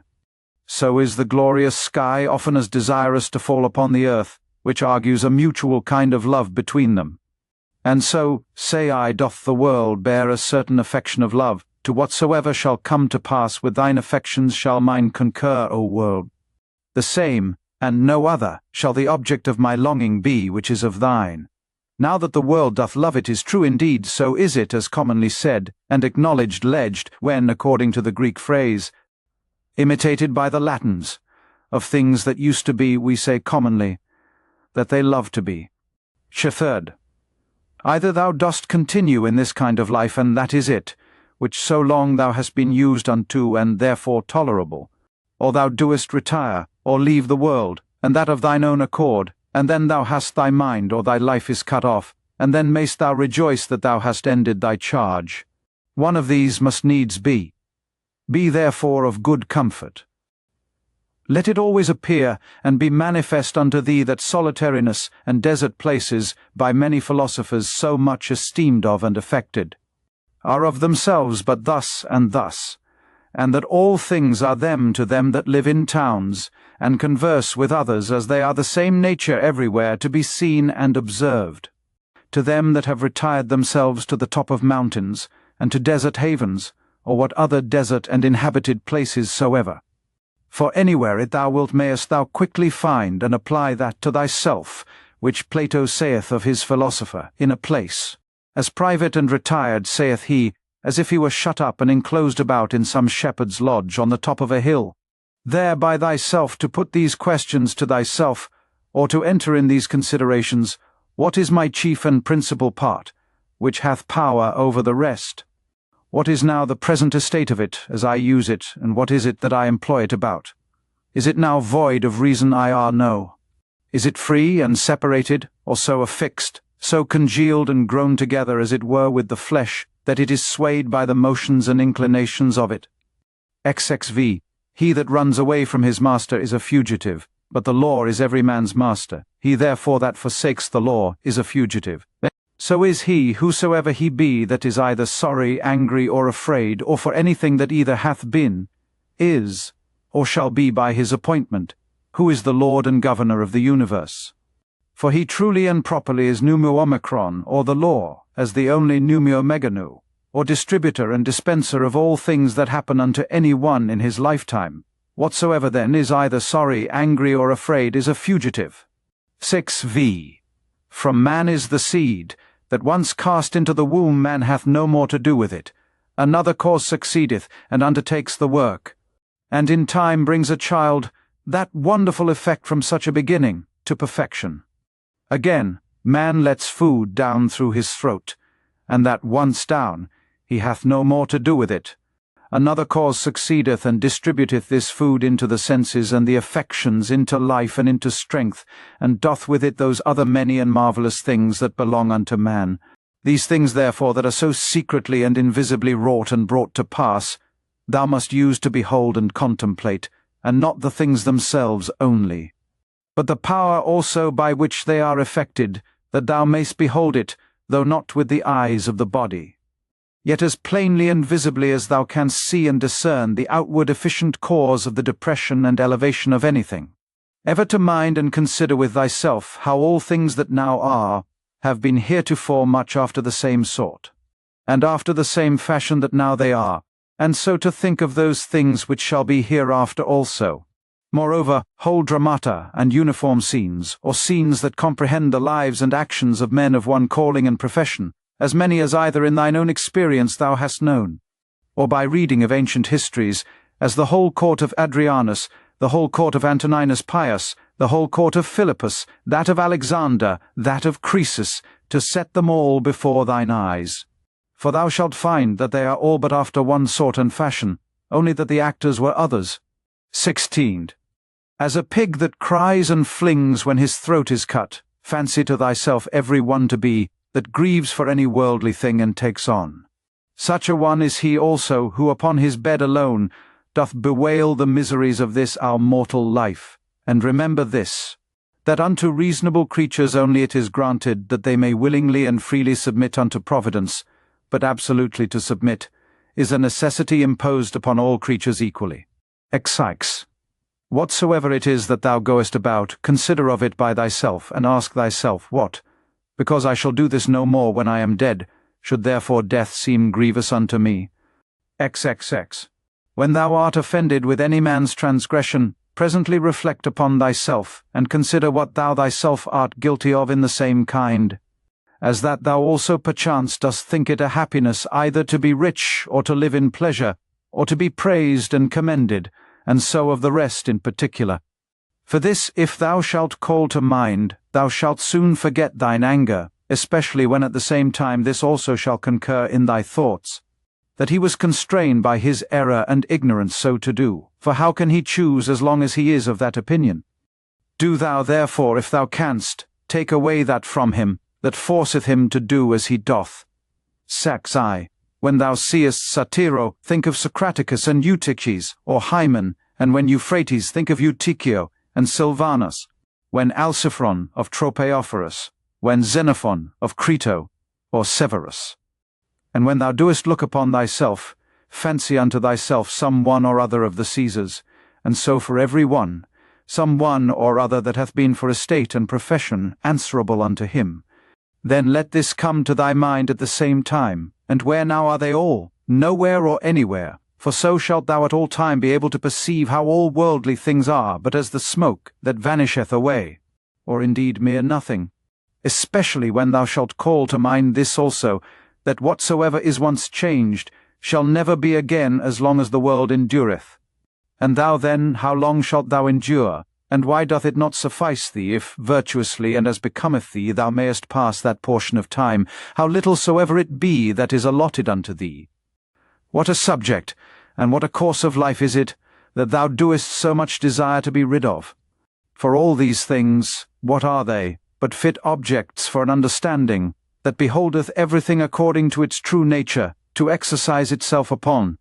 Be patient, therefore, until that, as a strong stomach that turns all things into his own nature, and as a great fire that turneth in flame and light, whatsoever thou doest cast into it, thou have made these things also familiar, and as it were natural unto thee. X3. Let it not be in any man's power to say truly of thee, that thou art not truly simple, or sincere and open, or not good. Let him be deceived whosoever he be that shall have any such opinion of thee, for all this doth depend of thee. For who is it that should hinder thee from being either truly simple or good? Do thou only resolve rather not to live than not to be such. For indeed neither doth it stand with reason that he should live that is not such. What then is it that may upon this present occasion, according to best reason and discretion, either be said or done? For whatsoever it be, it is in thy power either to do it or to say it, and therefore seek not any pretences, as though thou wert hindered. Thou wilt never cease groaning and complaining until such time as that, what pleasure is unto the voluptuous, be unto thee to do in everything that presents itself, whatsoever may be done conformably and agreeably to the proper constitution of man, or to man as he is a man. For thou must account that pleasure whatsoever it be, that thou mayest do according to thine own nature. And to do this, every place will fit thee. Unto the cylindrus, or roller, it is not granted to move everywhere according to its own proper motion, as neither unto the water, nor unto the fire, nor unto any other thing. That either is merely natural, or natural and sensitive, but not rational, for many things there be that can hinder their operations. But of the mind and understanding this is the proper privilege, that according to its own nature, and as it will itself, it can pass through every obstacle that it finds, and keep straight on forwards. Setting therefore before thine eyes this happiness and felicity of thy mind, whereby it is able to pass through all things, and is capable of all motions, whether as the fire upwards, or as the stone downwards, or as the cylindrus through that which is sloping, content thyself with it, and seek not after any other thing. For all other kind of hindrances that are not hindrances of thy mind, either they are proper to the body, or merely proceed from the opinion, reason not making that resistance that it should, but basely, and cowardly suffering itself to be foiled, and of themselves can neither wound nor do any hurt at all. Else must he of necessity, whosoever he be that meets with any of them, become worse than he was before. For so is it in all other subjects, that is thought hurtful unto them whereby they are made worse. But here contrariwise, Man, if he make that good use of them that he should, is rather the better and the more praiseworthy for any of those kind of hindrances than otherwise.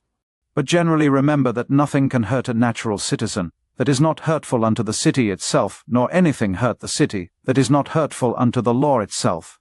But none of these casualties or external hindrances do hurt the law itself, or are contrary to that course of justice and equity, by which public societies are maintained, neither therefore do they hurt either city or citizen. XX5.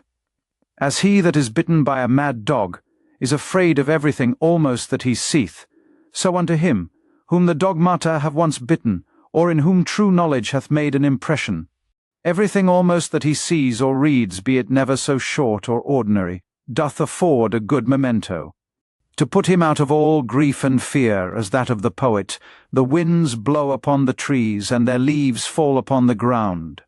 Then do the trees begin to bud again, and by the springtime they put forth new branches. So is the generation of men, some come into the world, and others go out of it.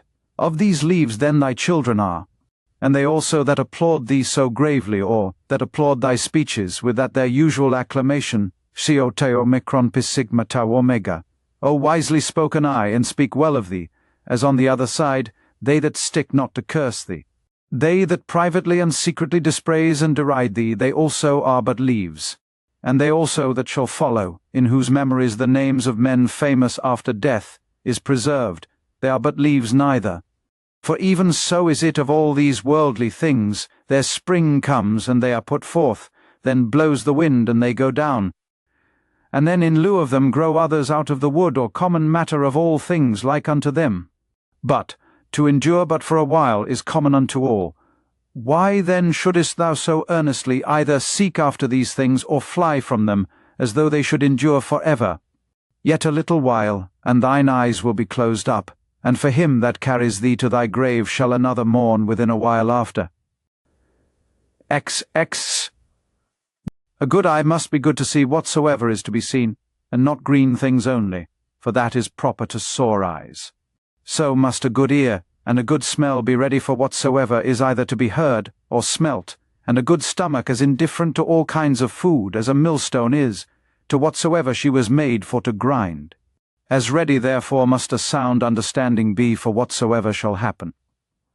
But he that saith, O that my children might live, and O that all men might commend me for whatsoever I do, is an eye that seeks after green things, or as teeth, after that which is tender, spix thee. There is not any man that is so happy in his death, but that some of those that are by him when he dies will be ready to rejoice at his supposed calamity. Is it one that was virtuous and wise indeed? Will there not some one or other be found, who thus will say to himself, Well, now at last shall I be at rest from this pedagogue? He did not indeed otherwise trouble us much, but I know well enough that in his heart he did much condemn us. Thus will they speak of the virtuous. But as for us, alas, aye, how many things be there, for which there be many that glad would be to be rid of us. This, therefore, if thou shalt think of whensoever thou diest, thou shalt die the more willingly when thou shalt think with thyself. I am now to depart from that world, wherein those that have been my nearest friends and acquaintances, they whom I have so much suffered for, so often prayed for, and for whom I have taken such care, even they would have me die, hoping that after my death they shall live happier than they did before. What then should any man desire to continue here any longer? Nevertheless, whensoever thou diest, thou must not be less kind and loving unto them for it. But, as before, see them, continue to be their friend, to wish them well, and meekly and gently to carry thyself towards them, but yet so that on the other side it make thee not the more unwilling to die, but as it fareth with them that die an easy quick death, whose soul is soon separated from their bodies, so must thy separation from them be. To these had nature joined and annexed me, now she parts us. I am ready to depart, as from friends and kinsmen, but yet without either reluctancy or compulsion. For this also is according to nature. Seest thyself as often as thou seest any man do anything presently, if it be possible to say unto thyself, What is this man's end in this his action? But begin this course with thyself first of all, and diligently examine thyself concerning whatsoever thou doest. Ext. 7. Remember that that which sets a man at work, and hath power over the affections to draw them either one way or the other way, is not any external thing properly, but that which is hidden within every man's dogmata and opinions, that is rhetoric, that is life, that to speak true is man himself. As for thy body, which as a vessel, or a case, compasseth thee about, and the many and curious instruments that it hath annexed unto it, let them not trouble thy thoughts. For of themselves they are but as a carpenter's axe, but that they are born with us, and naturally sticking unto us. But otherwise without the inward cause that hath power to move them, and to restrain them, those parts are of themselves of no more use unto us, than the shuttle is of itself to the weaver, or the pen to the writer, or the whip to the coachman. The 11th Book, 1.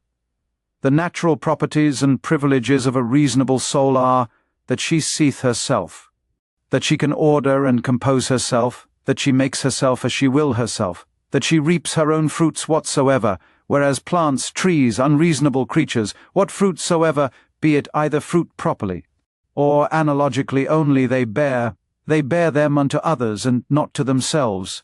Again, whensoever and wheresoever, sooner or later, her life doth end, she hath her own end nevertheless. For it is not with her, as with dancers and players, who if they be interrupted in any part of their action, the whole action must needs be imperfect. But she in what part of time or action soever she be surprised, can make that which she hath in her hand whatsoever it be, complete and full, so that she may depart with that comfort. I have lived, neither want I anything of that which properly did belong unto me. Again, she compasseth the whole world, and penetrateth into the vanity and mere outside wanting substance and solidity of it, and stretcheth herself unto the infiniteness of eternity, and the revolution or restoration of all things after a certain period of time, to the same state and place as before, she fetcheth about, and doth comprehend in herself, and considers withal, and sees clearly this, that neither they that shall follow us shall see any new thing that we have not seen, nor they that went before, anything more than we, but that he that is once come to 40, if he have any wit at all, can in a manner, for that they are all of one kind, see all things, both past and future. As proper is it, and natural to the soul of man to love her neighbour, to be true and modest, and to regard nothing so much as herself, which is also the property of the law, whereby, by the way it appears, that sound reason and justice comes all to one, and therefore that justice is the chief thing, that reasonable creatures ought to propose unto themselves as their end. Second, a pleasant song or dance, the Pancratiast's exercise, sports that thou art wont to be much taken with. Thou shalt easily contemn, if the harmonious voice thou shalt divide into so many particular sounds whereof it doth consist, and of every one in particular shall ask thyself, whether this or that sound is it that doth so conquer thee, for thou wilt be ashamed of it. And so for shame, if accordingly thou shalt consider it, every particular motion and posture by itself, and so for the wrestler's exercise too. Generally then, whatsoever it be, besides virtue, and those things that proceed from virtue that thou art subject to be much affected with, remember presently thus to divide it, and by this kind of division, in each particular, to attain unto the contempt of the whole. This thou must transfer and apply to thy whole life also. Third, that soul which is ever ready, even now presently, if need be, from the body, whether by way of extinction, or dispersion, or continuation in another place and a state to be separated, how blessed and happy is it! But this readiness of it must proceed, not from an obstinate and peremptory resolution of the mind, violently and passionately set upon opposition, as Christians are wont, but from a peculiar judgment, with discretion and gravity, so that others may be persuaded also and drawn to the like example, but without any noise and passionate exclamations. Fourth, have I done anything charitably? Then am I benefited by it. See that this upon all occasions may present itself unto thy mind, and never cease to think of it. What is thy profession? To be good. And how should this be well brought to pass, but by certain theorems and doctrines, some concerning the nature of the universe, and some concerning the proper and particular constitution of man. Fifth, tragedies were at first brought in and instituted, to put men in mind of worldly chances and casualties, that these things in the ordinary course of nature did so happen, that men that were much pleased and delighted by such accidents upon this stage, would not by the same things in a greater stage be grieved and afflicted. For here you see what is the end of all such things, and that even they that cry out so mournfully to Cytheron must bear them for all their cries and exclamations as well as others. And in very truth many good things are spoken by these poets, as that, for example, is an excellent passage. But if so be that I and my 2 children be neglected by the gods, they have some reason even for that, and see. And again, it will but little avail thee to storm and rage against the things themselves, and see. Again, to reap one's life as a ripe ear of corn, and whatsoever else is to be found in them, that is of the same kind. After the tragedy, the ancient comedy was brought in, which had the liberty to inveigh against personal vices. Being therefore through this her freedom and liberty of speech of very good use and effect, to restrain men from pride and arrogancy, to which end it was, that Diogenes took also the same liberty. After these, what were either the middle or new comedy admitted for, but merely, or for the most part at least, for the delight and pleasure of curious and excellent imitation. It will steal away, look to it, and see. Why, no man denies but that these also have some good things whereof that may be one, but the whole drift and foundation of that kind of dramatical poetry, what is it else, but as we have said? Sixth, how clearly doth it appear unto thee that no other course of thy life could fit a true philosopher's practice better than this very course that thou art now already in? Seventh, a branch cut off from the continuity of that which was next unto it must needs be cut off from the whole tree, so a man that is divided from another man is divided from the whole society. A branch is cut off by another, but he that hates and is averse cuts himself off from his neighbour, and knows not that at the same time he divides himself from the whole body or corporation. But herein is the gift and mercy of God, the author of this society, in that, once cut off, we may grow together, and become part of the whole again. But if this happen often, the misery is that the further a man is run in this division, the harder he is to be reunited and restored again. And however the branch which, once cut off afterwards, was grafted in, gardeners can tell you is not like that which sprouted together at first, and still continued in the unity of the body. Eighth, to grow together like fellow branches in matter of good correspondence and affection, but not in matter of opinions. They that shall oppose thee in thy right courses, as it is not in their power to divert thee from thy good action, so neither let it be to divert thee from thy good affection towards them. But be it thy care to keep thyself constant in both in a right judgment and action, and in true meekness towards them, that either shall do their endeavour to hinder thee, or at least will be displeased with thee for what thou hast done. For to fail in either in the one to give over for fear, or in the other to forsake thy natural affection towards him, who by nature is both thy friend and thy kinsman, is equally base, and much savouring of the disposition of a cowardly fugitive soldier. X. It is not possible that any nature should be inferior unto art, since that all arts imitate nature. If this be so, that the most perfect and general nature of all natures should in her operation come short of the skill of arts, is most improbable. Now common is it to all arts, to make that which is worse for the better's sake. Much more then doth the common nature do the same. Hence is the first ground of justice.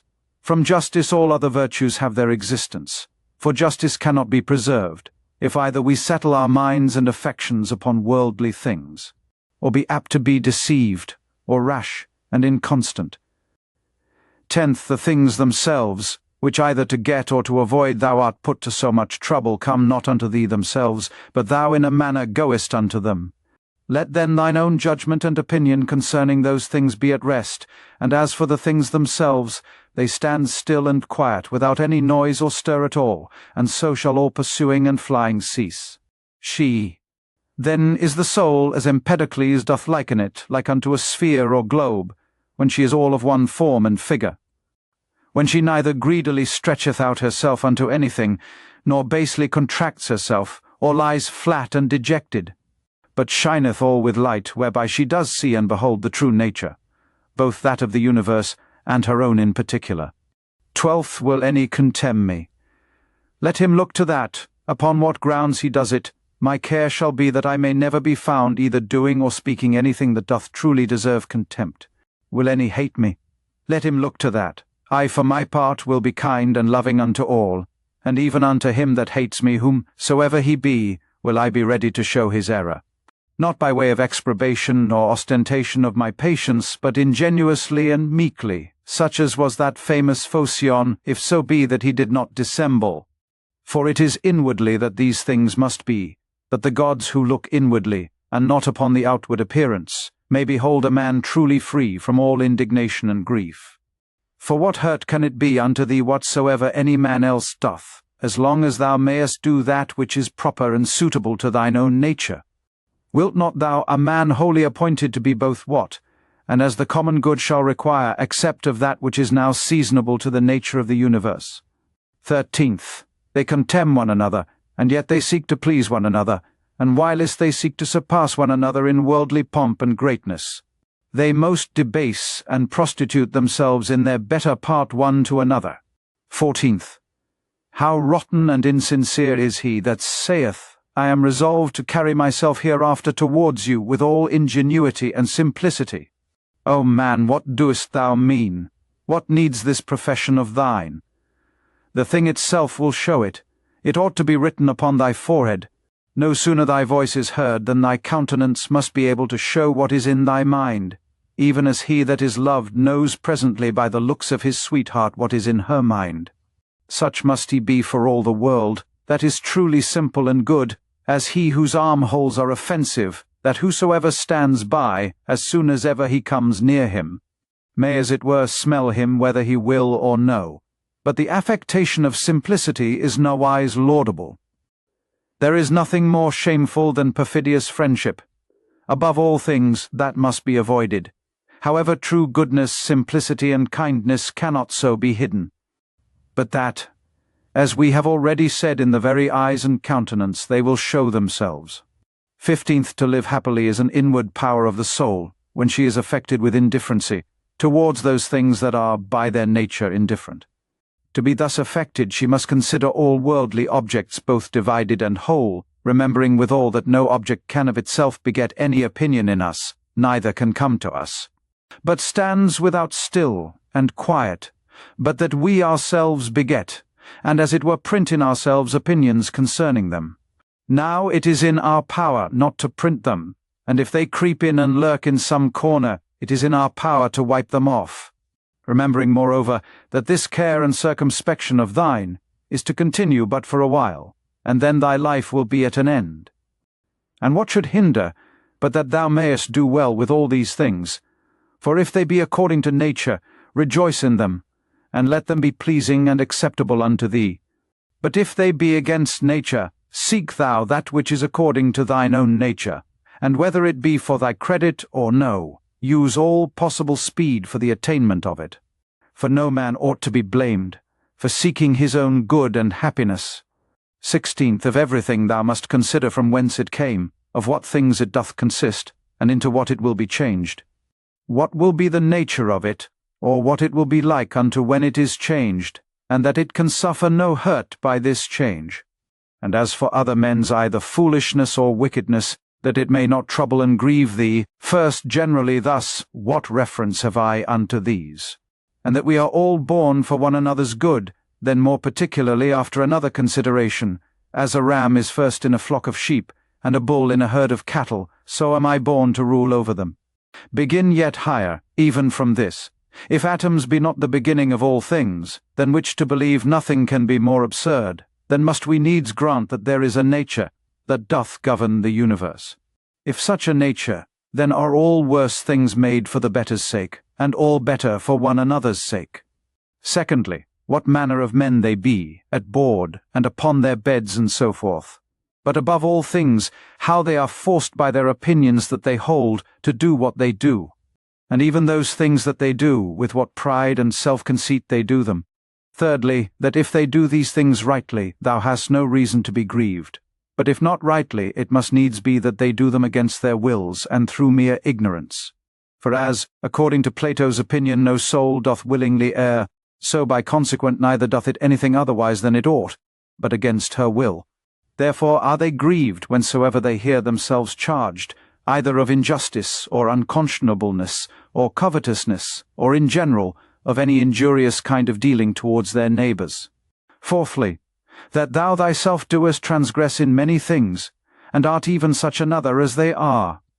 And though perchance thou doest forbear the very act of some sins, yet hast thou in thyself an habitual disposition to them, but that either through fear, or vainglory, or some such other ambitious foolish respect, thou art restrained. Fifthly, that whether they have sinned or no, thou doest not understand perfectly. For many things are done by way of discreet policy, and generally a man must know many things first, before he be able truly and judiciously to judge of another man's action. Sixthly, that whensoever thou doest take on grievously, or makest great woe, little doest thou remember then that a man's life is but for a moment of time, and that within a while we shall all be in our graves. Seventhly, that it is not the sins and transgressions themselves that trouble us properly, for they have their existence in their minds and understandings only, that commit them, but our own opinions concerning those sins. Remove then, and be content to part with that conceit of thine, that it is a grievous thing, and thou hast removed thine anger. But how should I remove it? How? Reasoning with thyself that it is not shameful. For if that which is shameful be not the only true evil that is, thou also wilt be driven, whilst thou doest follow the common instinct of nature, to avoid that which is evil, to commit many unjust things, and to become a thief and anything that will make to the attainment of thy intended worldly ends. Eighthly, how many things may and do oftentimes follow upon such fits of anger and grief, far more grievous in themselves than those very things which we are so grieved or angry for. Ninthly, that meekness is a thing unconquerable, if it be true and natural, and not affected or hypocritical. For how shall even the most fierce and malicious that thou shalt conceive be able to hold on against thee, if thou shalt still continue meek and loving unto him? And that even at that time, when he is about to do thee wrong, thou shalt be well disposed and in good temper, with all meekness to teach him and to instruct him better? As for example, my son, we were not born for this, to hurt and annoy one another. It will be thy hurt, not mine, my son, and so to show him forcibly and fully, that it is so in very deed, and that neither bees do it one to another, nor any other creatures that are naturally sociable. But this thou must do, not scoffingly, not by way of exprobation, but tenderly, without any harshness of words. Neither must thou do it by way of exercise or ostentation, that they that are by and hear thee may admire thee, but so always that nobody be privy to it but himself alone, yea, though there be more present at the same time. These 9 particular heads, as so many gifts from the Muses, see that thou remember well, and begin one day, whilst thou art yet alive, to be a man indeed. But on the other side thou must take heed as much to flatter them as to be angry with them, for both are equally uncharitable and equally hurtful. And in thy passions take it presently to thy consideration, that to be angry is not the part of a man, but that to be meek and gentle, as it savours of more humanity, so of more manhood. That in this there is strength and nerves, or vigour and fortitude, whereof anger and indignation is altogether void. For the nearer everything is unto unpassionateness, the nearer it is unto power. And as grief doth proceed from weakness, so doth anger. For both he that is angry and that grieveth, have received a wound, and cowardly have as it were yielded themselves unto their affections. If thou wilt have a 10th also, receive this 10th gift from Hercules, the guide and leader of the Muses. That is a madman's part, to look that there should be no wicked men in the world, because it is impossible. Now for a man to brook well enough, that there should be wicked men in the world, but not to endure that any should transgress against himself, is against all equity, and indeed tyrannical. Stint. 4 several dispositions or inclinations there be of the mind and understanding, which to be aware of thou must carefully observe. And whensoever thou doest discover them, thou must rectify them, saying to thyself concerning every one of them, This imagination is not necessary. This is uncharitable. This thou shalt speak as another man's slave or instrument, than which nothing can be more senseless and absurd. For the fourth, thou shalt sharply check and upbraid thyself, for that thou doest suffer that more divine part in thee to become subject and obnoxious to that more ignoble part of thy body, and the gross lusts and concupiscences thereof. 18th. What portion soever either of air or fire there be in thee, although by nature it tend upwards, submitting nevertheless to the ordinance of the universe, it abides here below in this mixed body. So whatsoever is in thee, either earthy or humid, although by nature it tend downwards, yet is it against its nature both raised upwards, and standing, or consistent. So obedient are even the elements themselves to the universe, abiding patiently wheresoever, though against their nature they are placed, until the sound as it were of their retreat, and separation. Is it not a grievous thing, then, that thy reasonable part only should be disobedient, and should not endure to keep its place? Yea, though it be nothing enjoined that is contrary unto it, but that only which is according to its nature. For we cannot say of it when it is disobedient as we say of the fire or air, that it tends upwards towards its proper element, for then goes it the quite contrary way. For the motion of the mind to any injustice or incontinency or to sorrow or to fear is nothing else but a separation from nature. Also, when the mind is grieved for anything that is happened by the divine providence, then doth it likewise forsake its own place.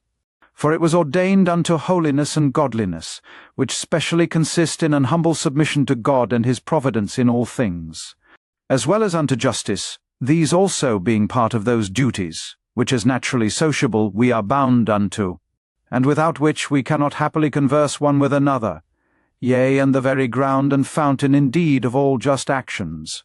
19th. He that hath not one, and the self-same general end always as long as he liveth, cannot possibly be one, and the self-same man always. But this will not suffice, except thou add also what ought to be this general end. For as the general conceit and apprehension of all those things which upon no certain ground are by the greater part of men deemed good, cannot be uniform and agreeable, but that only which is limited and restrained by some certain proprieties and conditions, as of community, that nothing be conceived good. Which is not commonly and publicly good, so must the end also that we propose unto ourselves be common and sociable. For he that doth direct all his own private motions and purposes to that end, all his actions will be agreeable and uniform, and by that means will be still the same man. XX. Remember the fable of the country mouse and the city mouse, and the great fright and terror that this was put into. XXI. Socrates was wont to call the common conceits and opinions of men, the common bugbears of the world, the proper terror of silly children. XQuam. The Lacedaemonians at their public spectacles were wont to appoint seats and forms for their strangers in the shadow. They themselves were content to sit anywhere.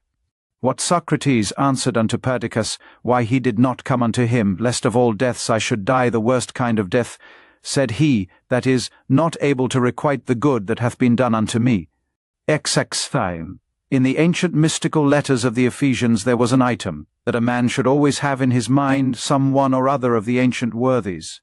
The Pythagoreans were wont betimes in the morning the first thing they did, to look up unto the heavens, to put themselves in mind of them who constantly and invariably did perform their task, as also to put themselves in mind of orderliness or good order, and of purity, and of naked simplicity. For no star or planet hath any cover before it. How Socrates looked when he was fain to gird himself with a skin, Xanthippe his wife having taken away his clothes, and carried them abroad with her, and what he said to his fellows and friends, who were ashamed, and out of respect to him, did retire themselves when they saw him thus decked. In matter of writing or reading thou must needs be taught before thou can do either, much more in matter of life. For thou art born a mere slave to thy senses and brutish affections, destitute without teaching of all true knowledge and sound reason. They will accuse mild within me. They will accuse even virtue herself, with heinous and opprobrious words. They will as they that long after figs in winter when they cannot be had, so are they that long after children, before they be granted them. 30th. As often as a father kisseth his child, he should say secretly with himself, said Epictetus, tomorrow perchance shall he die. But these words be ominous. No words ominous said he that signify anything that is natural, in very truth indeed not more ominous than this, to cut down grapes when they are ripe, green grapes, ripe grapes, dried grapes, or raisins, so many changes and mutations of one thing, not into that which was not absolutely, but rather so many several changes and mutations, not into that which hath no being at all, but into that which is not yet in being. Of the free will there is no thief or robber, out of Epictetus, whose is this also, that we should find a certain art and method of assenting, and that we should always observe with great care and heed the inclinations of our minds, that they may always be with their due restraint and reservation, always charitable, and according to the true worth of every present object. And as for earnest longing, that we should altogether avoid it, and to use averseness in those things only, that wholly depend of our own wills. It is not about ordinary petty matters, believe it, that all our strife and contention is, but whether, with the vulgar, we should be mad, or by the help of philosophy wise and sober, said he. Socrates said, what will you have? The souls of reasonable or unreasonable creatures? Of reasonable, but what? Of those whose reason is sound and perfect, or of those whose reason is vitiated and corrupted? Of those whose reason is sound and perfect. Why then labour ye not for such? Because we have them already. What then do ye so strive and contend between you? The 12th book, Whatsoever thou doest hereafter aspire unto, thou mayest even now enjoy and possess, if thou doest not envy thyself thine own happiness. And that will be, if thou shalt forget all that is past, and for the future refer thyself wholly to the divine providence, and shalt bend and apply all thy present thoughts and intentions to holiness and righteousness. To holiness, in accepting willingly whatsoever is sent by the divine providence, as being that which the nature of the universe hath appointed unto thee, which also hath appointed thee for that, whatsoever it be. To righteousness, in speaking the truth freely, and without ambiguity, and in doing all things justly and discreetly. Now in this good course, let not other men's either wickedness or opinion or voice hinder thee, no, nor the sense of this thy pampered mass of flesh, for let that which suffers look to itself. If therefore whensoever the time of thy departing shall come, thou shalt readily leave all things, and shalt respect thy mind only, and that divine part of thine, and this shall be thine only fear.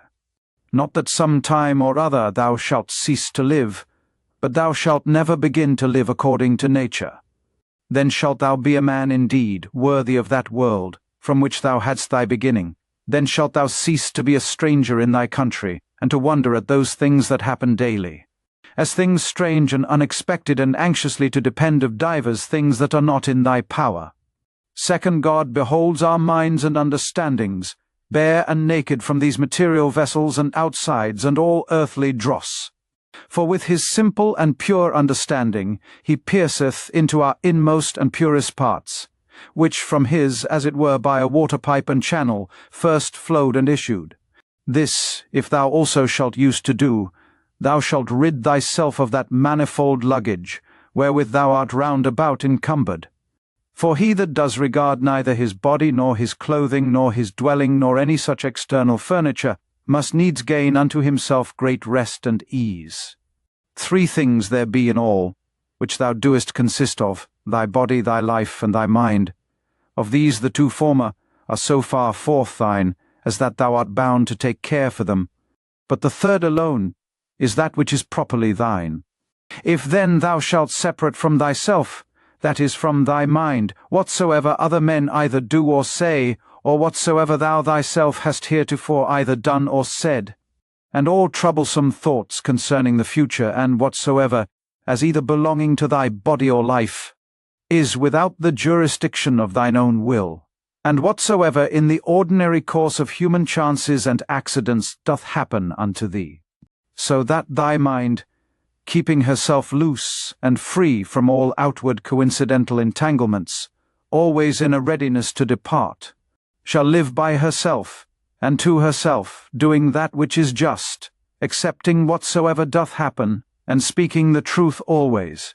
If, I say, thou shalt separate from thy mind whatsoever by sympathy might adhere unto it, and all time both past and future, and shalt make thyself in all points and respects, like unto Empedocles his allegorical sphere, all round and circular, and and shalt think of no longer life than that which is now present, then shalt thou be truly able to pass the remainder of thy days without troubles and distractions, nobly and generously disposed, and in good favour and correspondency, with that spirit which is within thee. Third, I have often wondered how it should come to pass, that every man loving himself best should more regard other men's opinions concerning himself than his own. For if any god or grave master standing by should command any of us to think nothing by himself but what he should presently speak out, no man were able to endure it, though but for one day. Thus do we fear more what our neighbours will think of us than what we ourselves. I4. How come it to pass that the gods, having ordered all other things so well and so lovingly, should be overseen in this one only thing, that whereas then hath been some very good men that have made many covenants, as it were, with God, and by many holy actions and outward services contracted a kind of familiarity with him, that these men, when once they are dead, should never be restored to life, but be extinct for ever. But this thou mayest be sure of, that this, if it be so indeed, would never have been so ordered by the gods, had it been fit otherwise. For certainly it was possible, had it been more just so, and had it been according to nature, the nature of the universe would easily have borne it. But now because it is not so, if so be that it be not so indeed, be therefore confident that it was not fit, it should be so, for thou seest thyself, that now seeking after this matter, how freely thou doest argue and contest with God. But were not the gods both just and good in the highest degree, thou durst not thus reason with them. Now, if just and good, it could not be that in the creation of the world they should either unjustly or unreasonably oversee anything. Fifth, use thyself even unto those things that thou doest at first despair of. For the left hand we see, which for the most part lieth idle because not used, yet doth it hold the bridle with more strength than the right, because it hath been used unto it. Sixth, let these be the objects of thy ordinary meditation, to consider what manner of men both for soul and body we ought to be. Whensoever death shall surprise us, the shortness of this our mortal life, the immense vastness of the time that hath been before, and will he after us, the frailty of every worldly material object, all these things to consider, and behold clearly in themselves, all disguisement of external outside being removed and taken away. Again, to consider the efficient causes of all things, the proper ends and references of all actions, what pain is in itself, what pleasure, what death, what fame or honour, how every man is the true and proper ground of his own rest and tranquility, and that no man can truly be hindered by any other, that all is but conceit and opinion. As for the use of thy dogmata, thou must carry thyself in the practice of them, rather like unto a Pancratiastes, or one that at the same time both fights and wrestles with hands and feet, than a gladiator. For this, if he lose his sword that he fights with, he is gone, whereas the other hath still his hand free, which he may easily turn and manage at his will. Seventh, all worldly things thou must behold and consider, dividing them into matter, form, and reference, or their proper end.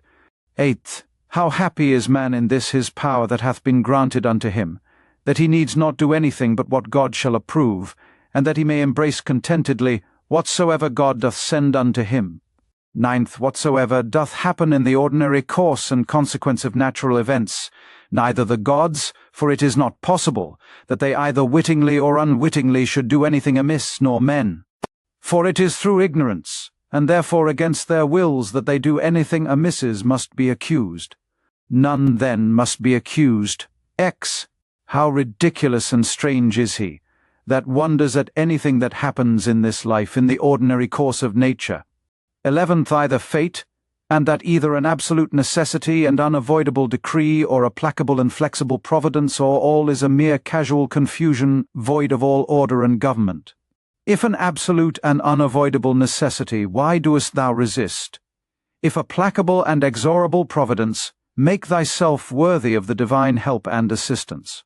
If all be a mere confusion without any moderator or governor, then hast thou reason to congratulate thyself, that in such a general flood of confusion thou thyself hast obtained a reasonable faculty, whereby thou mayest govern thine own life and actions.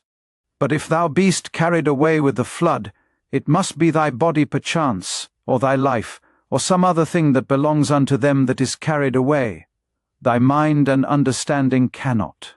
Or should it be so, that the light of a candle indeed is still bright and lightsome until it be put out, and should truth, and righteousness, and temperance cease to shine in thee whilst thou thyself hast any being? 12th, at the conceit and apprehension that such and such a one hath sinned, thus reason with thyself, what do I know whether this be a sin indeed, as it seems to be? But if it be, what do I know but that he himself hath already condemned himself for it, and that is all one as if a man should scratch and tear his own face, an object of compassion rather than of anger? Again, that he that would not have a vicious man to sin, is like unto him that would not have moisture in the fig, nor children to whelp, nor a horse to neigh, nor anything else that in the course of nature is necessary. For what shall he do that hath such an habit? If thou therefore beest powerful and eloquent, remedy it if thou canst. 13th, if it be not fitting, do it not. If it be not true, speak it not. Ever maintain thine own purpose and resolution free from all compulsion and necessity. Of everything that presents itself unto thee, to consider what the true nature of it is, and to unfold it, as it were, by dividing it into that which is formal, that which is material, the true use or end of it, and the just time that it is appointed to last. 15th, it is high time for thee to understand that there is somewhat in thee, better and more divine than either thy passions or thy sensual appetites and affections. What is now the object of my mind? Is it fear or suspicion or lust or any such thing? To do nothing rashly without some certain end, let that be thy first care. The next, to have no other end than the common good. For alas, yet a little while, and thou art no more will any, either of those things that now thou seest, or of those men that now are living be any more. For all things are by nature appointed soon to be changed, turned, and corrupted, that other things might succeed in their room. 16th, remember that all is but opinion, and all opinion depends of the mind. Take thine opinion away, and then as a ship that hath stricken in within the arms and mouth of the harbour, a present calm, all things safe and steady, a bay, not capable of any storms and tempests, as the poet hath it. 16th, no operation whatsoever it he, ceasing for a while, can be truly said to suffer any evil, because it is at an end. Neither can he that is the author of that operation, for this very respect, because his operation is at an end, be said to suffer any evil. Likewise then, neither can the whole body of all our actions, which is our life, if in time it cease, be said to suffer any evil for this very reason, because it is at an end. Nor he truly be said to have been ill affected, that did put a period to this series of actions. Now this time or certain period depends of the determination of nature, sometimes of particular nature, as when a man dieth old, but of nature in general, however, the parts whereof thus changing one after another, the whole world still continues fresh and new. Now that is ever best and most seasonable, which is for the good of the whole.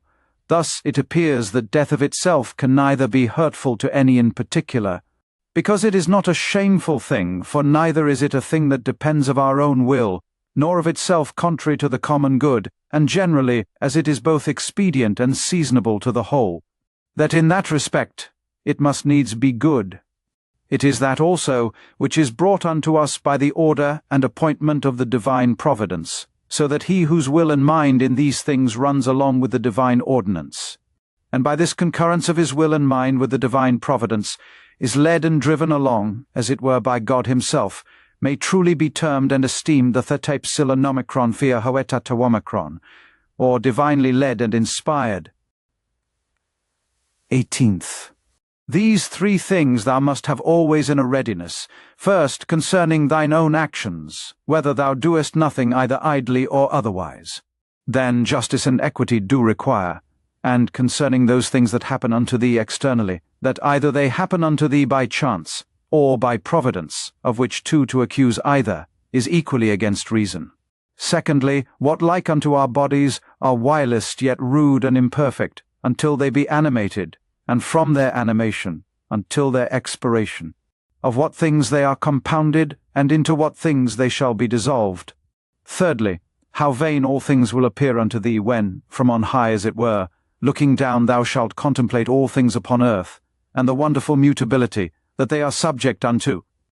Considering withal the infinite both greatness and variety of things aerial and things celestial that are round about it, and that as often as thou shalt behold them, thou shalt still see the same, as the same things, so the same shortness of continuance of all those things.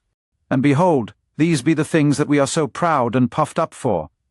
Zix, cast away from thee opinion, and thou art safe. And what is it that hinders thee from casting of it away? When thou art grieved at anything, hast thou forgotten that all things happen according to the nature of the universe, and that him only it concerns?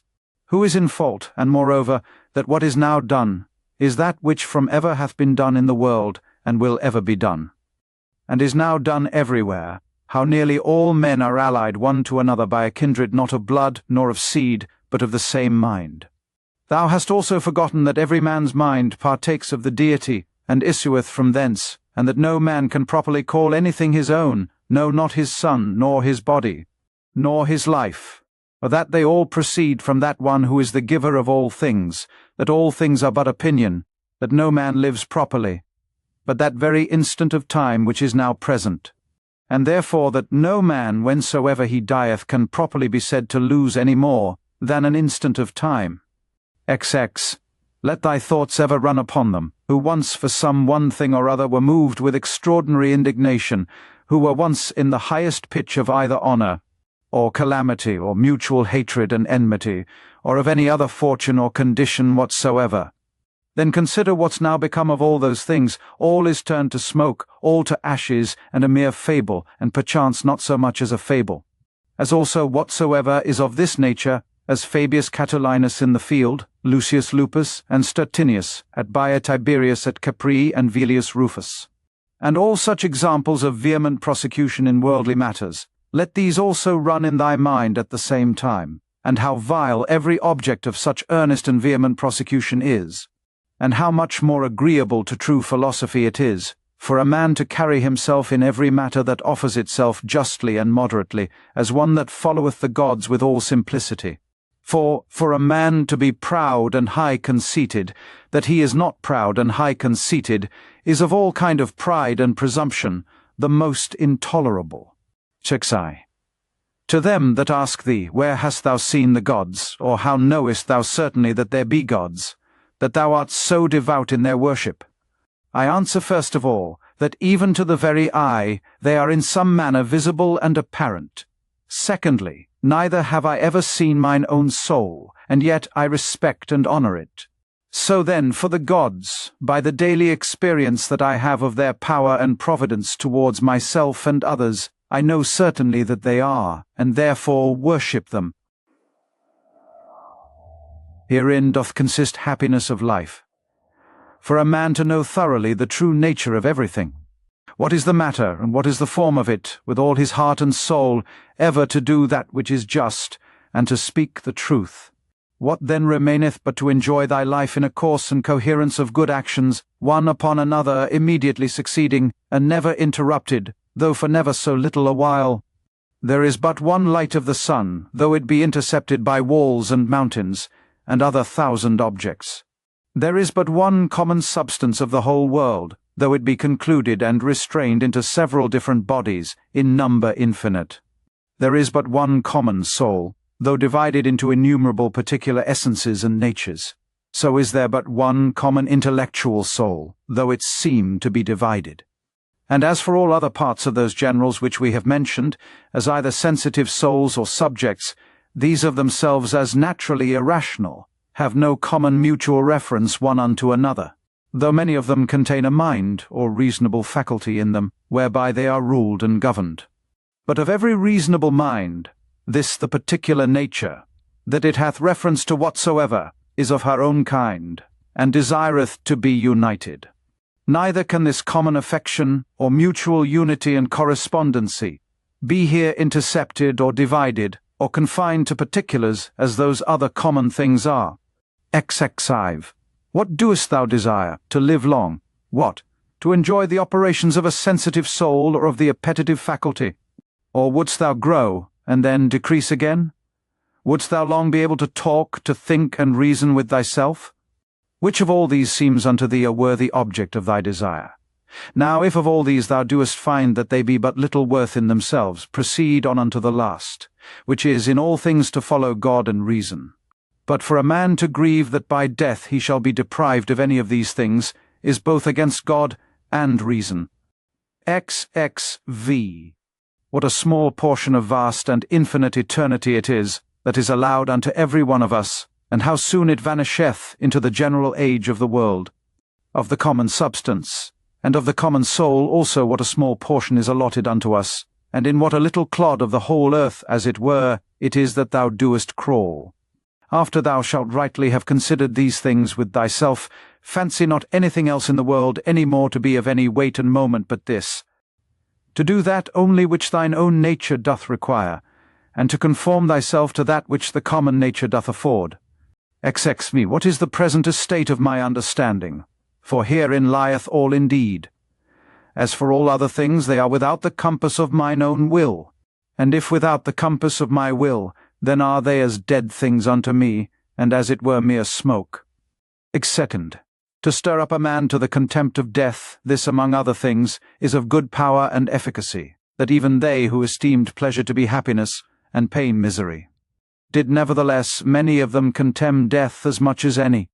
And can death be terrible to him, to whom that only seems good, which in the ordinary course of nature is seasonable? To him, to whom, whether his actions be many or few, so they be all good, is all one, and who, whether he behold the things of the world being always the same either for many years, or for few years only, is altogether indifferent. O man, as a citizen thou hast lived, and conversed in this great city the world, whether just for so many years or no, what is it unto thee? Thou hast lived, thou mayest be sure, as long as the laws and orders of the city required, which may be the common comfort of all. Why then should it be grievous unto thee, if not a tyrant nor an unjust judge, but the same nature that brought thee in, doth now send thee out of the world? As if the praetor should fairly dismiss him from the stage, whom he had taken in to act a while. Oh, but the play is not yet at an end, there are but 3 acts yet acted of it. Thou hast well said, for in matter of life, 3 acts is the whole play. Now to set a certain time to every man's acting belongs unto him only, who as first he was of thy composition, so is now the cause of thy dissolution. As for thyself, thou hast to do with neither. Go thy ways then well pleased and contented, for so is he that dismisseth thee,